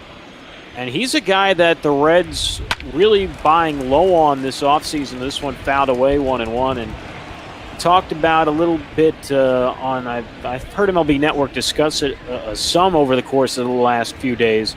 The Reds this offseason sort of overhauled their entire pitching department. That's inside 2-1. They really like the job Derek Johnson did last year, in his first year as the team's pitching coach. But in their minor league system, they've had some issues developing starters that they actually drafted or signed. As count now 2-2 on Acuna. And they brought in Kyle Body and a lot of these people from Driveline, which has really helped resurrect a lot of different pitchers' careers and maybe even sort of bring guys up to a higher level than they thought they could get at.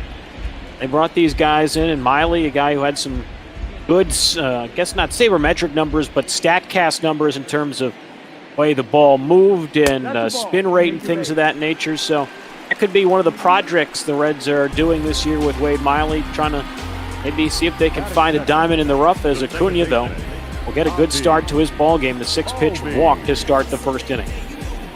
And of course, whenever you're, I guess rebuilding, if we're going to call it that, we'll call it a rebuild somewhat, but it seemed to work over the past few years. Is now, like we mentioned at the top of the broadcast, they're right in the thick of a playoff race with these Atlanta Braves. But really the biggest thing when you're going and you're trying to retool your minor leagues to set your team up for the future, you've got to get as many arms as possible. And you mentioned it with this little project that they're doing with really retooling the minor leagues. It seemed to work pretty well so far. Yeah, and one of the big reasons they decided to do that, Ozzy Albies takes a strike on one, and Miley will throw over to first, and Acuna back in plenty of time, is the influence of Trevor Bauer, who they acquired at the trade deadline last year in a 3-team deal with Cleveland. And he's one of the guys that's been really big on the data behind the art of pitching in baseball, and he was sort of looked at weird for a while, but he's been one of the guys at the forefront of that, and I think that relationship that Bauer had with a lot of those type of people helped influence Cincinnati to bring them in on a more full-time basis, as again, another throw over. The Reds paying a lot of attention to Ronald Acuna over at first base.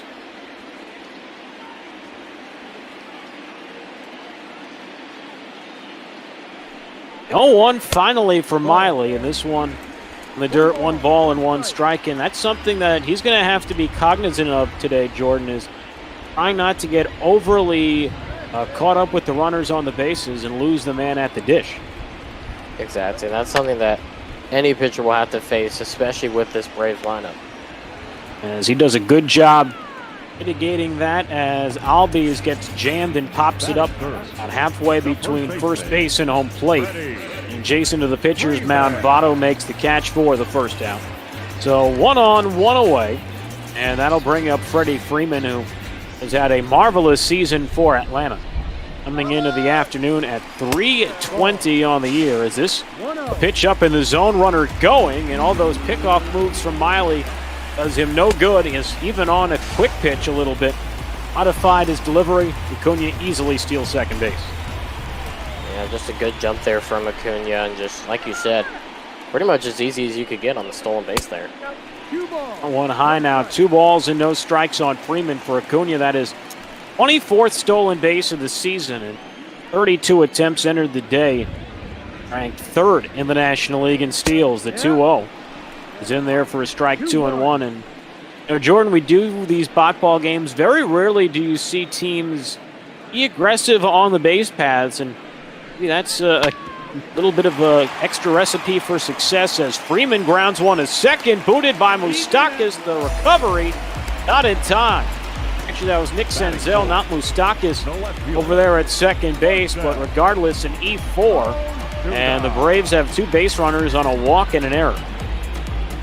Yeah, obviously right there, not what you want to do if you are Senzel, obviously, with that error. But now it's an interesting decision here for the Reds defense. I guess you go pretty much set up for the double play like you already were before with the runner on first. But your main goal, if anything else, you can't get the run at second. Either go straight home or just try to get the run at first. Don't want to try and do too much as Marcell Ozuna looks at a strike 0-1. Ozuna, 279, 17 homers, 55 driven in his first year with the Braves. Signed with them this offseason after completing a 2-year detour in St. Louis. The 0-1 for Miley, and this one grounded foul of the third base line, the count 0-2. And it was funny, I don't know if you saw any of this, but Ozuna over the weekend in the real world A huge home run on Saturday against the Mets, game-tying home run. They would go on to win extra innings. Ozuna takes ball 1. I was watching MLB tonight, and they were doing a side-by-side of a pitch that Ozuna struck out looking on Friday in the series opener. The pitch that he homered on Saturday that ended up giving the Braves a victory. It was the same exact pitch that he struck out on, that he's swung on and hit out the next day, as he strikes out looking there. So maybe Ozuna will follow suit and homer later on in this ball game, as Miley freezes him on a beautiful cutter. Yeah, I didn't know about that until I started hearing about it on social media. I thought that was an interesting comparison and look through they took a look at there. It's interesting, just with a little bit of taking a look at what the pitcher does and kind of memorizing what it is that they throw at you in at bat, and you go, wait, I've seen this before. I know exactly where this is going to go. So you can kind of predict where it's going to end up, and then obviously be able to get a good swing on it. And obviously Ozuna got a really good swing on it, sending it out of the park almost. Yeah, and that was the other thing is, Met fans give Edwin Diaz a lot of grief for the woes he has had since being acquired from Seattle. But that was not a bad pitch that Ozuna hit out. That was a pitch off the plate by 2 or 3 inches ahead in the count, and Ozuna was just able to reach out there and barrel it up and put it out of the ballpark. It was more of a case, I felt, of good hitting than poor pitching. The Jerks and Profar ahead in the count, 2-1 on Wade Miley. He grounds this one off the pitcher's leg. Miley picks it up. Does he have a play at first? No. Safe is Profar. It's an RBI for the newest Atlanta Brave. They take a 1-0 lead here in the first, as Cincinnati has had their fair share of misfortune in this opening inning. Yeah, absolutely. It has just not been a great inning here from Cincinnati on the field whatsoever. Giving up the amount of hits they have now or actually that being the first hit, but getting guys on base with the error and then getting a walk as well, and just not doing well to keep the base paths clear. 2 outs, but they've now lost the lead on 2 outs. They could have easily had a ground out and gotten out of the inning at least twice now.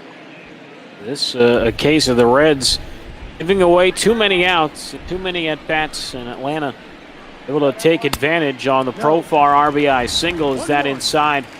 Ball 1 to Travis d'Arnaud. d'Arnaud at 211 on the year. 8 homers, 18 RBIs. He's sort of platooned on this catching role with Mr. Tyler Flowers, who has the afternoon off. 1-1. And d'Arnaud takes a bit inside. 2 balls and 1 strike. Looks like a little bit of a smaller strike zone today. I thought that one caught the inside corner. Yeah, I thought so too, to be honest. I was questioning that one for a little bit. Arnaud swings and hits a fly ball in right, and this one will dunk in front of Jesse Winker. He'll fire in wildly. Wade Miley has to cut it off up the third base line and foul ground. It's an RBI single for Travis d'Arnaud. Profar goes first to third. The Braves have a 2-0 lead. Yeah, just giving up too many opportunities with 2 outs here. A great swing, though, by Atlanta and by d'Arnaud, on that one, just putting it in the right spot, just right down the baseline, and being able to get the run in from second. Now Wade Miley in a big spot here.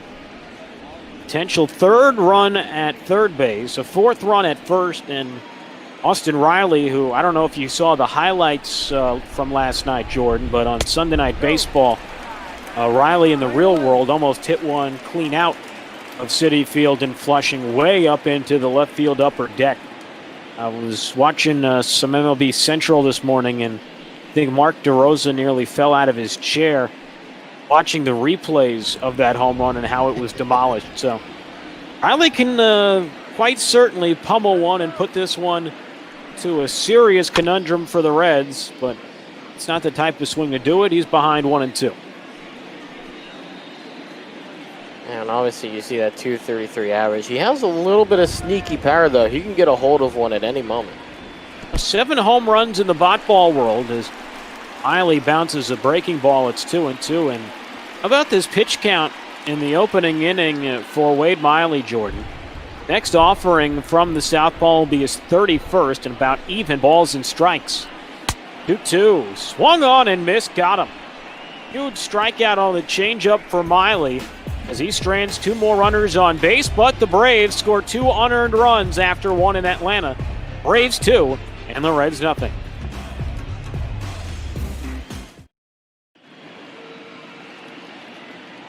Rainy Tuesday night at Truist Park, just outside of downtown Atlanta, Georgia. Heidi Watney with us, I guess, sort of in spirit, although for some reason we have some technical difficulties and we've cut access to her microphone where, although I don't know how many of the broadcasts you've watched this weekend, Jordan, is baseball returning and sort of the weirdness of it all with especially the national broadcasts where ESPN has had particularly Mascursion, A-Rod together in an ESPN studio in Bristol and have, a reporter on the scene at the ballpark.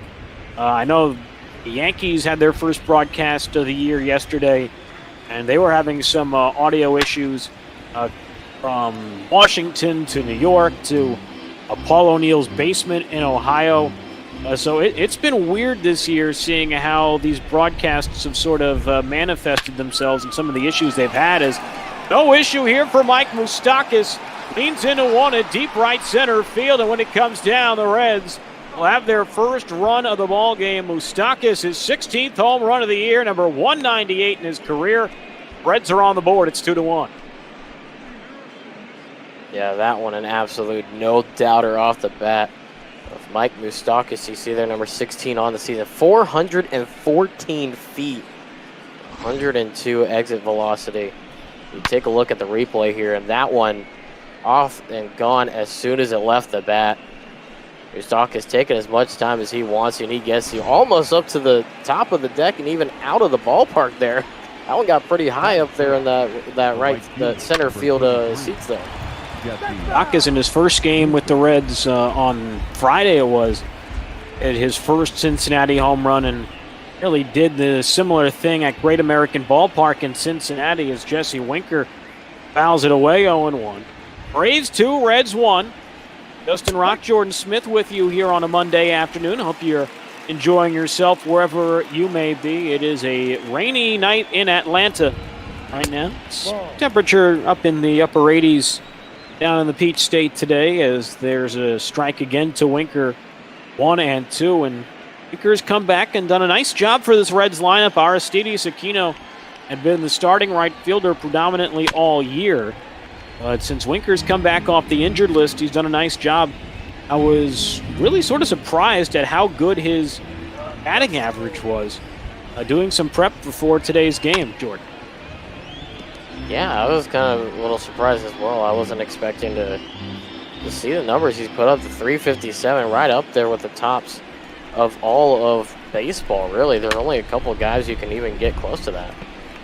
A soft ground ball to first, and Freeman, nice play to his right, and will throw to Felix Hernandez for the first out. So 1 away now here in the top of the second inning, and I'll bring up the first baseman, Joey Votto. Votto, basically Mr. Red of the past 10, 15 years. 262 average, obviously a little down from his heyday, but still, either way, he's a very important piece there for the Reds infield. Votto has been a mainstay in Cincinnati for a long time, signed a long-term contract many moons ago, nearing the end. I think it was a 10-year deal. The Reds signed him to, and very few 10-year deals work out, but been pretty darn productive throughout that tenure, although Reds haven't made the postseason as much as they would have liked. As the 0-2 to Votto is high, ball 1. Got our trivia question of the game in our Twitch chat, courtesy of the big guy 73, who sort of served the role as our trivia guide and guru over the course of the ball season. And our question is team-related in today's ball game, as the Atlanta Braves battling the Reds for a spot in the NL wildcard hunt. The 1-2 to Votto, ground ball to third. Knocked down by Riley, recovers, and a high throw corralled by Freeman for the second out. But the question is, all or nothing here. Name the 2 Hall of Fame players play for the Milwaukee or Atlanta Braves have the most single-season home runs. I assume that means who are the 2 Hall of Fame players with the most single-season home run seasons in the history of the Milwaukee and Atlanta Braves. And the big guy can correct me if I'm wrong, which I quite frequently am, as Shogo Akiyama looks at a strike 0-1. But just on the initial preface of that question, Jordan, any guesses? Chipper Jones. Pretty good guess, as that one low. 1-1. My first 2 guesses were going to go even further back than that. I'm going to go Hank Aaron and Eddie Matthews. Yeah. That one, swing and a miss, 1-2. Eddie Matthews, I would forget if it wasn't for the amount of Diamond Dynasty I play in the show. Is that one low, 2-2? I don't know if you can relate to that, Jordan. I can't, but my roommate can. So. I was going to say, I mean, like, he's a guy that you just so easily forget, Eddie Matthews. He's just not a name that gets, brought up a lot, although he was a tremendously great player, a Hall of Famer. But when you talk about some of the old great third basemen, he doesn't get mentioned with the Brooks Robinsons of the world, as Shogo Akiyama strikes out on the sweeping curve to end the inning. But the Reds get one of those 2 runs back as Mike Moustakas launches one deep into the Atlanta night after 1.5. Braves 2, Redlegs 1.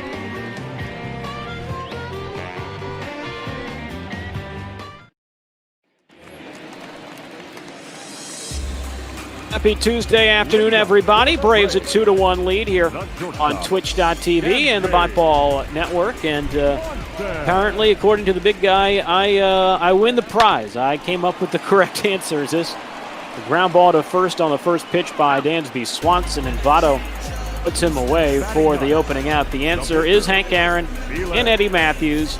They are tied for the single-season home run record for Atlanta by a Hall of Famer with 47 in a season. I believe a non-Hall of Famer has hit more home runs in a single season for Atlanta. And again, the big guy can correct me if I'm wrong, but I think Andrew Jones, believe hit 50 plus one season for the Braves. Maybe, Jordan, you remember that too. Yeah, I would say that sounds like a pretty good guess, if I'm going to be honest. Soft ground ball to second from Felix Hernandez. And just like that, 2 rather harmless outs in the second inning for the Braves. And back to the top of the order, and Ronald Acuna Jr. walked, stole a base, and scored one of the 2 unearned runs for Atlanta in the opening inning. Miley, a guy who threw 30-plus pitches in the first, trying to through this inning with maybe less than 10, as Acuna takes low for a ball, 1-0. Reds came into this series off a weekend sweep at home against the Rockies. The Braves, this was a big one, Jordan, as Acuna grounds this one softly to third. Suarez on the run, throws wild and pulls Votto off the bag. And another defensive miscue by Cincinnati. This error on Moustakas, their second error in as many innings. And obviously just not a good day for the Reds infield. You see the throw there, having to move to his right on the throw. Just seemed to throw it too much across his body. And just not able to get the throw on line to Votto. And like you said, second error in as many innings now for the Reds infield. See if Wade Miley can avoid further damage, as blooper, taking advantage of some bloopers from the Cincinnati Reds so far tonight. And we'll see if Ozzie Albies can follow suit. Albies popped up to first back in the opening inning. Miley on a quick pitch there, throws high, ball 1. And the big guy in the Twitch chat talking about how so many cases that the franchise leader for single-season home runs is not a Hall of Famer, that the Arizona Diamondbacks Hall of Famer with the most home runs in a single season is Roberto Alomar, who hit 3. I want to say that wasn't even a full season with the Diamondbacks. And the very, very tail end of his career, as Albies falls, or rather jumps ahead 2-0 on Miley. Very interesting stat line there. Not expecting that one. Yeah, it's weird to think about, but I mean, it makes a lot of sense. As Allen Lowe 3-0. I mean, there are very limited Hall of Famers, offensive Hall of Famers that have played for Arizona. Of course, Randy Johnson in the Hall of Fame, and if he wasn't such a garbage human being, Curt Schilling would have been there a number of years ago already, as Albies takes low ball 4. And we talked about the bloopers from the Reds so far. It was a walk and an error that did them in the first inning. This time reverse order in the second, but this is an issue with Freddie Freeman coming up. It is, and then once again we see it, 2 outs in the inning, 2 runners on base now with Freddie Freeman coming up, looking for his first hit. All he needs is one in the outfield gap, and that scores their 3rd run of the game. That swing's not going to get it done, as he's about 3 days early, and out now 0-1. Freeman, a man who reached on that error back in the first. It was a boot by Nick Senzel, as Freeman takes outside on a changeup 1-1. So Wade Miley went from potentially getting out of this inning with about 7 or 8 pitches. Now he'll be looking at more like 15, the 1-1. Outside ball 2 with Marcelo Zuna waiting on deck. Right now, Miley just needs to calm down a little bit. He's starting to get a little bit agitated out there on the mound again. He needs to just calm down a bit and just locate his pitches. The 2-1. Freeman rolls over on 1 to first, got jammed, and Votto takes care of it to end the inning. So the Reds escape further damage as the Braves leave 2 despite picking up no base hits after 2 innings of play. Atlanta 2, Cincinnati 1.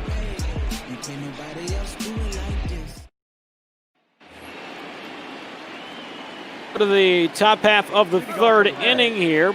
Reds trailing by 1, looking to bounce back as Tucker Barnhart will lead off against Felix Hernandez, and Tucker takes outside ball 1. Barnhart, former Gold Glove Award winner behind the plate.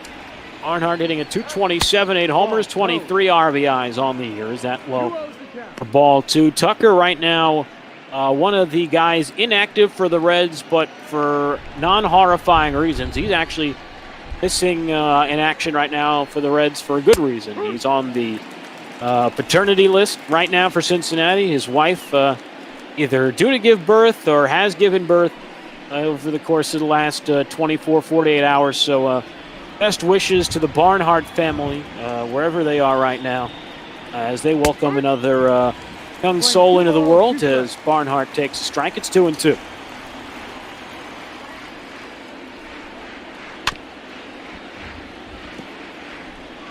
One fouled away. Barnhart stays alive at 2 balls and 2 strikes. And Reds, another one of those teams that have had some issues with COVID-19 in recent days, as Tucker Barnhart had some issues with that sinker. I don't know what in the world he was looking for there.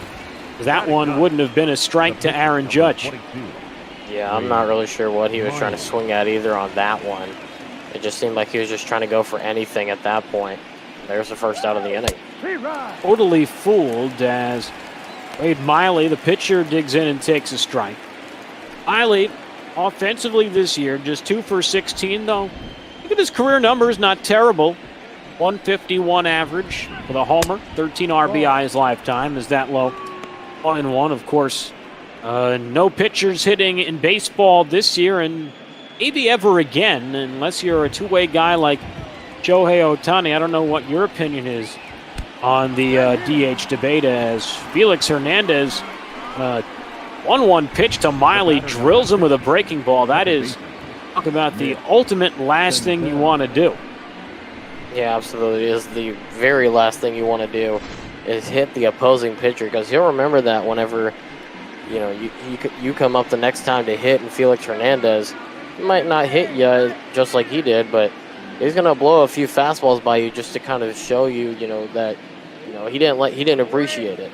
But going back to the conversation about the universal DH, yeah, I'm nowhere close to being a fan of it ever. I'm not a fan of it. I personally like the strategy of having to, especially during the postseason, mainly during the World Series, having to strategize for your pitcher being out there, in the lineup, having to hit. I honestly like that aspect of the game. I've always liked it, and I have a little bit of bias. I'm an Astros guy, born and raised here in Houston, So I grew up with the Astros in the National League, and that's all I knew before they moved to the American League in the early 2010s. And so I've gotten to see both sides of the spectrum. And honestly, I prefer there not being a universal DH. One popped up in the infield by Senzel, and Ozzy Albies camps under it and makes the play for the second out. So 1 on, 2 out, and that'll bring up Nick Castellanos, who grounded out to first his first time up. And it's funny you mentioned that, Jordan. You know, you're a Houston guy, and like you, I grew up with the Astros being a National League ball club. I remember their first trip to the World Series as a NL team back in 2005. And ironically, as a kid who grew up more of a Yankee fan than a Met fan, as that one low 1-0. My reasoning why I've been a supporter of the universal DH for so long dates back to a game in Houston. I believe it was probably my junior year of high school, and Chen Ming Wang, who had been a Cy Young Award candidate back-to-back years, 06-07. Finished second in the Cy Young Award voting both times, as the count now 2-0 on Nick. He blew out his hamstring, his Achilles, I don't remember what it was, rounding the bases at Minute Maid Park, and really never was the same pitcher ever again. He had some future stints in the majors with the Yankees, the Nationals, and I think maybe the Blue Jays or somebody else. But he was sapped of everything after that injury, and I always felt that with all the money in baseball right now, you know, as much as we love seeing Madison Bumgarner and Clayton Kershaw and these guys hit home runs, I could not imagine what the outcry would be from the GMs and particularly the owners if one of those high-priced pitchers got taken down by some sort of incident on the base paths or just at the plate in general, as now the Reds have 2 on, 2 out for Suarez. That's a strike. Yeah, and I can understand that side of the argument as well. You know, obviously you don't want to lose any pitcher, you know, to injury, especially when, you know, in that situation, and especially a high arm talent like you said in Kershaw, you know, or in Madison Bumgarner. You definitely don't want to have that situation come up, which is why players like Shohei Ohtani are even more of a spectacle to watch, because that's what they're used to. They're used to going out and DHing and then 2 days later pitching 7 innings, you know, of 1-run baseball, for example, you know, kind of things like that. It's very interesting to see how that will progress here in the next couple of weeks. As you see Suarez get frozen on a breaking ball, and Hernandez able to strand 2 more base runners. Here in the third, we're through 2.5. Rematch of the 95 NLCS. Braves lead by 1. Zuna, Profar, Darno, 4, 5, and 6 due up for Atlanta here in the bottom of the third. Justin Rock, Jordan Smith with you, talking some baseball and enjoying some MLB The Show bot ball action here with you on this Monday. Game number 3 of our 7-game schedule. As this a ground ball, or rather they say a line drive. I thought that one was up and off the dirt, but apparently Mike Moustakas is pulling off some Chris Angel magic at the first out. Yeah, I was thinking the same thing as well. I thought that was a really hard grounder that bounced right in front of him or right in front of home plate. You take a look there at the NL Central standings, and you see it with every division in the National League this year. It's really just between the top 2 teams in the division. Everybody else, I believe, is at a minimum 12 games back of first place in their division.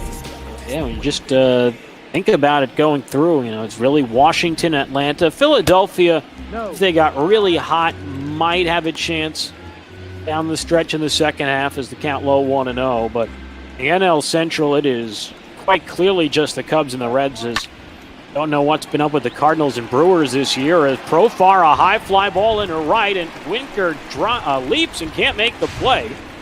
Quickly getting it back in, but Profar, the new acquisition, comes through with a 1-out, 2-base hit. And that's got to be a good sight there for the Braves. A brand new tool for your lineup. Getting a big double there, putting a runner in scoring position. Now bring up your six hitter who's already 1 for 1 on the day. He drove in a run back in the first, made it 2-0 Atlanta. His bloop single as he takes ball 1. Braves have a man at second and 1 out here in the bottom of the third.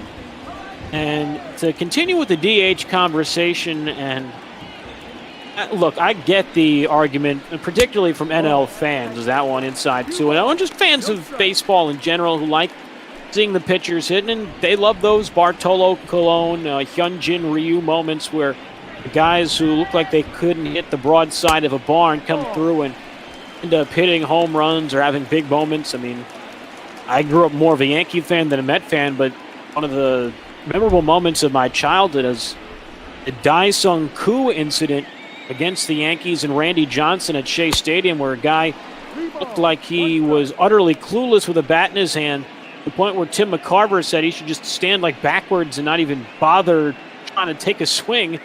Ended up doubling off Randy Johnson and then scored on a hustle play with his jacket on some totally bizarre play. I don't remember what it was that he scored, but those moments are classic and very much a part of what makes baseball so unique. So I totally get where many NL fans are coming from and not wanting the DH to overcome and not overcome, but overwhelm baseball as Darno grounds out 2 away and a man at third for Austin Riley. Absolutely, and I think you briefly touched it. One of those big moments, especially, Bartolo Colon, the shot against the Padres to down the line and left.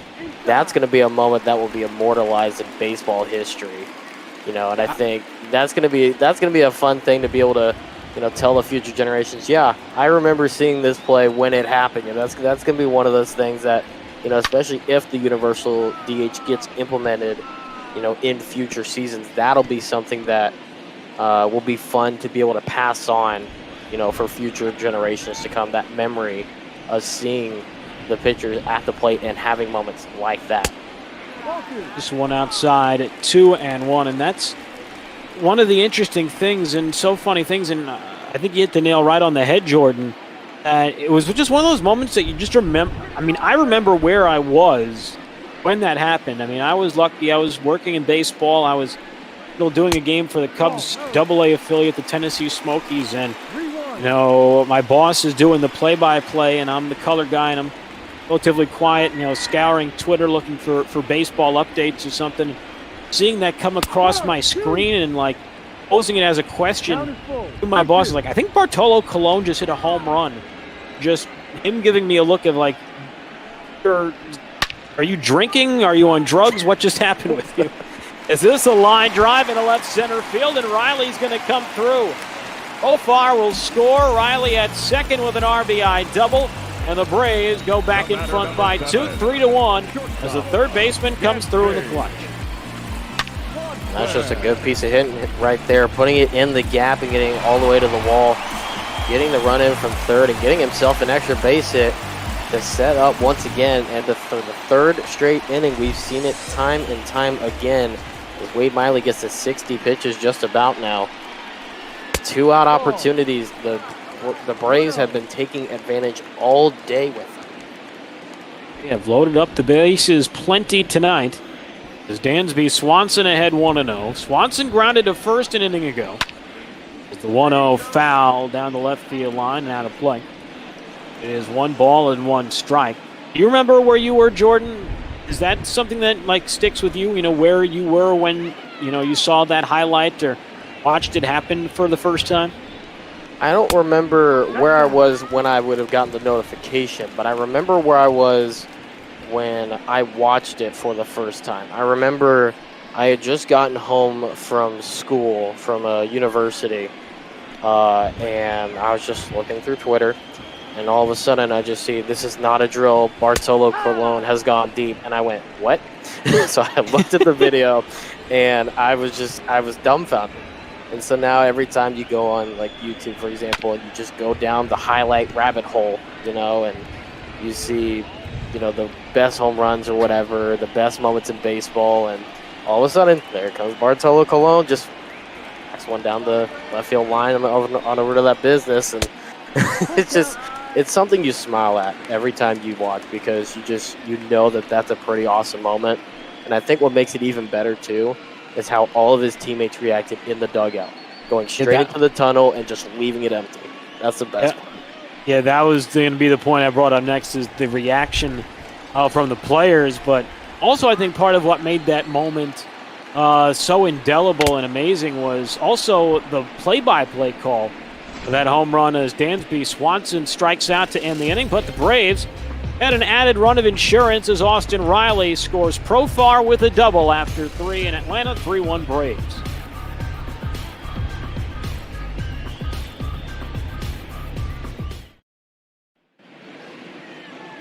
Top of the fourth inning, about to get underway. Cincinnati trailing Atlanta 3-1 in the opening game of this series. As we tell you today that, as we always do on these Twitch Botball broadcasts, we are doing this to raise money for charity and people in need during this trying time of COVID-19 and many people out of work. And our charity of choice for the last week or so has been Meals on Wheels, which supports more than 5,000 community-based programs across the country, which are dedicated to addressing senior isolation and hunger.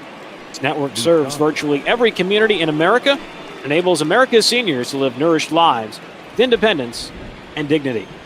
Moustakis to lead off for the Reds here in the top of the fourth. Winker and Votto to follow as Moustakis takes up and away ball one as you look at the shift on for the Reds third baseman. But going back to that Cologne home run, the call from Gary Cohen on SNY on the Mets TV network was part of what made that home run so amazing. Is ground ball through Hernandez's legs, and Swanson makes the play for the first out. I mean, he nearly falls out of the booth calling that home run. I mean, very rarely do you hear a broadcaster get praised for a home run call when their voice cracks about 2 or 3 times at the apex of the call. But that was just a microcosm of the sheer unbridled joy, surprise, and elation, not just from Gary, but the other members of the team in that broadcast booth. And I mean, I know, Jordan, you do a lot of play-by-play in your spare time as well. You know, it's those moments as well that are not just inspire us to do what we do, but make moments like that even greater. Yeah, absolutely. And, you know, Gary Cohen, one of my favorite broadcasters in all of baseball, to be honest. Him and Greg Brown, 2 of my favorite that are outside of Houston and, you know, in all of baseball. And that's something they do really well, is they paint the picture well. And when big moments like that happen, they know how to really tell the story pretty well. And in that moment, you know, there's no other way to tell it than with a voice crack or two. And I know myself, as well as you probably have over the years, have had a couple of moments like that. And, you know, you put it best. Those are the moments that we live for as broadcasters.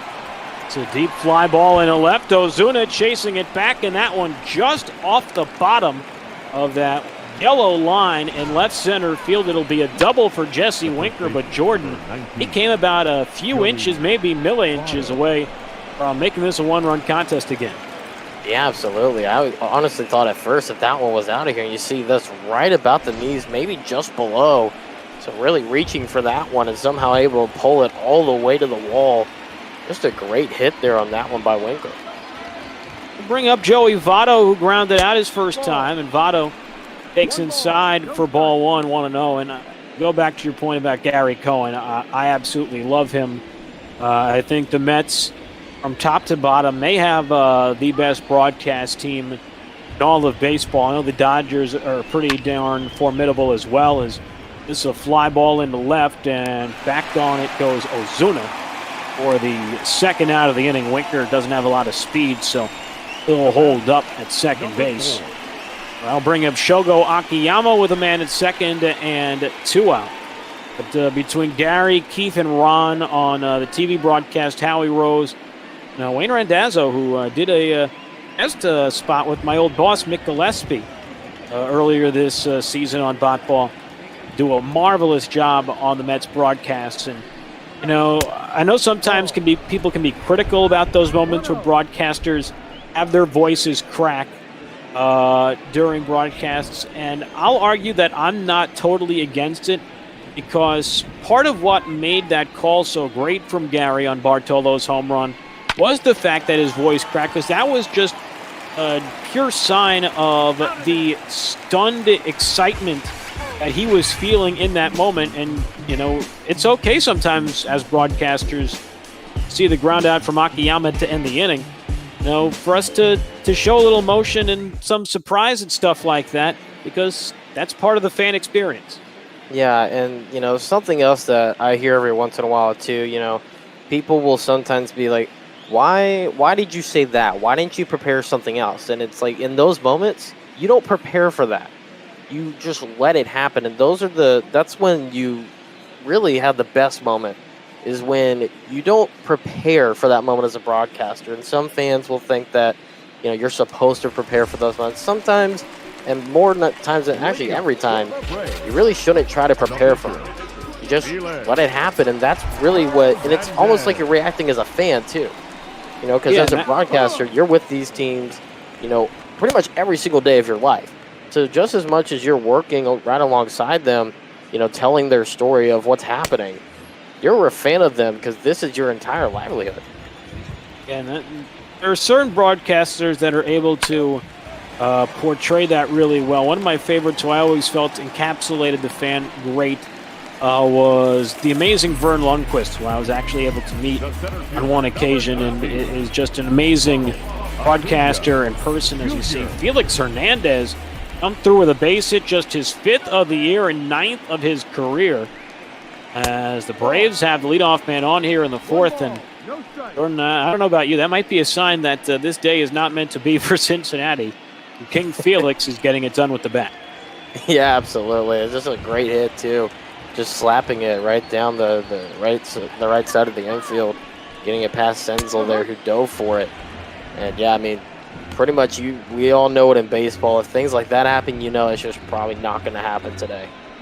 Especially when you consider the fact that the Reds have already had some walks, made some errors defensively that have put them behind the 8 ball. Otherwise, it could very well be a tied game at 1 as this pitch down, 2 balls and 1 strike on Ronald Acuna Jr. Justin Rock, Jordan Smith with you. Braves and Reds opening game of this series as there's a strike. Now 2 balls and 2 strikes. You saw the Reds had longman rookie Jose Lopez up in their bullpen just in case, as this a soft grounder to the left side. Shortstop Suarez on a second for 1. Senzel's relay not in time, but nicely done for the first out of the inning. Second baseman, Ozzy. Yeah, like you said, just a good job getting the lead runner. Not able to get Junior there at first base. With the speed he has, obviously, it's going to be hard to get him anytime anyways. And so getting on there with the fielder's choice, and there you see it again. Taking a close look at him, Acuna does have a stolen base already in this ballgame. It was actually the speed that, if potentially caused that error, ultimately led to that 2-run inning. As this one through the right side, a base hit for Albies. Braves now with 2 on, 1 out as the top of the lineup. Really been productive for Atlanta through the first 3+. Yeah, they really have. There's just been, all wheels going here so far today.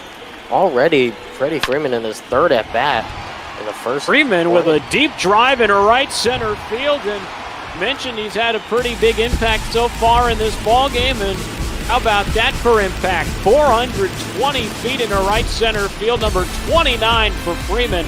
The Braves have chopped their way to a 6-1 lead. Yeah, and I don't want to jinx it early, but I'm going to go ahead and say that's probably going to ice it with the way that today has gone, and we're only in the 4th inning. Just a great piece of hitting there by Freeman. And the hits just keep coming. We already mentioned it. That's his first hit on the day, but, you see there the perfect swing, perfect level swing, and second home run today, by either team, but that one, really, really setting the tone for what the day has gone like so far for Atlanta and for really Wade Miley. Miley has not been sharp, particularly with his command. He's been pretty much even balls and strikes all day. And he made a big mistake to Freddie Freeman. And let's talk about Freddie Freeman for a minute here, Jordan. Looking at the league leaders coming into the day, he's top 5 in the National League in hits, slugging, OPS, 4 home runs, and is just outside the top 5 in on-base percentage, batting average, RBIs, and doubles. He very, very much in the thick of this NL MVP discussion, especially with Atlanta playing better ball as of late. Swept the Nationals over the weekend, and who knows, maybe they could ride this wave to the top of the NL East. Absolutely, and that's something that you always love to see, is especially from one of your leaders in the clubhouse, and really the guy that these Braves really circle around in Freddie Freeman as the guy in Atlanta. Really seeing what he's been able to do this season has been absolutely sensational, and it's been a great sign as you see the ground out there to get the second out. But it's been great for these Braves to see how well they've done this season, and I believe part of that success is seeing how the team reacts to Freddie Freeman's success. Here is Jurickson Profar, who one of the guys traded in a busy day in terms of acquisitions on Saturday. I was on the call when the first deal went through between the Giants and the Cubs, and actually be kind of fun. I'll call the Cubs return of Samardzija and the Giants debut of Tyler Chatwood, who were part of that trade tomorrow, is the count now 0-2. But when you look at the bot ball trade deadline, Jordan, there has been no team more active to this point than the Atlanta Braves. I'm on a blank. I'm not quite sure on who's been the man in charge or woman in charge of making a lot of those moves for Atlanta, as Profar now 3 for 3, a single here. See Wade Miley's abysmal line tonight. But the Braves have been very active, and maybe the Reds, a team that will have to consider making some moves like that going forward as we near the deadline in about 4 days. Yeah, absolutely. That'll be something to watch. It'll be a fun race to see what all happens in the next 4 days. And you mentioned it, the Braves have been active like I've never seen throughout this entire time leading up to the trade deadline. And obviously it's been paying off for them so far. And we'll have to see, what other moves, if any more, they do make before that deadline looms. It should be very interesting to see what happens, especially with, like we already mentioned, a couple times earlier in the game, with both of these teams right in the thick of it in the playoff race. Wade Miley's day is done. After giving up that base hit, it'll be the right-hander Jose Lopez to come on, and he issues a strike. Travis d'Arnaud 0-1. Jose Lopez, a former member of the Daytona Tortugas, my most recent baseball employer, has been in the Red system for a number of years. 6th-round pick at a Seton Hall Jersey boy is Jose Lopez, as that misses inside. 1 ball and 1 strike. Lopez got called up to the major leagues, never made his major league debut a few years ago. Ended up making his debut a few days ago, is making his 4th major league appearance so far. Lopez actually was released by the Reds in the real world back in June. Looking for a job as d'Arnaud now behind, 1 ball and 2 strikes. Braves with a 6-1 lead. They've scored in 3 of the first 4 innings tonight. That one in the dirt, good block by Barnhart. And the count stays 2-2.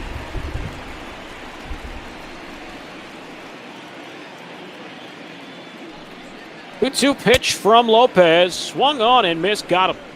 Strikes out d'Arnaud on a fastball tailing inside. And the Braves are finally retired here in the 4th, but not before they can score 3 runs on 4 hits. Thanks to this 3-run blast from Freddie Freeman. Pena by 5 after 4. Tucker Barnhart to lead off for Cincinnati in the 5th inning. It'll be Barnhart, pitcher spot, and then Senzel due up here in the top of the 5th against King Felix. And the first pitch from Hernandez is a sinker waved at and missed. It is 0-1. Reds 1 run, just 2 hits, 2 errors. They have left 3 so far tonight.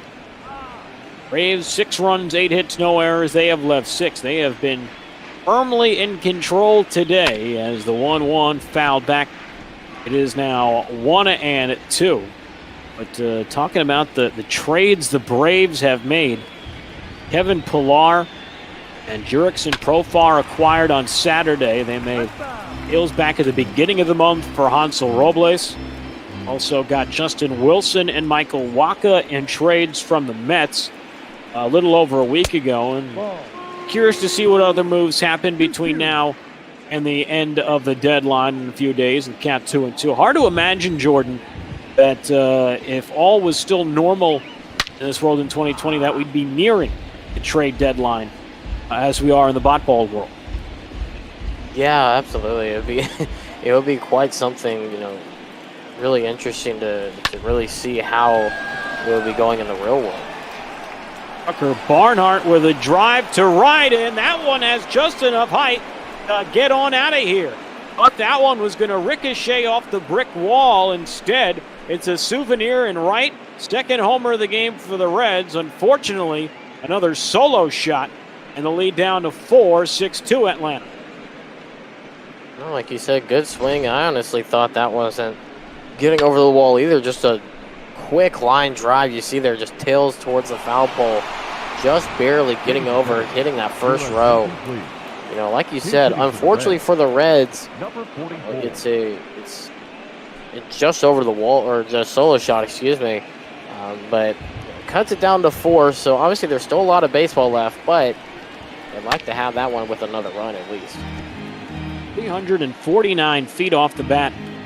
Tucker Barnhart as Aristides Aquino will come up and pinch hit for Jose Lopez. So Lopez faces just one batter tonight. This will be replaced in the bottom of the inning as Aquino takes low 1-1. Undershirt was actually recently called up by Cincinnati as a part of their issues with COVID. Mike Moustakas, Matt Davidson, Nick Senzel hasn't been placed on any injured list, but he was scratched from the Reds lineup the other day. So Aquino back in the big leagues is that outside 2-1. He was the National League Player of the Month in August last year. You may remember him just eviscerating pitching upon his call-up from AAA Louisville. Yeah, he absolutely tore it up, like you said, getting the Player of the Month in August last season. Absolutely doing a great job, you said. Really just took any pitch that really any opposing pitcher gave him and just said, all right, I'm going to go put this one in the outfield. I'm going to go put this one over the wall. I'm going to get extra bases. I'm going to do whatever I want because I know exactly what's coming. It was funny. I heard a lot of great stories about Aquino last year, and spent my second year as a part of the Reds organization in a minor facet as a minor league broadcaster as Aquino draws a walk. And I only heard great things about Aquino. He's always a very positive guy, always has a smile on his face, doesn't carry himself too seriously, likes to take some jokes and all that kind of stuff. And was shown a great video by a friend of mine of they were celebrating a minor league postseason appearance with AA Pensacola of Aquino, who was of legal age at the time, so you don't have to worry about any United States laws being broken. But I think I can't remember exactly, and I could be totally misremembering this, but it was something to the extent of Aquino being able to remove a bottle cap with a baseball bat. The count 0-1 on Nick Senzel. So he's a man of many talents on and off the diamond. Has the 0-1 to Senzel, a ground ball left side and through, a base hit. And Reds beginning to find some success against Hernandez here in the 5th inning. The left fielder, number 2. See, there's just a quick little chopper to the left side of the infield. Swanson not able to get to it, like you said, and 2 runners on now for the Reds, making a little noise here in the 5th. Castellanos trying to keep the Redlegs right in the thick of it as he takes low for ball 1. Hernandez, pitch count isn't out of control, just below 80 here in the 5th inning. Braves did have 2 men up in their bullpen a few moments ago. Do also have some other major league news, real major league news coming through the wire while we are on air, and certainly going to be interesting to EB from Toronto, who I know is in the Twitch chat, or at least was a few moments ago, as this is a little soft base hit to right, and 3 straight men reaching against Hernandez, and the first 4 have been aboard against him in the 5th inning, and the tying run all of a sudden coming to the plate. And all of a sudden the Reds are really doing this, and the best part is for them, they're doing this with no outs here in the inning. So they still have at least 3 more outs to get these runs in and make this a closer margin and help out their bullpen a little bit too with the amount of pressure that's being felt on them, being down by 4, trying to hold these Braves from not scoring anymore. they could really make some noise here right now with this one. And they have the heart of their lineup due up as well, and including NL MVP candidate Eugenio Suarez, who takes inside for ball one. Suarez came into the day, much like Freeman, littered across the NL leaderboard, second in RBIs, third in slugging, tied for third in homers, and fourth in WAR. Chance to tie the game here with one swing, and his team down 4 is this one in the dirt. A good block with the knees by d'Arnaud. However, Suarez healthily ahead 2-0. Heidi sets at the letters. Now delivers. 2-0, and ooh, that was a pitch for him to drive. Eugenio taking all the way. It's 2-1.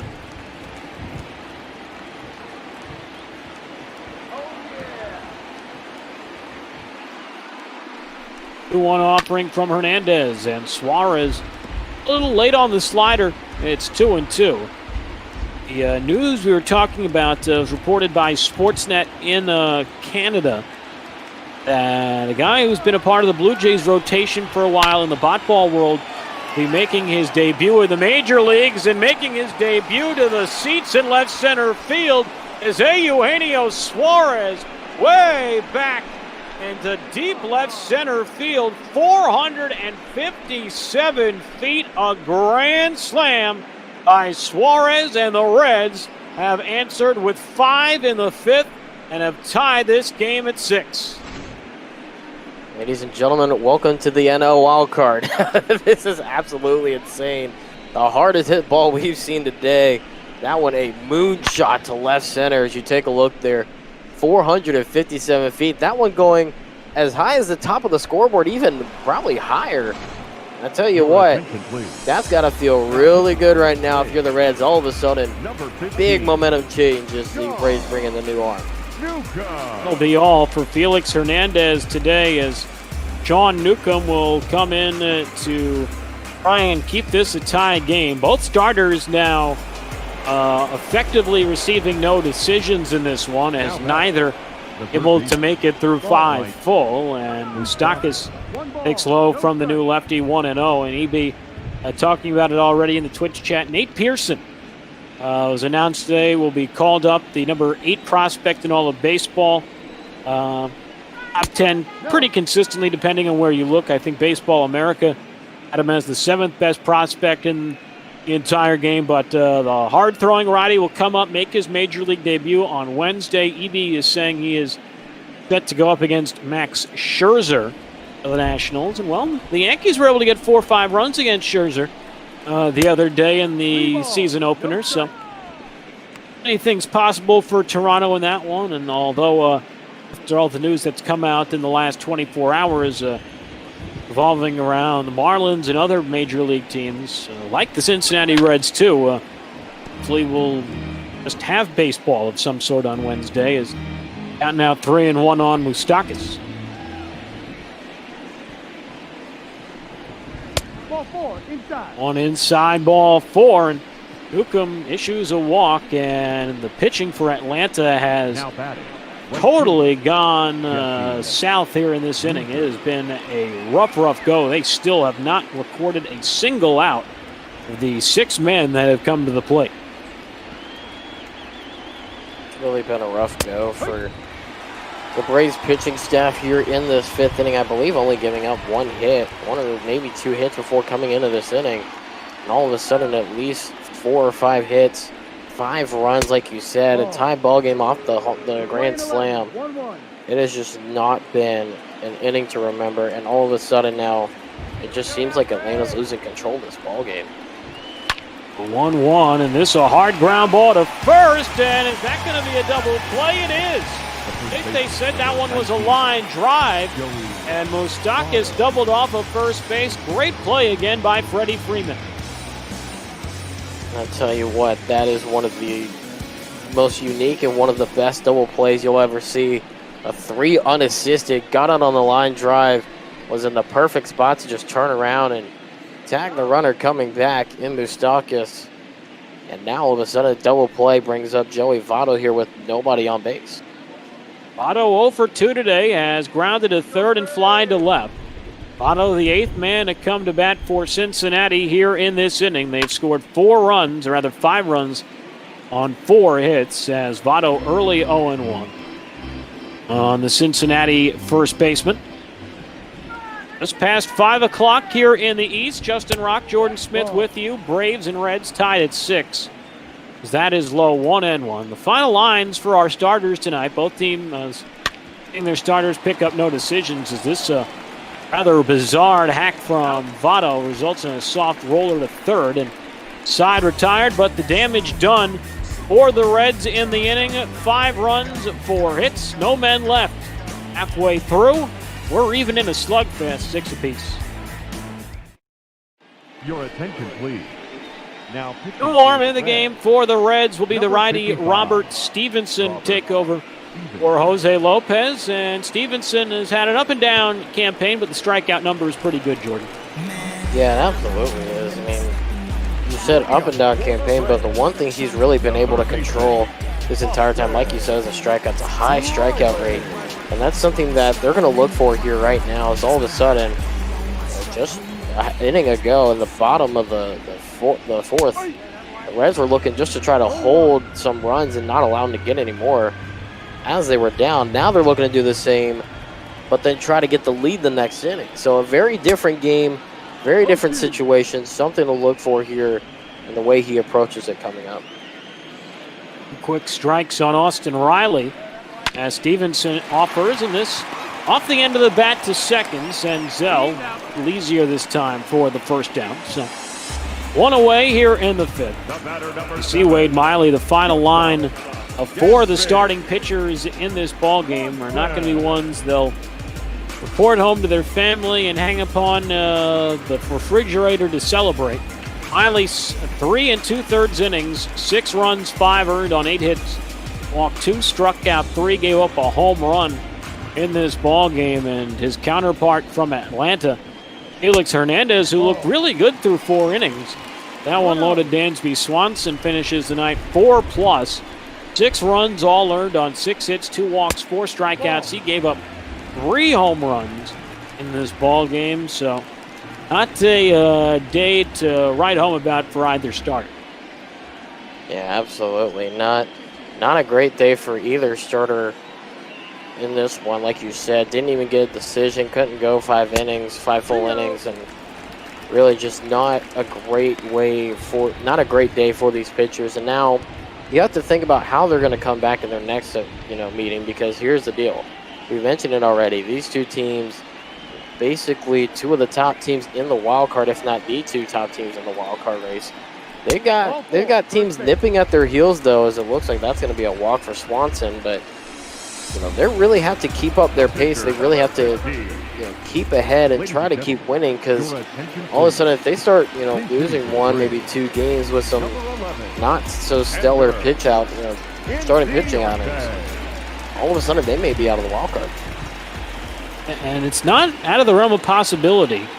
Should Atlanta lose today to the Cincinnati Reds, I do believe, based on the Dodgers win earlier this afternoon against Miami, EB from Toronto, who always in the Twitch chat, just heard us talking about him on the call there, along with On the Contreras from the Bay Area. Is that one low, 2-0. Throw down a second, another stolen base for Atlanta tonight. This one from Dansby Swanson. And the Braves have the go-ahead run in scoring position with 1 out, as Stevenson appears to have lost the strike zone. 2-0. Waving a miss 2-1, but to go back to the point, the count on Ender Enciarte.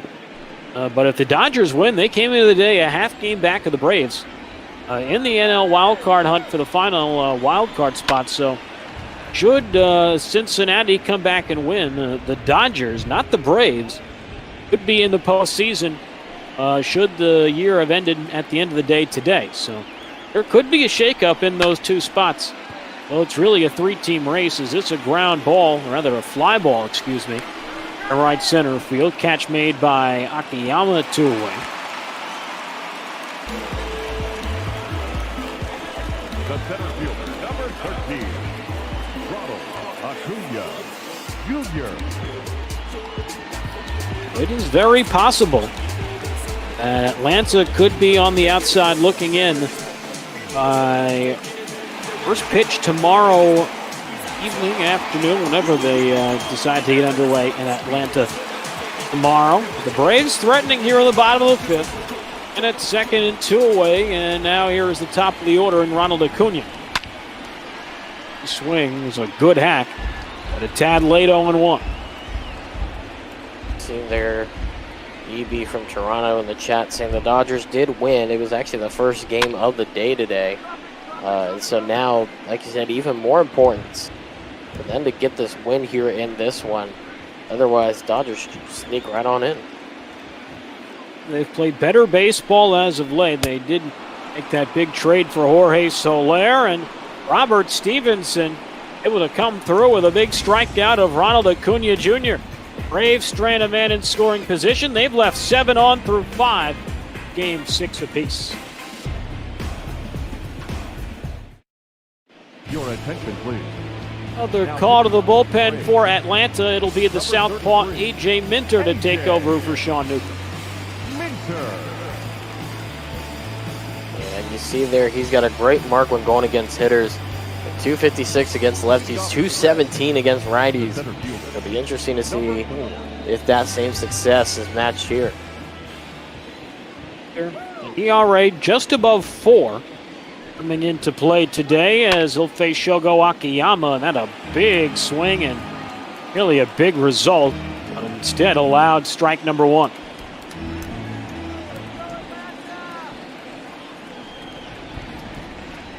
Oh, 1 coming from AJ. Now on outside, it is 1 ball and 1 strike. Final line on Sean Newcomb, who is the man that AJ Minter replaced. Newcomb goes 1 inning, no hits, no runs, a walk, no strikeouts, as Akiyama smokes 1 through the middle for a base hit. Of the game for Akiyama, and the Reds have the go-ahead run aboard here to start the 6th inning. And just a great piece of hitting there. Great timing on that one, as you see, right back up the middle. Went away on that one and reached for just a tiny bit, but was able to get some lumber on it. You can see now, 2 right-handers in the pen for the Braves.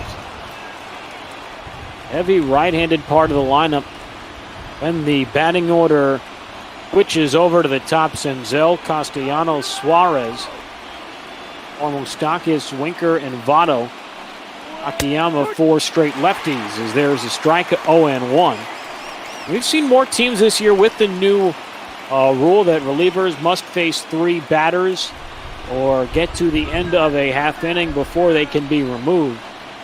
More teams going to a sort of lefty-righty, righty-lefty approach with their order. There's Barnhart behind 0-2, but the Reds, Jordan, they've really sort of strayed from that ideal to this point. Yeah, they really have. It's been interesting. They've pretty much said we're going to do the exact opposite. Yeah, we're just going to just throw whoever we want out there and just try to get some outs. And it worked to this point. End of the day, 2 games up on Atlanta for the top wild card. 2.5 up on the Dodgers for a playoff spot as this outside an high 1-2. Brian Snitker, the Braves manager, can't be happy with how this game has unfolded. The 6-1 lead going to the top of the 5th, but before his team could bat again, they were tied. 1-2. 1 up and away, 2-2. Yeah, for any manager, it's frustrating as they try to get him at first, but for any manager, that's frustrating to see. You've got that 5-run lead, very, very comfortable spot. And then all of a sudden, before you send your guys out there to go, get some guys on base again, all of a sudden you've let 5 runs cross home plate. Not a great feeling if you're the manager, because now you got a whole different strategy that he even has to throw out as a manager. This comes after yesterday. The Braves did win. They rallied on the top of the 9th to beat Washington in Washington as this fouled away. Base 2-2 on Barnhart. They had to go through some pitchers. They threw 4 different relievers yesterday. Chris Martin, Justin Wilson, Luke Jackson, and their closer Will Smith, the 2-2. Low for ball 3. So Braves have had to work. They've played 3 of the last 4 days. They did have off on Thursday, unlike the Reds, who played their series finale that day against the Mets. Payoff pitch to Barnhart. This one line to the opposite field. This one going to get down for a base hit and roll into the corner. Akiyama can run. They're going to hold him at third, though. It's a double for Barnhart. He has now a homer and a 2-bagger in his last 2 at-bats. And the Reds on the verge of taking their first lead. Second and third, nobody out. All likelihood a pinch hitter coming up. Yeah, it's probably a smart decision to not send him home. If it maybe another second or so before the throw gets to the cutoff man, maybe you send him home. But a little too risky there as you do bring up the pinch hitter in Phillip Ervin. He's been one of the best bench bats for Cincinnati all year. The former first-round pick takes outside, ball 1. Ervin, 316, 8 homers, 26 RBIs. First-round pick by the Reds out of Samford University in Alabama. 1-0. Ervin out in front, 1-1.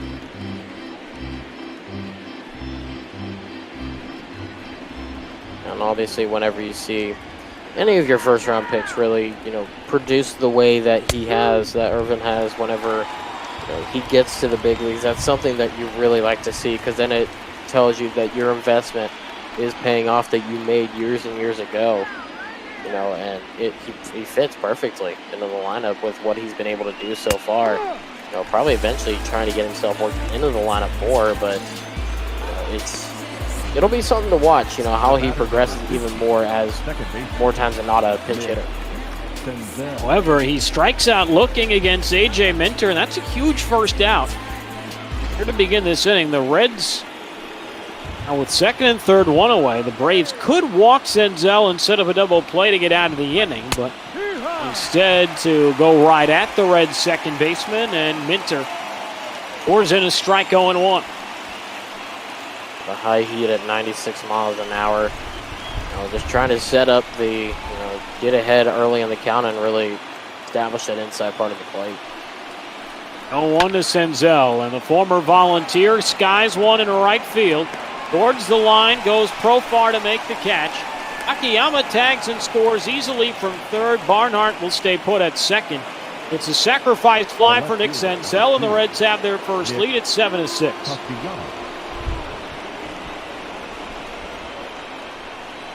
Like you said, first run of the day, or first lead of the day, for the Reds here. They've really fought back now. They've fought back really well from being down 5 runs. You would think most any team in that situation, while they're still going to try to fight for it, they're thinking that this is a very, very big hill to climb and almost impossible. Reds have matched the Braves' run total in the past 5 outs. 5 in the 5th, and now 1 more in the 6th. Castellanos will add to it as this one is down for extra bases and all the way to the fence. Barnhart scores. Castellanos changes places with an RBI double of his own, and Cincinnati up by 2, 8-6. There it is right there, just another hit in the gap. That momentum shift in the top of the 5th, especially after the grand slam to tie it up. You see it right here on display as a pitcher versus pitcher. I'm completely wrong on that. But Suarez coming up, who hit the grand slam earlier. And all of a sudden, the Reds now in prime position to really keep the advantage going in their favor and take it through later on in the game. A chance to separate themselves from Atlanta, vice versa, as Suarez fouls it back 1-1. Suarez struck out his first 2 times up, and then the game-tying grand slam. Felix Hernandez back in the 5th inning. Squad now up by 2, the 1-1, and that one gets knocked down by the catcher Darno, but gets far enough away for Castellanos to move up to third on a wild pitch. That is not what you want if you're the Braves right now, trying to keep runners from getting to third base and even getting to home. And they do right there, the wild pitch just got away from them, it looked like, a little bit, and just could not stay in front of it, did d'Arnaud. And that's what obviously constituted the ball getting away in the wild pitch. Now you got a runner 90 feet from home. On 2-2 on Suarez with a lefty. Mike Boustakis on deck. Break even for Minter outside, ball 3. Sixth man to bat in the inning. And the 14th man to bat for the Reds in the last 2 frames combined. 3-2 offering. And this one is pulled into left field, but right at Ozuna to end the inning. But the Reds take the lead for the first time tonight by scoring 2 runs on 3 hits and leaving a man aboard. We go to the bottom of the 6th. Cincinnati 8 and Atlanta 6. Ladies and gentlemen, your attention please. Another call to the bullpen Now pitching for as we move to the bottom of the 6th inning. This time it'll be the right-hander Matt Bowman try and keep Cincinnati in the driver's seat. Yeah, and obviously Bowman in a unique situation. Like you said, with the lead for the first time now, first time a Reds pitcher has had that today. So it'll be interesting to see, how much he goes after these Braves pitchers and how much he challenges them with that 2-run lead. Ball's behind Albies 1-0. It'll be 2-3 and 4 for Atlanta as this one lined opposite field, base hit, and will roll all the way to the wall. And picked up there by Castellanos. Albies a wide turnaround second as the throw in wild. However, with the shift on, Albies takes advantage and slaps an opposite field double. You see it right there, swinging opposite field and getting it on the outside part of the zone as well. Just rolling it all the way to the wall. A great start here for the Braves. To the final line for Robert Stevenson in just a second. Now the Reds lead in jeopardy with Freddie Freeman, who takes low ball 1. Freeman, his last time up in the 4th inning, feels like a millennium ago. It was a 3-run blast off of Wade Miley. Gave the Braves a 6-1 lead at the time, and since then they have given up 7. And watched that 5-run lead turn into a 2-run deficit. But Freeman now ahead 2 balls and no strikes. 2-0. Freeman looks at a strike, 2-1. Final line for Robert Stevenson goes an inning, no runs, no hits, a walk, and a strikeout. Stevenson in that 1 inning threw 14 pitches and 8 strikes. 2-1 coming, and Freeman fouls it off the end of the bat, 2-2. Let's have some action in their bullpen right now as well. 2-2 from Bowman. And Freeman grabs just enough to stay alive.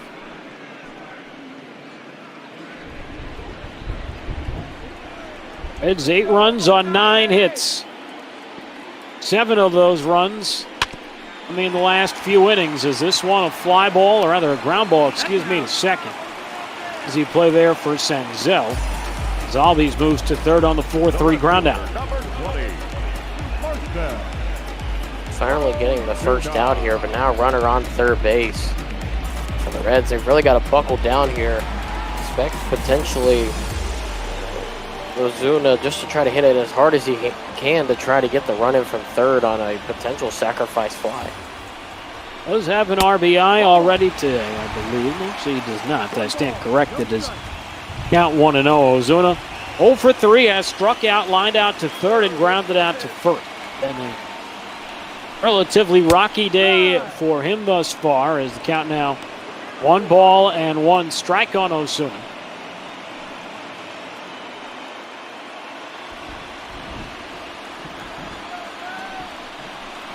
1-1 comes home, and this a grounder foul behind the plate, 1-2.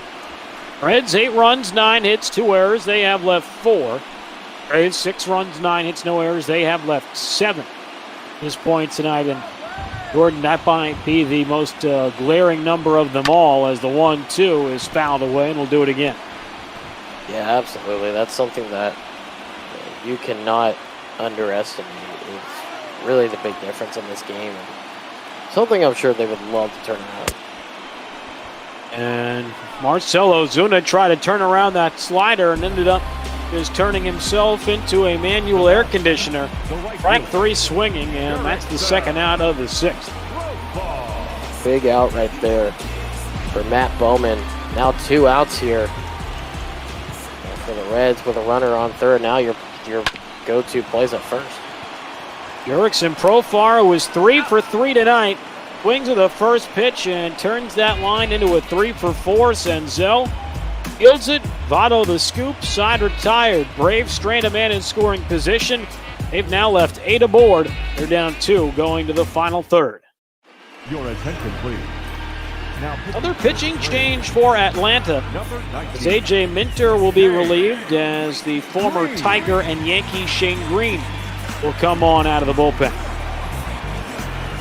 I feel like we're in a playoff game with the amount of pitchers that we've used for each side today. My goodness gracious alive.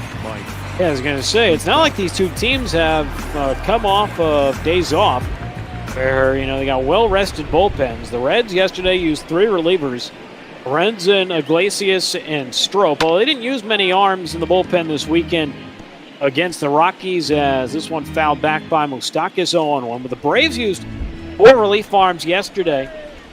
Minter, who just threw 2 innings as recently as Saturday, as this one ball 1-1. But it has been a cavalcade of arms emerging from that bullpen. The bullpen cart getting a lot of use. Hopefully they have enough gas to fill up the tank. The 1-1 is chopped away 1-2. I found that interesting when they first came out with that. Them trying to speed up the game, if you will, and literally driving the pitchers to the mound. I don't know. I kind of find it weird, but it's kind of funny all at the same time. It's kind of funny, especially when you go back and watch a lot of the old films as Shane Green strikes out Moustakas for the first out here in the 7th. That was a big part of the game, really, when bullpens started becoming more in vogue and used more liberally back in the 70s and 80s. And if you go to Fenway Park and you walk around the concourse, the lower levels, they actually have still up there on display the old Red Sox bullpen cart from those 70s and 80s, where you got the rather obnoxiously sized Red Sox cap sort of serving as the sunroof, as Jesse Winker decided to swing at a pitch that would have drilled Ronald Acuna in the head. It's 0-2.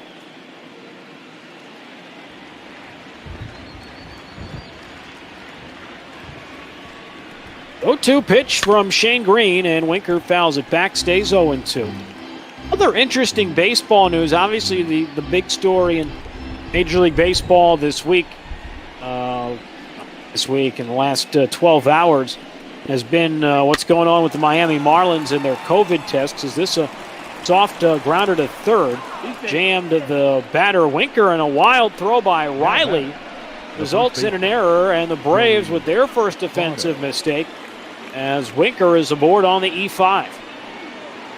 Yeah, not a great play there from the third baseman. Riley, just not a great job. Obviously already playing in the shift, so he's playing over a little bit, but not a great throw there.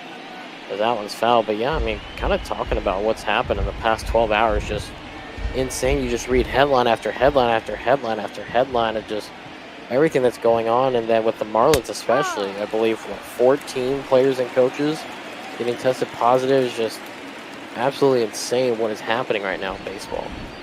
Yeah, it started to percolate a little, that story yesterday. For those who are not privy to what's going on, count now 1-2 on Joey Votto. Swing and a miss, and Votto down on strike, second punch out for Green in the 7th.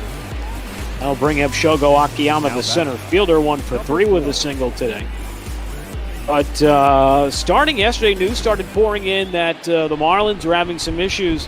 Jose Urena was the first name that was really known to have tested positive. He was supposed to start yesterday for Miami. Obviously was scratched, as that is high 1-0 to Akiyama. But then there was rumors that 2 or 3 position players had tested positive.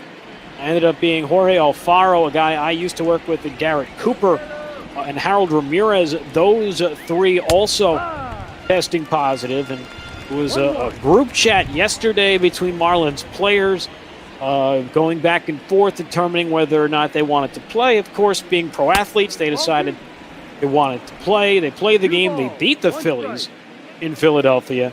And then after the game, they were going to leave to go back to Miami. They were supposed to open up home-and-home series against Baltimore today. The two Miami games have now been postponed as Akiyama flies out for the final out of the 7th inning. Reds strand a man aboard. Time to get up and stretch in Atlanta. 8-6 Reds.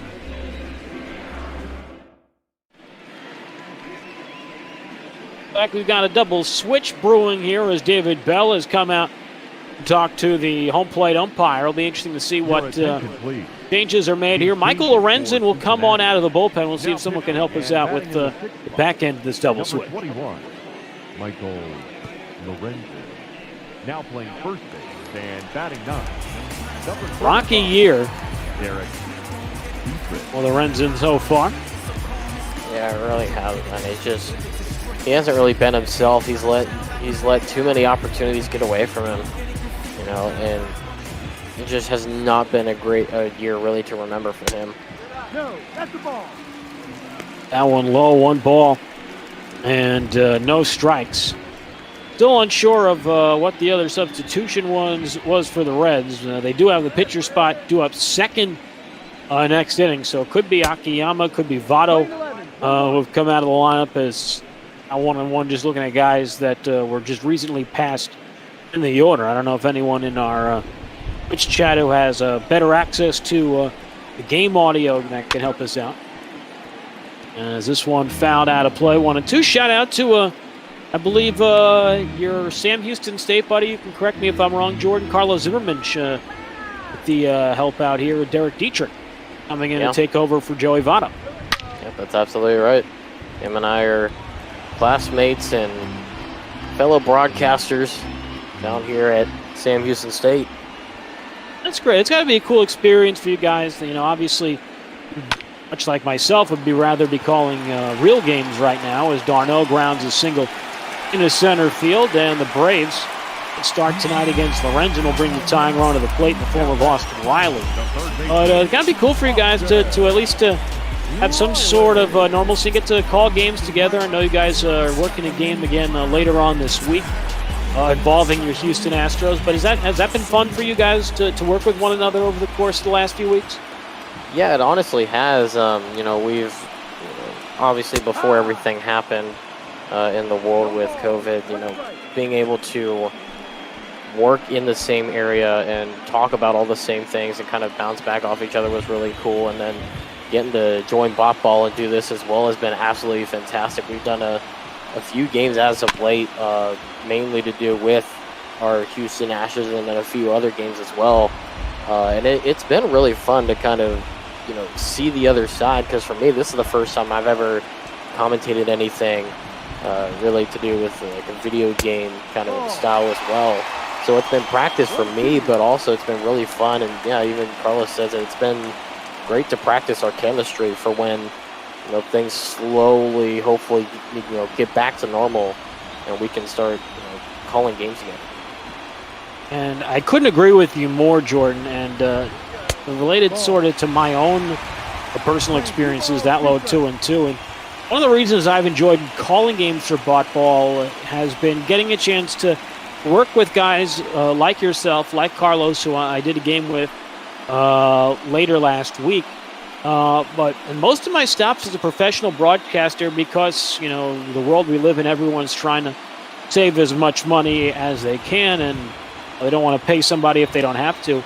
Most of my broadcasting career, particularly the last 3-4 years, I have worked dominantly solo as Austin Riley strikes out against Lorenzen, first out here in the 7th. In the last 3 years in minor league baseball, I've done the games without a partner for the most part. And believe it or not, I also work at West Point doing their women's basketball games, and I've been the play-by-play guy, solo act, no color analyst for those games for 5 years. So part of the fun for me, Jordan, has been getting a chance to get some experience again working with another broadcaster and getting back to that chemistry on air, because you know as well as I do, chemistry can make or break a lot of times whether or not your broadcast is good. Absolutely. And, first off, I have to say, apologies for you. 3 years in a row. that takes a lot of talent, so I commend you on that. But, it's, like you said, it's a lot better to be able to call with somebody whenever you have that chemistry, especially already established, but also just the fact that it gives you a bit of relief too, and it allows you to be able to bounce off storylines with each other, and it's really great to be able to have that, to have that kind of extra person to lean on as well. Especially when games have a tendency to get out of hand, and trying to keep people entertained, and you can do that to a pretty good extent yourself, but always helps to have somebody else to bounce jokes and stories off of, as you see a soft ground ball by Adani Echeverria in the inning. So Michael Lorenzen comes on, does his job, as the Braves trail by 2 going to the 8th inning, and they'll make another pitching change. It feels like spring training, Jordan. Maybe summer camp. Chris Martin coming on in relief of the last pitcher for the Braves. Drawing blanks on already who they threw out there last. I think it was, what was it last time? Shane Green, I think? Yeah, I believe so. Yeah, I mean, I've already lost count on how many pitchers we've seen today. I feel like we're going to at some point see every single person on the 25-man roster show up in this ballgame somehow and probably pitch the way this is going. Well, looking at the Braves' available arms left in their bullpen, as 0-1 to Tucker Barnhart fouled away 0-2. The 8-9-1 due up for the Reds, Barnhart, Dietrich, and Senzel against the tall righty Martin in the 8th. Barnhart homered and doubled in this one, and he fouls it away. It is still 0-2, but available arms left: Luke Jackson, Ansel Robles, Justin Wilson, Will Smith. That's it. They have used pretty good chunk of change of their bullpen already, as we play here in the top of the 8th, as Barnhart now in the count 1-2. Apologize for those. We have reached the bottom of the 5 o'clock hour in the Eastern time zone. Those of you looking to catch the Cubs and the Giants, we will get you out to Oracle Park in San Francisco as soon as our game wraps up. This game 3 of our bot ball schedule today on Twitch, the 2-2. Barnhart again fouls it off. 2 balls and 2 strikes. First 2 games, pretty entertaining contests as well. The Dodgers beat the Marlins 8-3 behind Jorge Soler, as Barnhart strikes out for the opening out of the 8th. The game before us, the Angels had a late 3-run homer from my fellow Closter, New Jersey native Tommy LaStella. Beat the Blue Jays 5-3. First we'll have the Cubs and the Giants coming up after us. Yu Darvish, Johnny Cueto will be Hines A.S. and Charlotte on the play-by-play when we say our goodbyes, as Derek Dietrich fouls this away 0-1. And before we go back to the schedule, I was looking at the numbers for Dietrich, Jordan, and he's been up with the Reds for quite a while. I've done probably more Reds games than any other team for bot ball, but he has only played 7 games. This is just his 8th game since getting called up by Cincinnati, and he's only had 20 at-bats in those 8 games. So Eric Dietrich has been warming that bench pretty nicely for the Reds over the last few months. Is at 1-2. Yeah, he really has. It's been surprising to see the amount of non-opportunities that he's had really in this lineup. But granted, when the lineup's as good as it is, you really don't want to mess with it too much. And obviously, getting the ground out there for out number 2. But not a knock against him, but it's really been a matter of the success that this lineup has had throughout the year. And look through the weekend series against Colorado.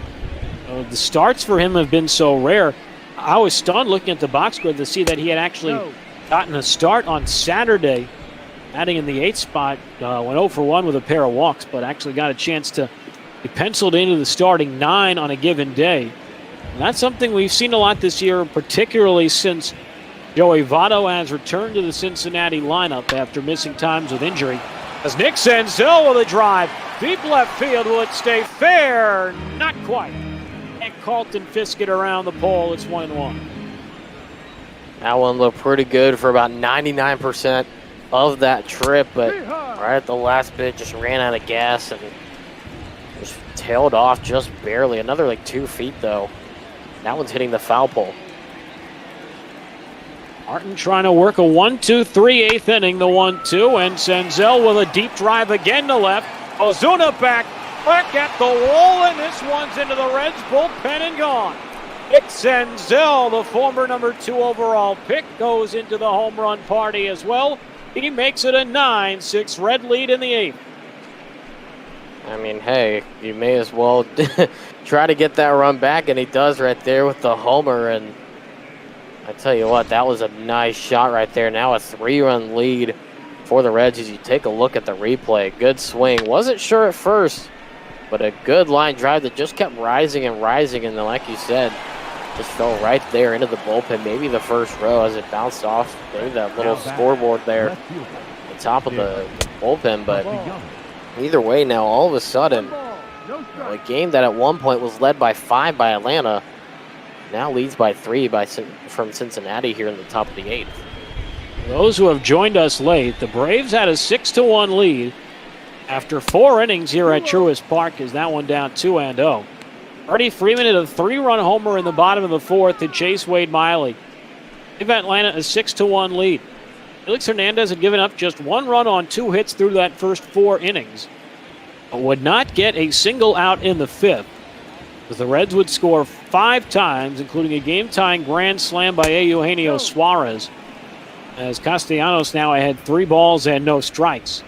Reds would then score 2 more times in the 6th to take the lead and added another run of insurance here in the 8th. 3-0 for Martin, and Castellanos taking all the way. Looks at a strike 3 and 1. Braves will have the top of their order go up in the bottom of the 9th inning, or bottom of the 8th inning, I should say. Curious to see who the Reds go to, maybe Raisel Iglesias. 3-1 coming, and Castellanos early and fouls it away, 3-2.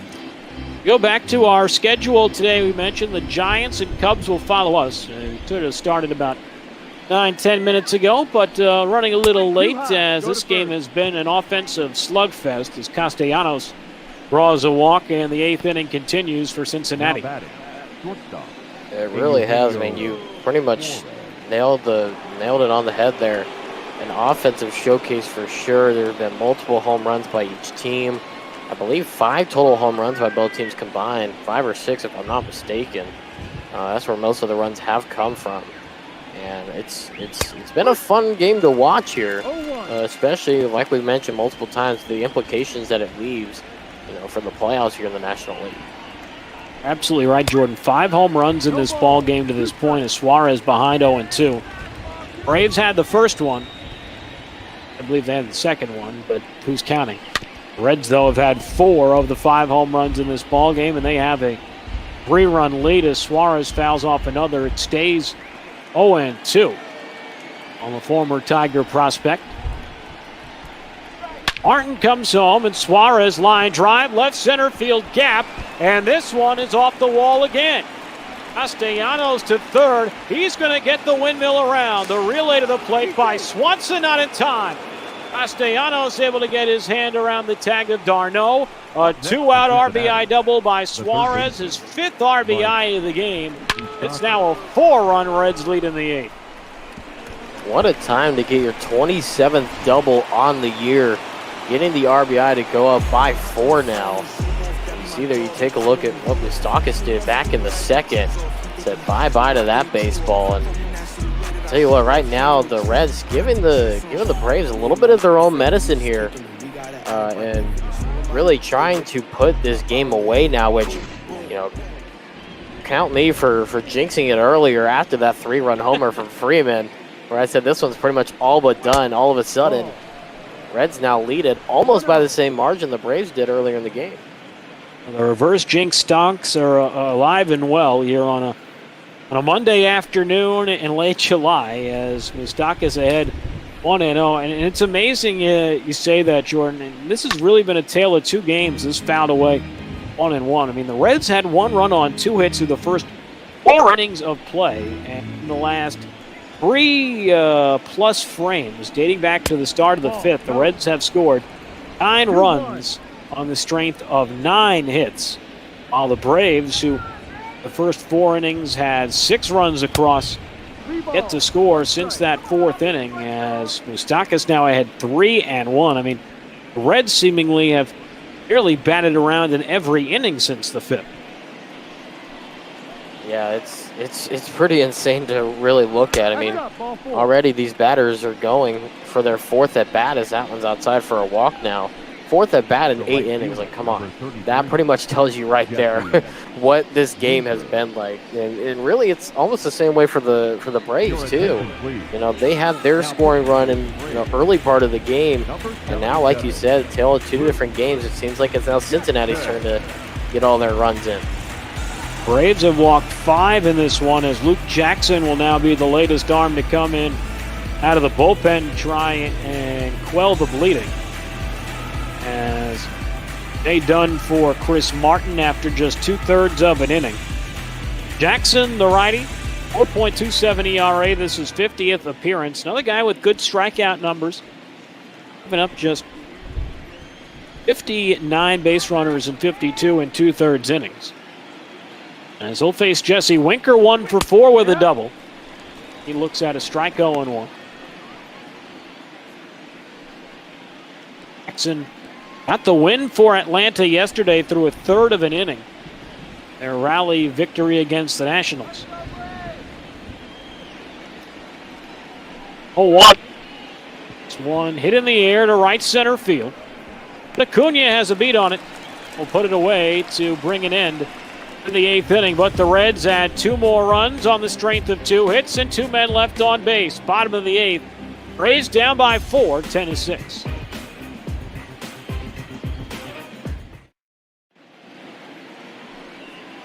We got another double switch brewing for the Reds as we go to the 8th inning. Saw one last frame with Derek Dietrich coming into the ball game. Now Amir Garrett enters, and we'll see if Carlos or someone else can find out who the other change is. 50, Amir Garrett.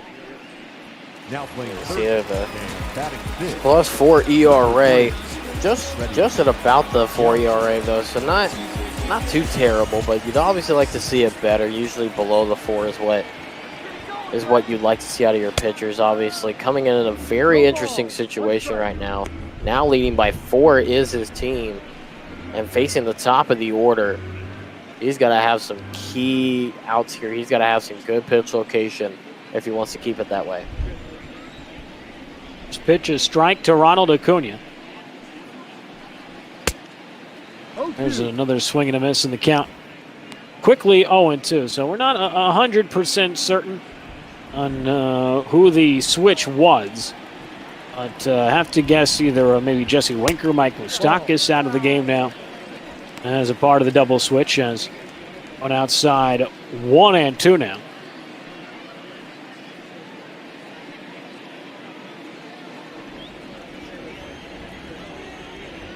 Sounds like Freddie Galvis be the one that entered the ball game as a swing and a miss from Acuna Jr. And a good way to start the night for Amir Garrett out of the bullpen. 1 away in the bottom of the 8th. Absolutely, like you said there, he was swinging really early on that one. I guess he was expecting something a little faster, but get the first out there, and that's key for the Reds right now. Just get the outs and keep the lead. We'll bring up Ozzy Albies, who falls behind 0-1. The Reds holding on to a 4-run lead here. They trailed by as many as 5 earlier in the contest as that pitch up and into Albies 1-1.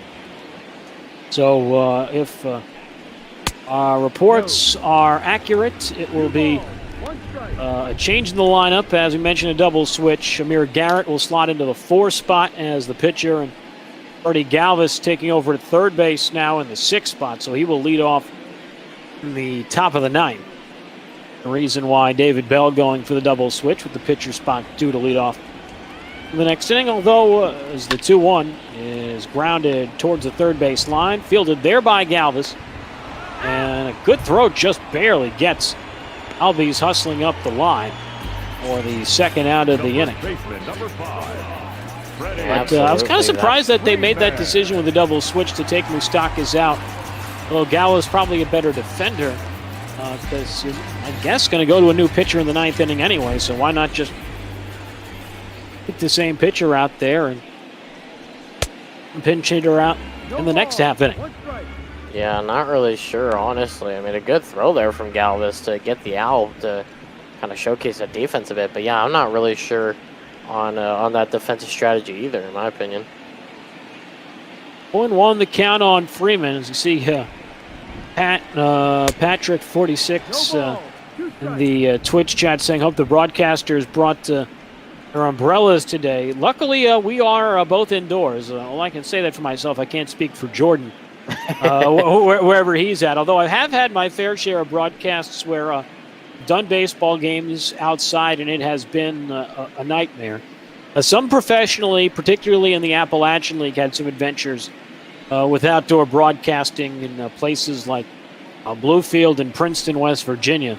But my favorite all-time outdoor broadcasting story for me was my last year in the Cape Cod Baseball League in 2013 as Freeman strikes out against Garrett to end the eighth inning. He comes in and retires Atlanta in order for the ninth. Reds 10, Braves 6.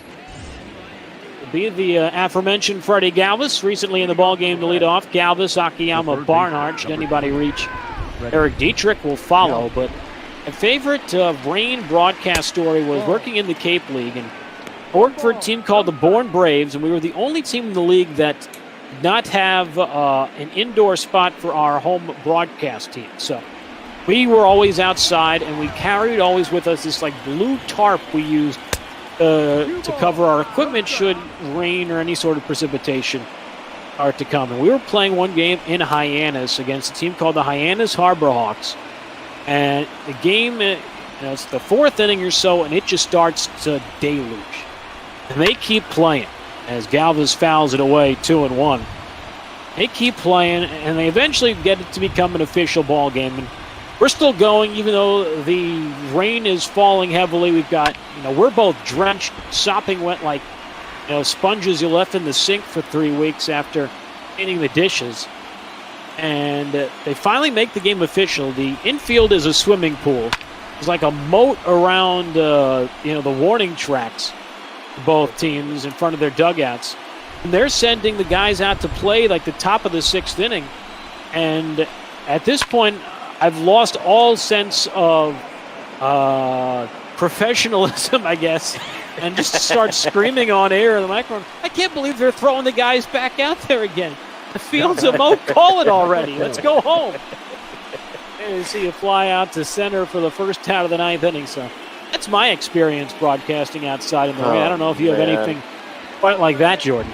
It's kind of similar. There's no moats involved, thankfully, but it's kind of similar. It was for the it was during the 2017 NCAA baseball tournament.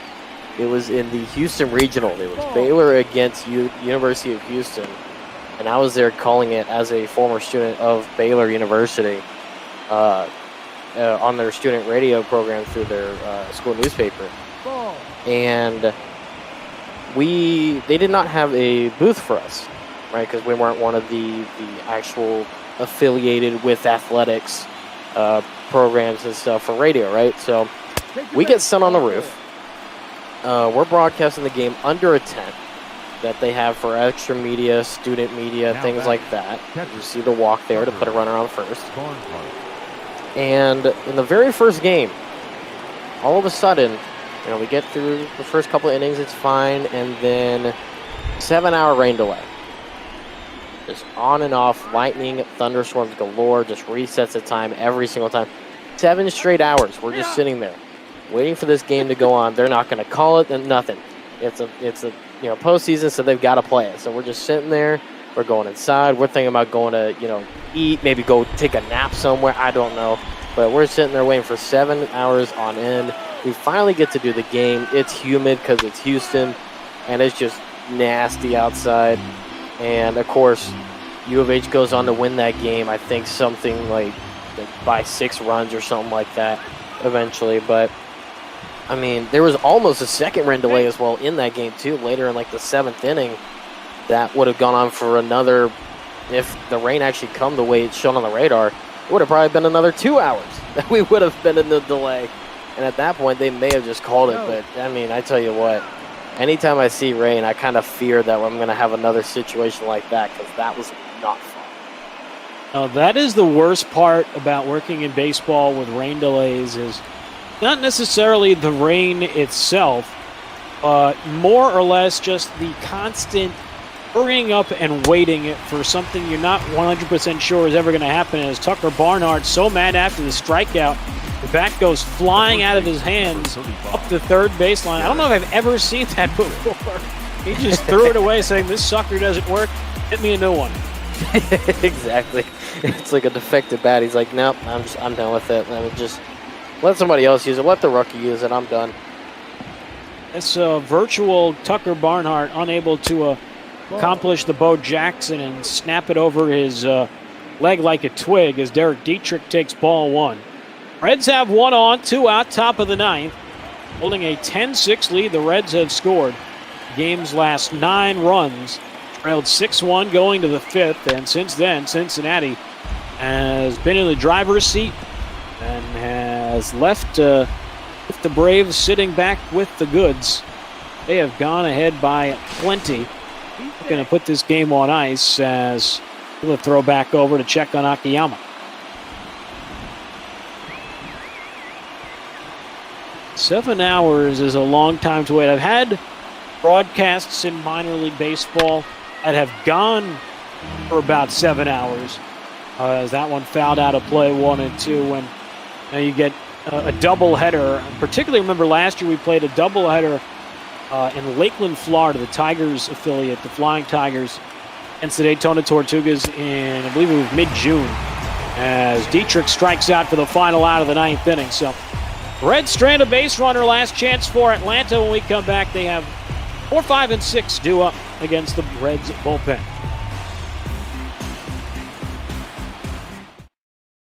Your attention, please.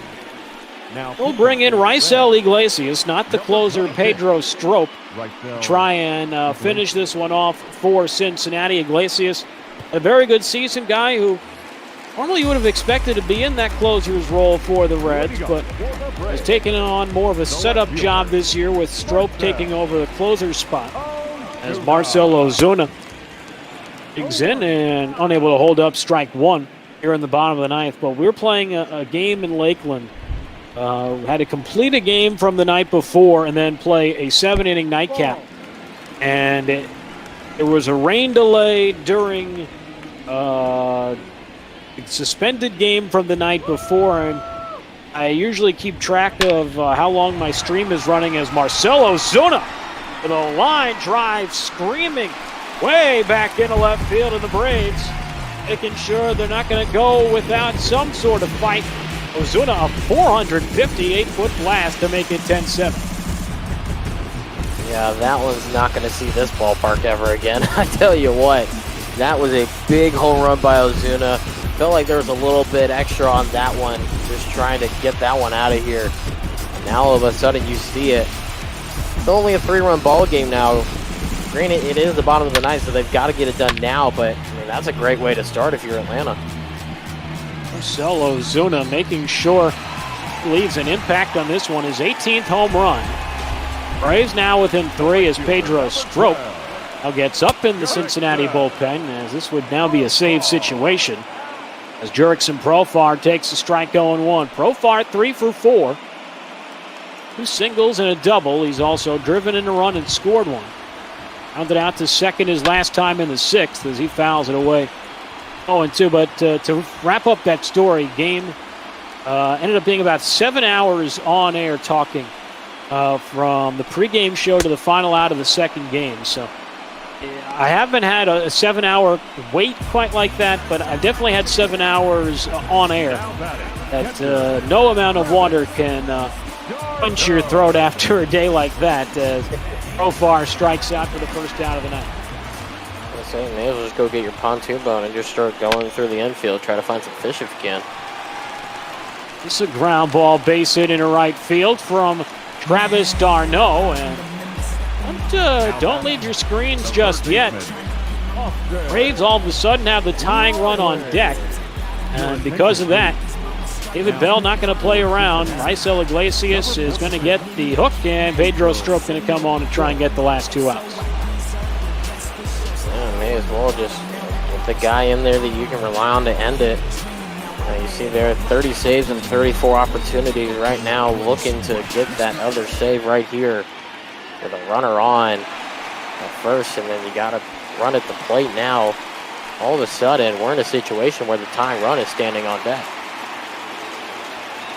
NP squared in the Twitch chat saying, ask the Dodgers Red Sox about its 7-hour and 20-minute game. That was a friggin' World Series game.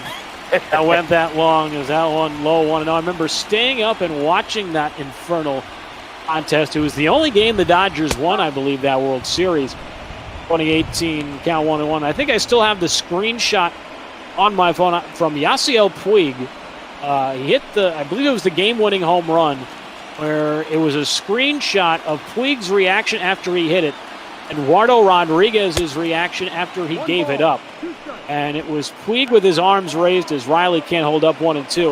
And it was Rodriguez who had his arm cocked way back with his glove in his throwing left hand, ready to spike it through the Dodger Stadium mound as the count evens at 2-2 on Riley. I don't know if anyone else remembers that. I'm pretty sure I still have that screenshot on my phone if anyone wants me to post that in one of the Discord channels after the ball game. Is this grounded fair down the third base line and cut off over there in the corner by Castellanos. Oh, into third late. Into second with a double Riley. And oh boy, Atlanta has the tying run coming to the plate. Top of their order. Quite close to coming around again. I'll tell you what, with the way this game is gone, I would not be surprised if something else happened here in the ninth. I tell you what, this has been a game to watch. And of course, Dansby Swanson coming to the plate now, still looking for his first hit.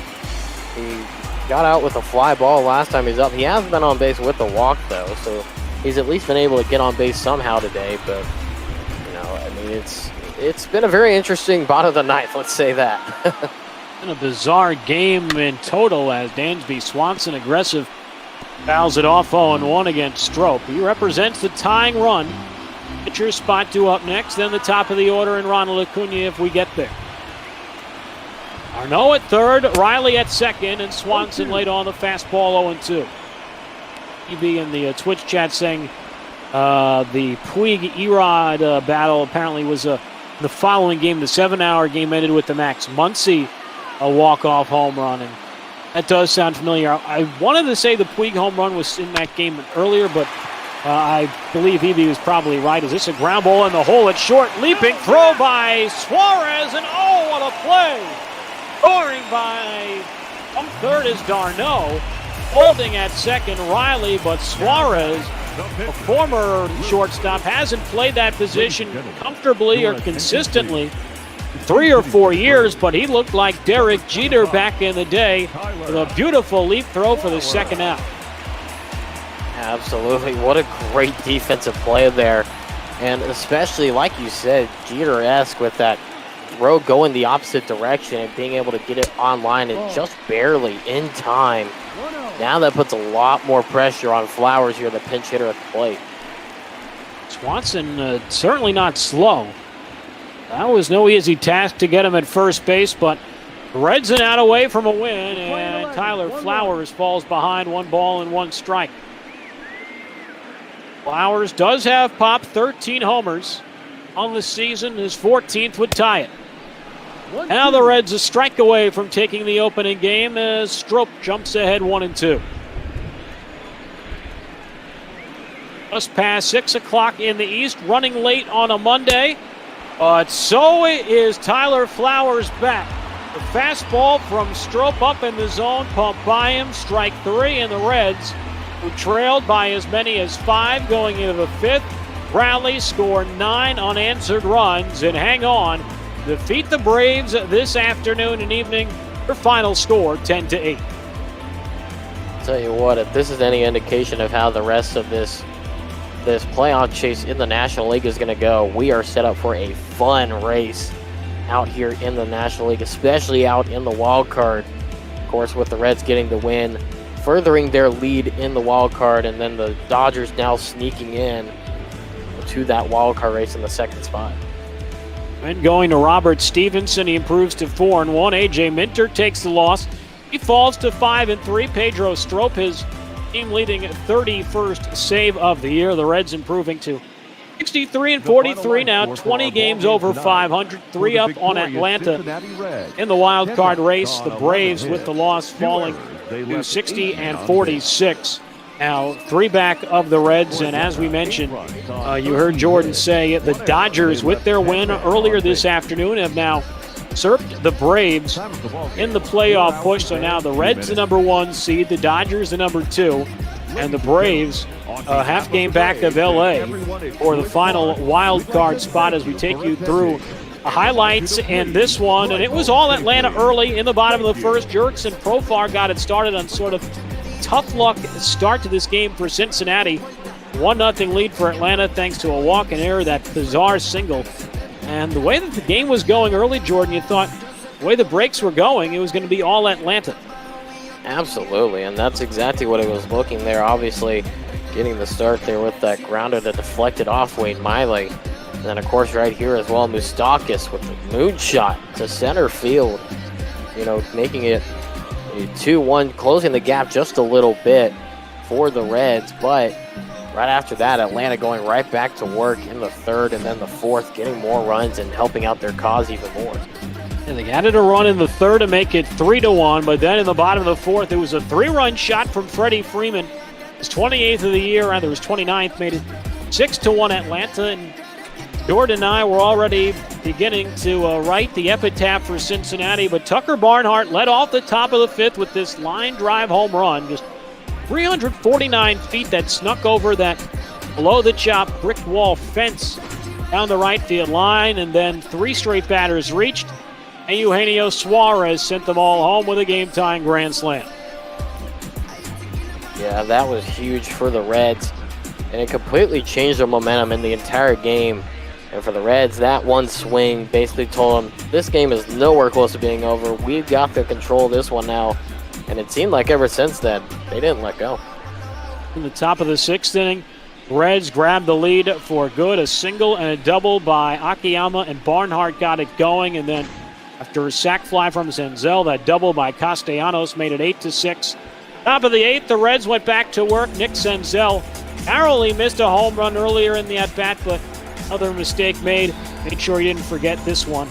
Put it out into the Reds bullpen, made it 9-6. And then Suarez, some insurance in the top of the 8th as well, made it 10-6 with his RBI double to left center. The Braves, though, in the 9th would chip away a little bit and make sure the Reds had to sweat at least a couple of bullets before this game was over. Marcell Ozuna, a deep home run to left of Raisel Iglesias to lead off the 9th.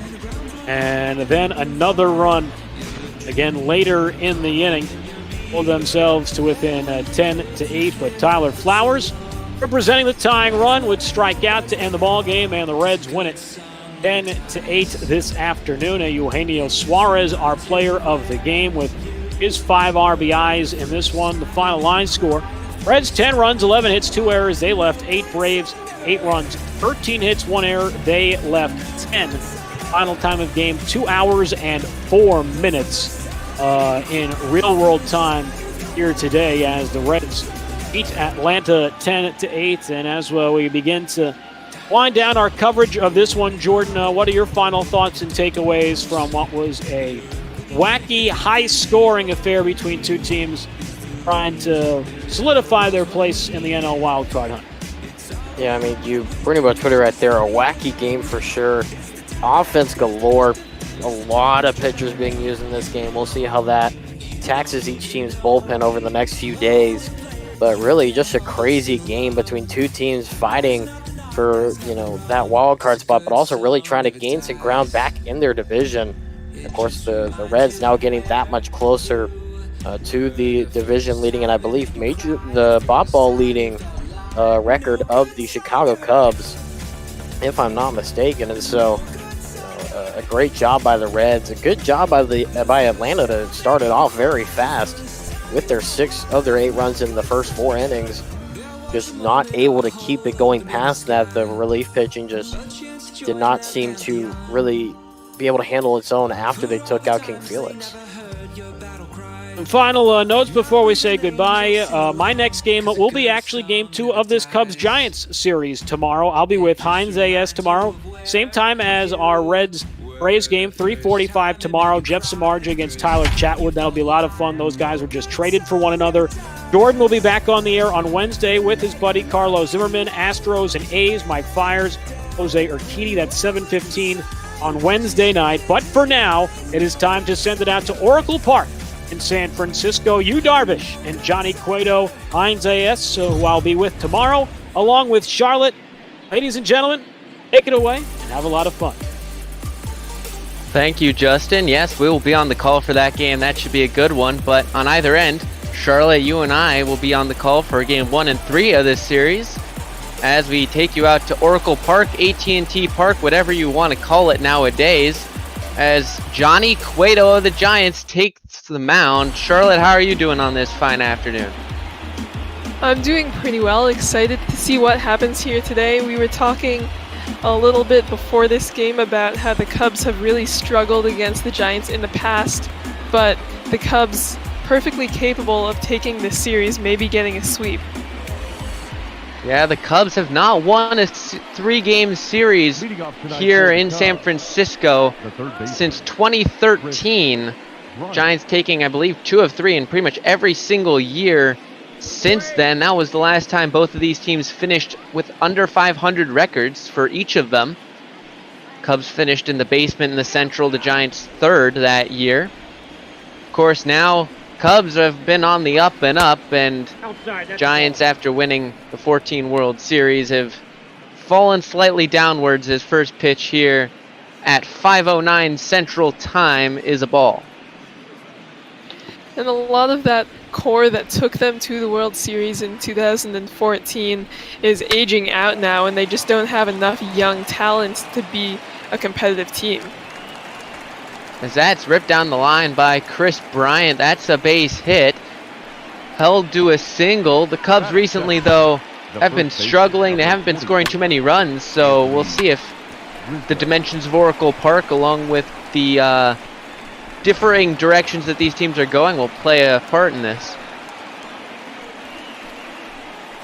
Well, and you always like to see your guys coming out aggressive, and Chris Bryant extremely aggressive there. It took him only 2 pitches to get on base, and he's setting up some great early opportunities for this Cubs lineup. So Rizzo steps in for the Cubs. He had a home run along with a base hit in his last game. That was against the Cardinals. Cubs ended up taking 3 of 4 thanks to a big pinch hit homer yesterday. Victor Caratini coming up clutch in the pinch with a 3-run homer to give him a 5-3 win. As that one is just low from Johnny Cueto. It's 1-1. Matthew Ross, our home plate umpire, Dave Lawrence at first, Ricky Holiday at second, and someone else at third.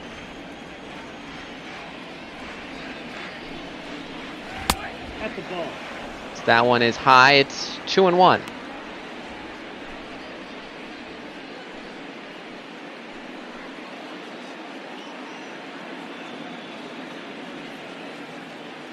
Cueto comes set and delivers. 2-1 pitch. Rizzo gets a hold of that one. Is that one going to get down? Going back is Hunter Pence, and he will make the catch for out number 1. If that one got over his head, we could be seeing a run score.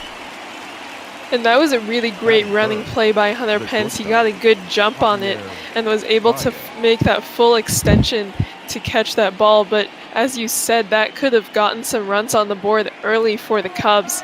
Chris Bryant was ready to really step on the gas.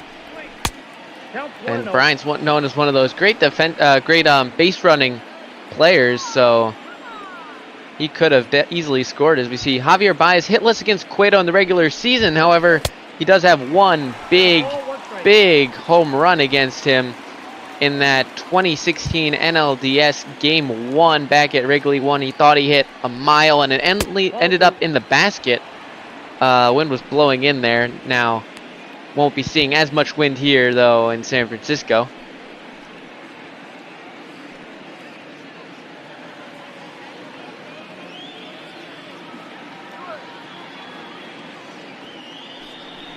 Cueto delivers a 2-1, and Baez lofts that one. Hunter Pence looks like he'll track that one down. That's 2 quick outs to Pence there. And Javi Baez has really been struggling at the plate recently, starting to break out of this long slump, but not able to do anything there. And the Cubs in danger of wasting the leadoff hit. That's sort of been the issue that they've had the past couple days. You know, they've been getting the long ball, which is something you love to see from this lineup, but they have not been able to capitalize with runners on base. They were dominating the Cardinals for the first 6 or so innings, then gave up the lead on a Goldschmidt homer, and after that had to rely on Caratini to hit a long ball for them to get the win.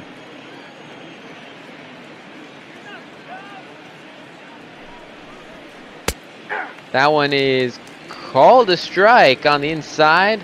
It's 1-2. Cueto getting lucky with that call there. Don't really know how that got the strike zone. Schwarber swings and misses Posey with the block over to Pablo Sandoval at first for out number 3. So the Cubs do waste the leadoff base hit. We'll head to the bottom of the first. San Francisco comes to bat.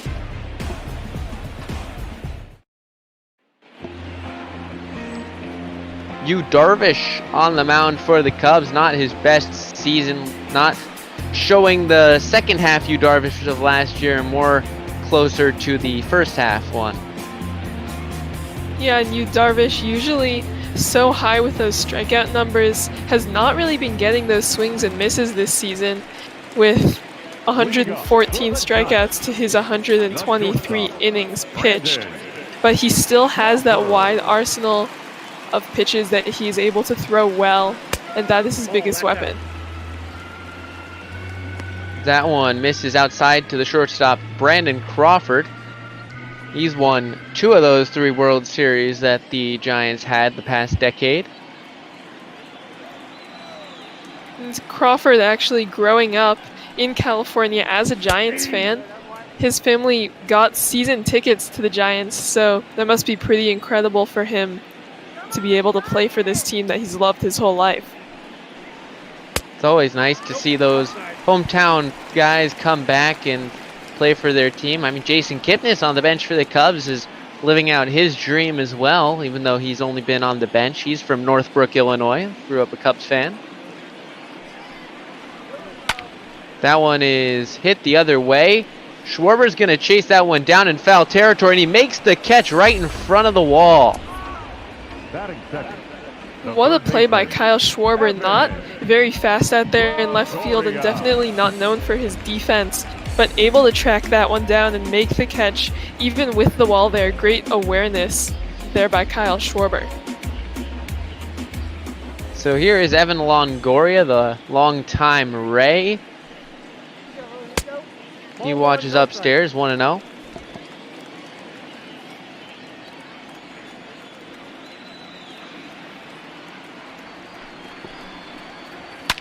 Darvish delivers one, and he's way out in front of 96. Must have been looking for something hard.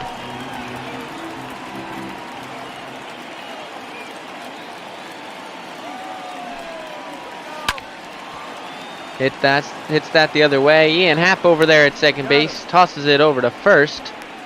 2 away here in the first for the Giants. Batting third, the left fielder, Solid start for you, Darvish. He's looking confident on the mound. Only 7 pitches to retire the first 2 batters. So this could potentially turn into a strong outing from him, which would be huge for the Cubs. Yeah, they have 3 big arms, which can sometimes carry you in the postseason with Quintana, Lester, and Hendricks. That one is right down Broadway. But they also have Jeff Samardzija coming in, so they need you, Darvish, to come back. And I think if you have a good 4-man rotation, you can go far in the postseason. 3-man, you still can, but once you get 4 really good guys, you're pretty much set.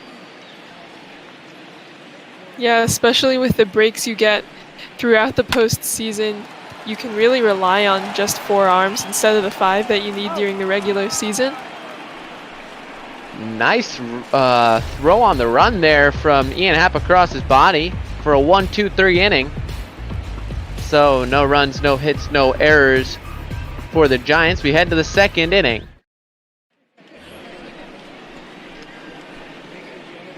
Leading off for the Cubs, the catcher. Wilson Contreras will lead it off here against Johnny Cueto. In real life, his brother got his first career hit 2 days ago, if I remember correctly, for the Braves. I believe it was an RBI double on his first pitch seen. Well, Wilson Contreras hit a home run on his first major league pitch seen. Maybe that aggression runs in the family. Yeah, I remember watching the Cubs broadcast a couple days ago, in which, you know, Contreras sent out a tweet, you know, congratulating his brother on that, and I think it was Jim DeShays on the Cubs broadcast saying that he should have added that, well, I still did a little bit better than you. You may have gotten a hit and a run, an RBI in your first pitch seen, but I hit a homer.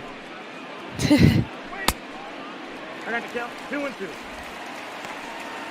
2-2 here on Contreras.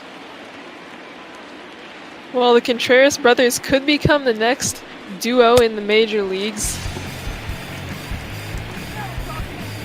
That swung on and missed. I think it would be cool to see them. The only issue is they're both catchers, so you'd have to convert someone to a first baseman or something.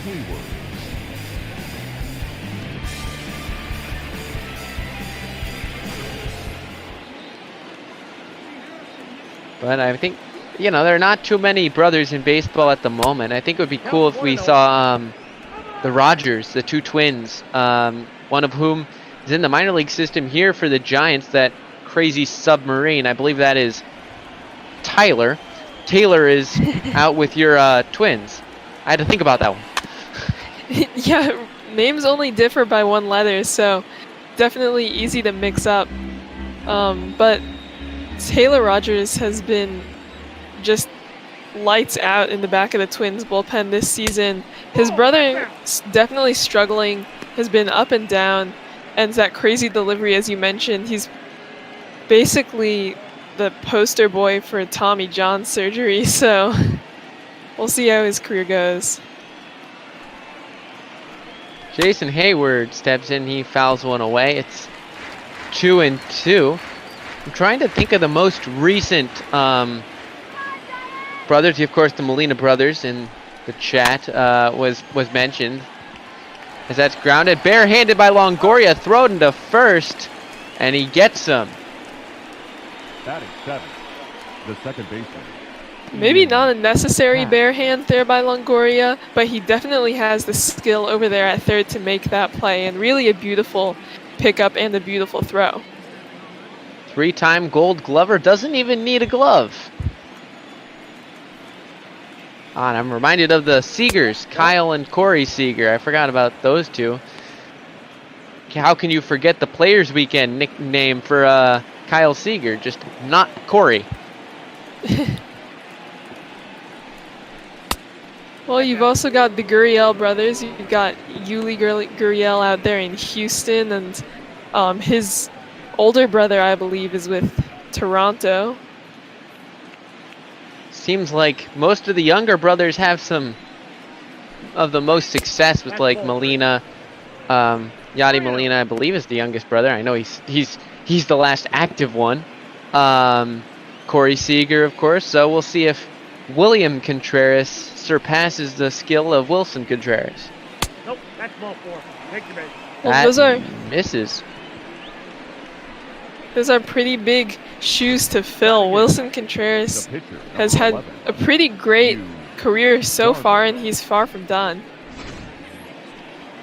Here's HOU Darvish. You've seen our fair share of pitchers hitting the past couple days. Kyle Hendricks got an RBI single on that Saturday, and then Quintana got one yesterday. Oh, that's out.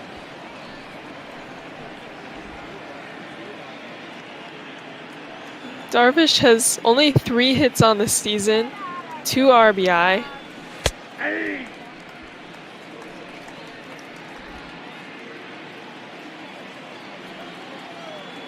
Cueto comes set to deliver pitch number 31 of his outing. That one misses low. So it's 2-1 on the pitcher, HOU Darvish.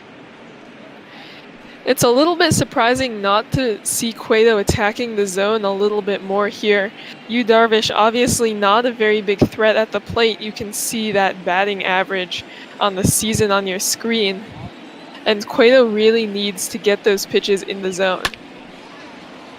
Does throw that one in the zone. I would make the case that Darvish was probably the weakest in terms of hitting out of the Cubs pitchers. I haven't seen Jeff Samardzija hit in a while, but Hendricks has done pretty well of late. John Lester, coming off of that offer, is at his hit into right field. Might that one drop? It will, but foul.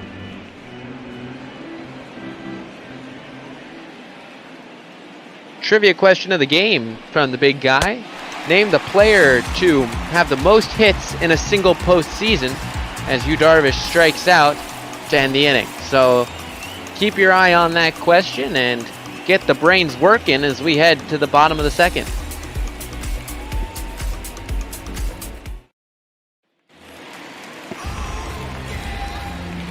You see Hunter Pence with his very rigid batting stance, I would say. Remember watching him so much playing for the Astros back when, you know, his legs were just so skinny. He had no beard. He just looked like a stick figure out there for the Astros. Well, definitely one of the stranger batting stances, but it sure has worked for him. He is a 4th-time All-Star, most recently last season. Was able to come back to the Giants after spending 6 years here. I think he's found himself a bit of a home in San Francisco. He's much loved, I think, by the San Francisco fans, and I feel like he's just one of the guys that's hard to dislike, really. He swings and misses for strike 3. Maybe when he does that, you'll dislike him a little bit, but I agree with you in general. He just seems like a pretty personable, nice guy. He's been successful. He's brought a lot of joy to these Giants fans in those 2 World Series victories that he was a part of. You really don't have much of a reason to dislike him. So here is Pablo Sandoval, who, guess what? He is the answer to the trivia question. The most hits in a single postseason. He had 26. I assume this is 2012, the time he won the World Series MVP. He's just been such a fun guy to watch throughout his career. Definitely had his ups and downs as he struggled with consistency and has struggled with his weight. But he's always just had a lot of fun out there on the field and shares that with the fans. And I think, you know, there are a lot of teams that you could say are very poor teams, but they're teams that you can still feel, you know, good, even if you're not, you know, necessarily the most diehard fan. But even if you are, you know, you've got a team you can like. You may not have the best team, but you can at least have a little bit of fun while you're trying to rebuild a team. Buster Posey comes to the plate. I can speak from experience. I was a Cubs fan been a Cubs fan all my life, and certainly times when we were not very good, but there were certainly times when it was just fun to watch them no matter, you know, how we did.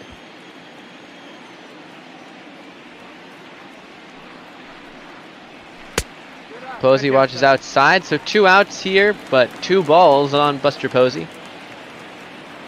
And I think that's part of what makes baseball so enjoyable, is that you can have a great time even if your team isn't a good one, because you can see the potential, or you can go and watch the legends who are out of their prime. And just being at a ballpark is such a fantastic experience just in itself. Yeah, exactly. That's the best part. And I mean, if I was a Giants fan right now, I would still love to go to the park, watch Buster Posey, Pablo Sandoval, Hunter Pence, and then some of the, younger players like, Yastrzemski, or, looking at some of the other guys from a while ago, like Longoria, who was with the Rays. I just think this is, for all the ups that these Giants have had, this is not necessarily the worst of lows.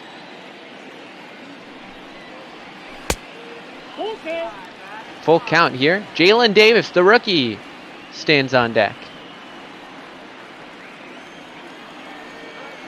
Buster Posey really working the count here, making Yu Darvish throw him a lot of pitches, and it pays off for him there.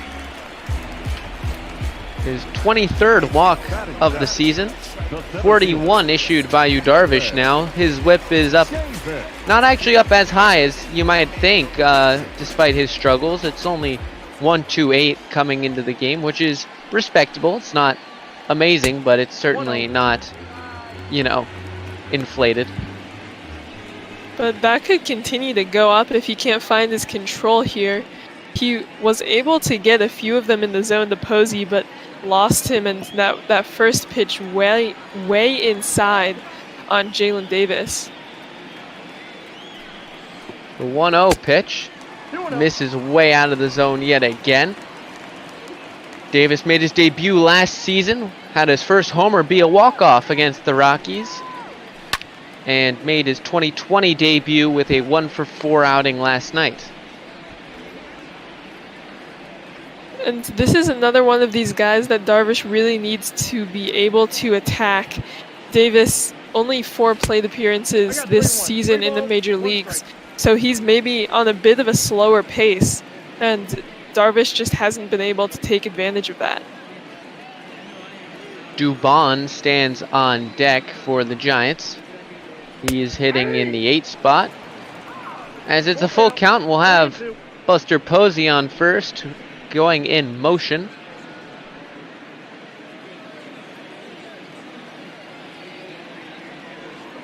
Darvish comes set and delivers the 3-2 pitch outside, but swung on and missed by Davis. Strikeout number 2 on the day for Yu Darvish as we head to the 3rd inning. Now it's still 0-0.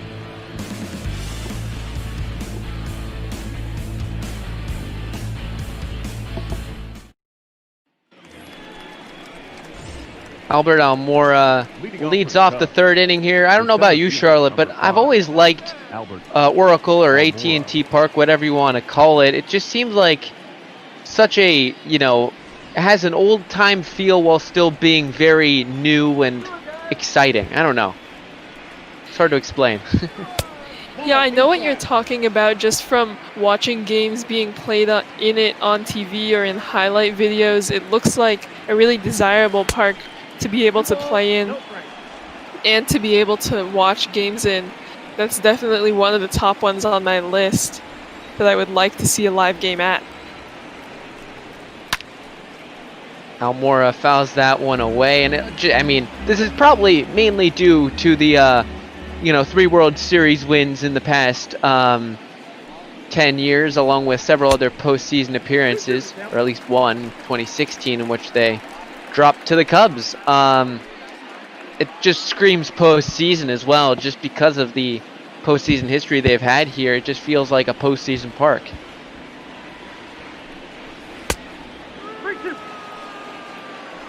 That's a good environment to be in for these Giants players, as of course you're always chasing the World Series title, and you're in a place that feels so powerful and has so many memories and so much success tied to it.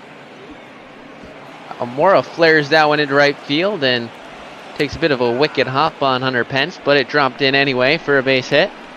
First hit of the game for Almora, the second hit of the day for the Chicago Cubs. And both of these hits have been singles for the Cubs, both of them leading off an inning. So Cubs maybe getting a second chance here, a redo at that first inning where they stranded Chris Bryant.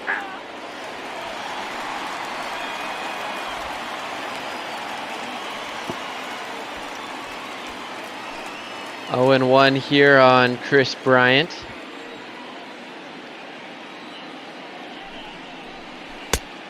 Watch his slider outside. 1-1. 42 pitches so far for Johnny Cueto. So Cubs are working their at bats like they did against the Cardinals, in which they pretty much forced every single pitcher to go 5 or less. And that is one of the most dangerous things about this Cubs offense, is that they will force the pitchers to throw them strikes. Swung at a pitch that wasn't a strike there. That's driven back. Yastrzemski makes the catch in left field. I think if that was an inch or so lower, that one might be going out of the park. Number 44. Yeah, that one well up out of the zone, but Bryant making really solid contact on it anyways. And he was maybe hoping after hitting that one that he had held off and waited for a different one that had a bit more potential for him. So here is Anthony Rizzo, looking to see our first splash shot in McCovey Cove of the series. And with Schwarber and Rizzo in this lineup, there's definitely potential from these lefty hitters. Nope, outside. Come on, that was a strike. Cueto has missed 2-0, so he falls behind yet another Cub. And you referenced that pitch count earlier, and that is slowly climbing as he's now at 47 pitches here in the top of the third, still only 1 out. Is it just me, or did that Cubs ball boy behind Rizzo during that camera pan look like Ben Zobrist? So we watch ball 4. Well, maybe Zobrist misses the ballpark a little bit, just trying to get back here. Enjoy himself. Ooh, that one just missed.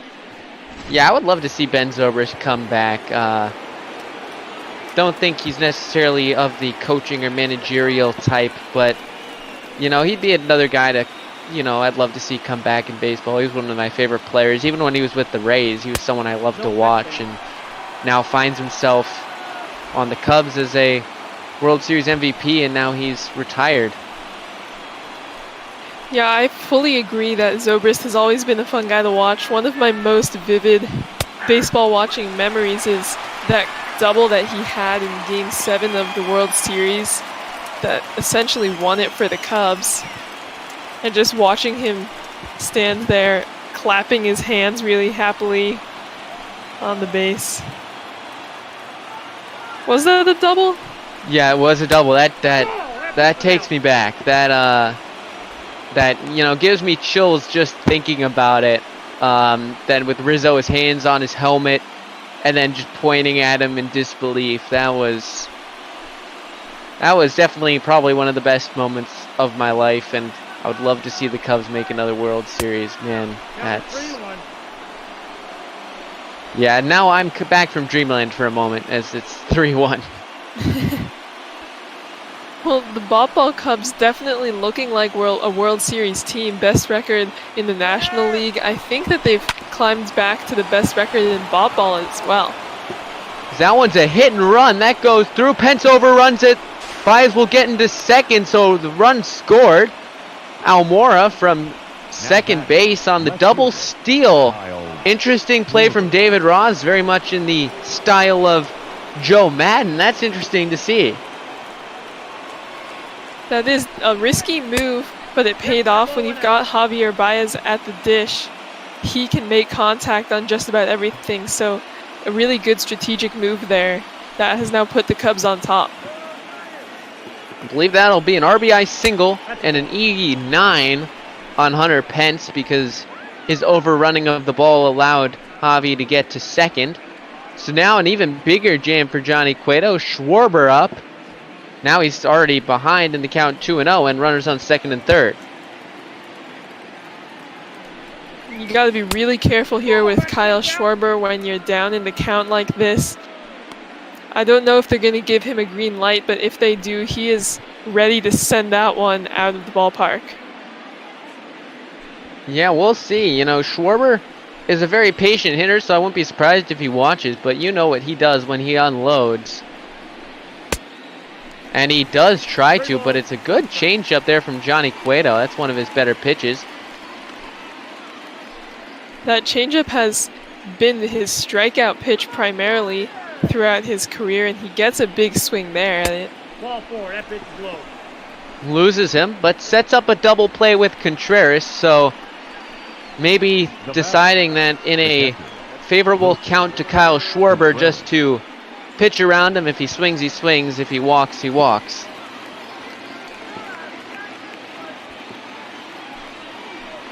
Cueto now 34 years old, so his fastball is definitely losing some velocity as he ages, averaging about 91 miles per hour. And he has been struggling with his control a lot through the past few years, with that fastball especially, and we're really seeing it come to a pinnacle here as he's already walked 3 Cubs batters. Looks like he's on pace for a pretty short outing at 60 pitches now. 1-1 on Wilson Contreras. Pitch from Cueto is down almost in the dirt. It's 2-1. We talked about Contreras' aggression at the plate, but I think here he's going to force Johnny Cueto to throw him something hittable. He's not swinging at anything out of the zone. That was in the zone, at least by our strike zone box on the graphic. But it's a good changeup. 2-2. 3 on, 1 out, 1 already in. The pitch from Cueto is fouled away. Contreras was ready to unload on that one, but it rode just a little bit too far in on him for him to get solid contact. Pitch number 30 of the inning is ripped foul, so he's thrown about half of his pitches in this game in 1 inning, and he's only gotten 1 out in this inning. The 2-2 in the dirt, swung on and missed. Strikeout number 4 from him, and that is big. That is definitely so big for Johnny Cueto. That's his 2nd time striking out Contreras already in this game, and now he has 2 outs. He just needs to get through Jason Hayward to try and escape this thing with enough strength left to get 1 more inning in. Well, Charles, we talked about the Cubs' struggle with situational hitting. I think if Jason Hayward is unable to capitalize here, this is going to be just yet another example of the Cubs' inability to really take advantage of situations that they've earned themselves, as that's grounded to first. Sandoval to first. So the Cubs get 1, but strand 3. We'll see if that's something that they will regret later on. We had bottom 3. It's 1-0. If the Cubs do end up losing this game, this inning is something that they're going to look back on and shake their heads.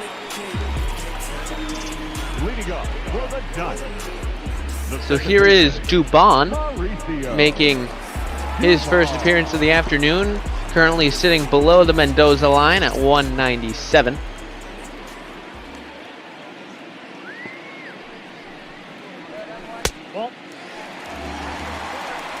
In there for a strike.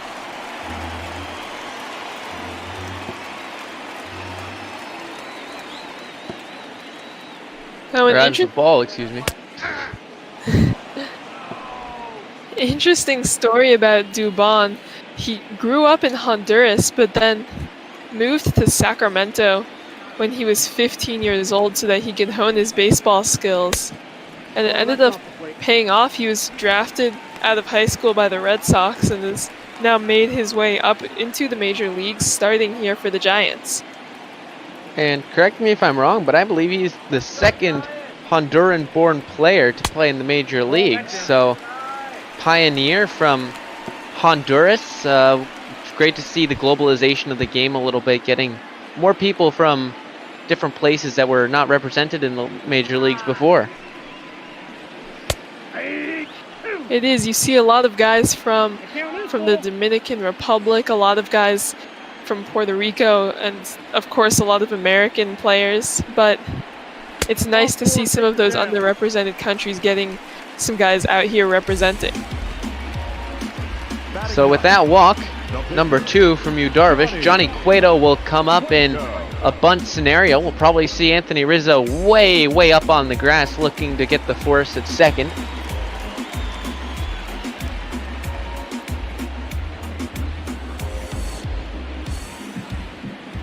Johnny Cueto a little bit better at the plate than you, Darvish. He has 6 hits on the season as opposed to Darvish's 3. And that was a perfectly placed bunt. I don't think Rizzo could have gotten him if he tried. If it was like one of the harder bunts we've seen in many games where Anthony Rizzo throws a guy out at second, that one was just perfectly down the line. It was a risky throw by Rizzo over to Darvish covering the bag, but Darvish able to reach up and snag that one out of the air to retire Cueto. So we head back to the top of the order with Brandon Crawford, who watches that cutter for a strike.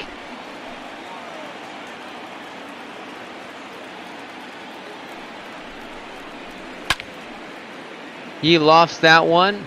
Shallow right field. It's going to be Ian Happ camped under it, and he makes the catch for out number 2. Now batting, the third baseman. Great work by Darvish, not caving into the pressure of having walked that leadoff man in Dubon. Staying really focused here and is now close to escaping the inning without giving up the tying run, who's now on second.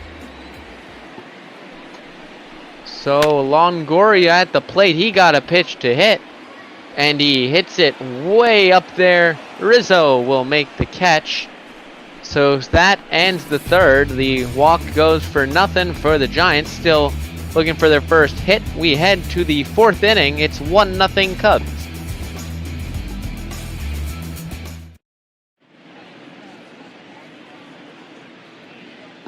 Nice day here on the West Coast.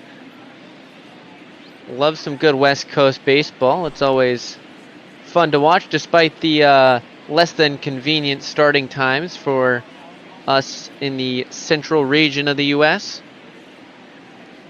I must say that is my only complaint about watching like Dodgers games or Diamondbacks games or Giants games is that they usually start at like 10 p.m.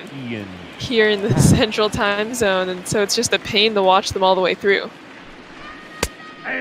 Yeah, that's the only problem, and especially when, you know, your team is the one playing. You know, when the Cubs go San Francisco or San Diego or whatnot, it's always hard to try to get those in unless it's an afternoon game, as that's quickly out number 1 on Ian Happ. Now batting, the pitcher, Yu Darvish. Back in the box again is Yu Darvish, looking to get back after that strikeout in his first AB. 0-1. It's looking like, Charlotte, the changeup's been the MO for Johnny Cueto. He's been throwing that more than any pitch, so all the guys who are thinking fastball, fastball, fastball, trying to grip it and rip it, have to sit back a little longer. Well, that changeup is Johnny Cueto's best pitch, so he should be throwing it the most. He's been able to generate a lot of swings and misses with that pitch throughout his career, so good choice by him to keep throwing that one. Strikeout number 5 for Johnny Cueto, 2 of those coming against Darvish. As you can see, he's second behind Drew Smiley, sort of an interesting name to see there on the Giants strikeout leaders. He was a Cub for a very short span of time, if I remember correctly. I don't even know if he broke the majors, but he was on the 40-man, I believe, at one point.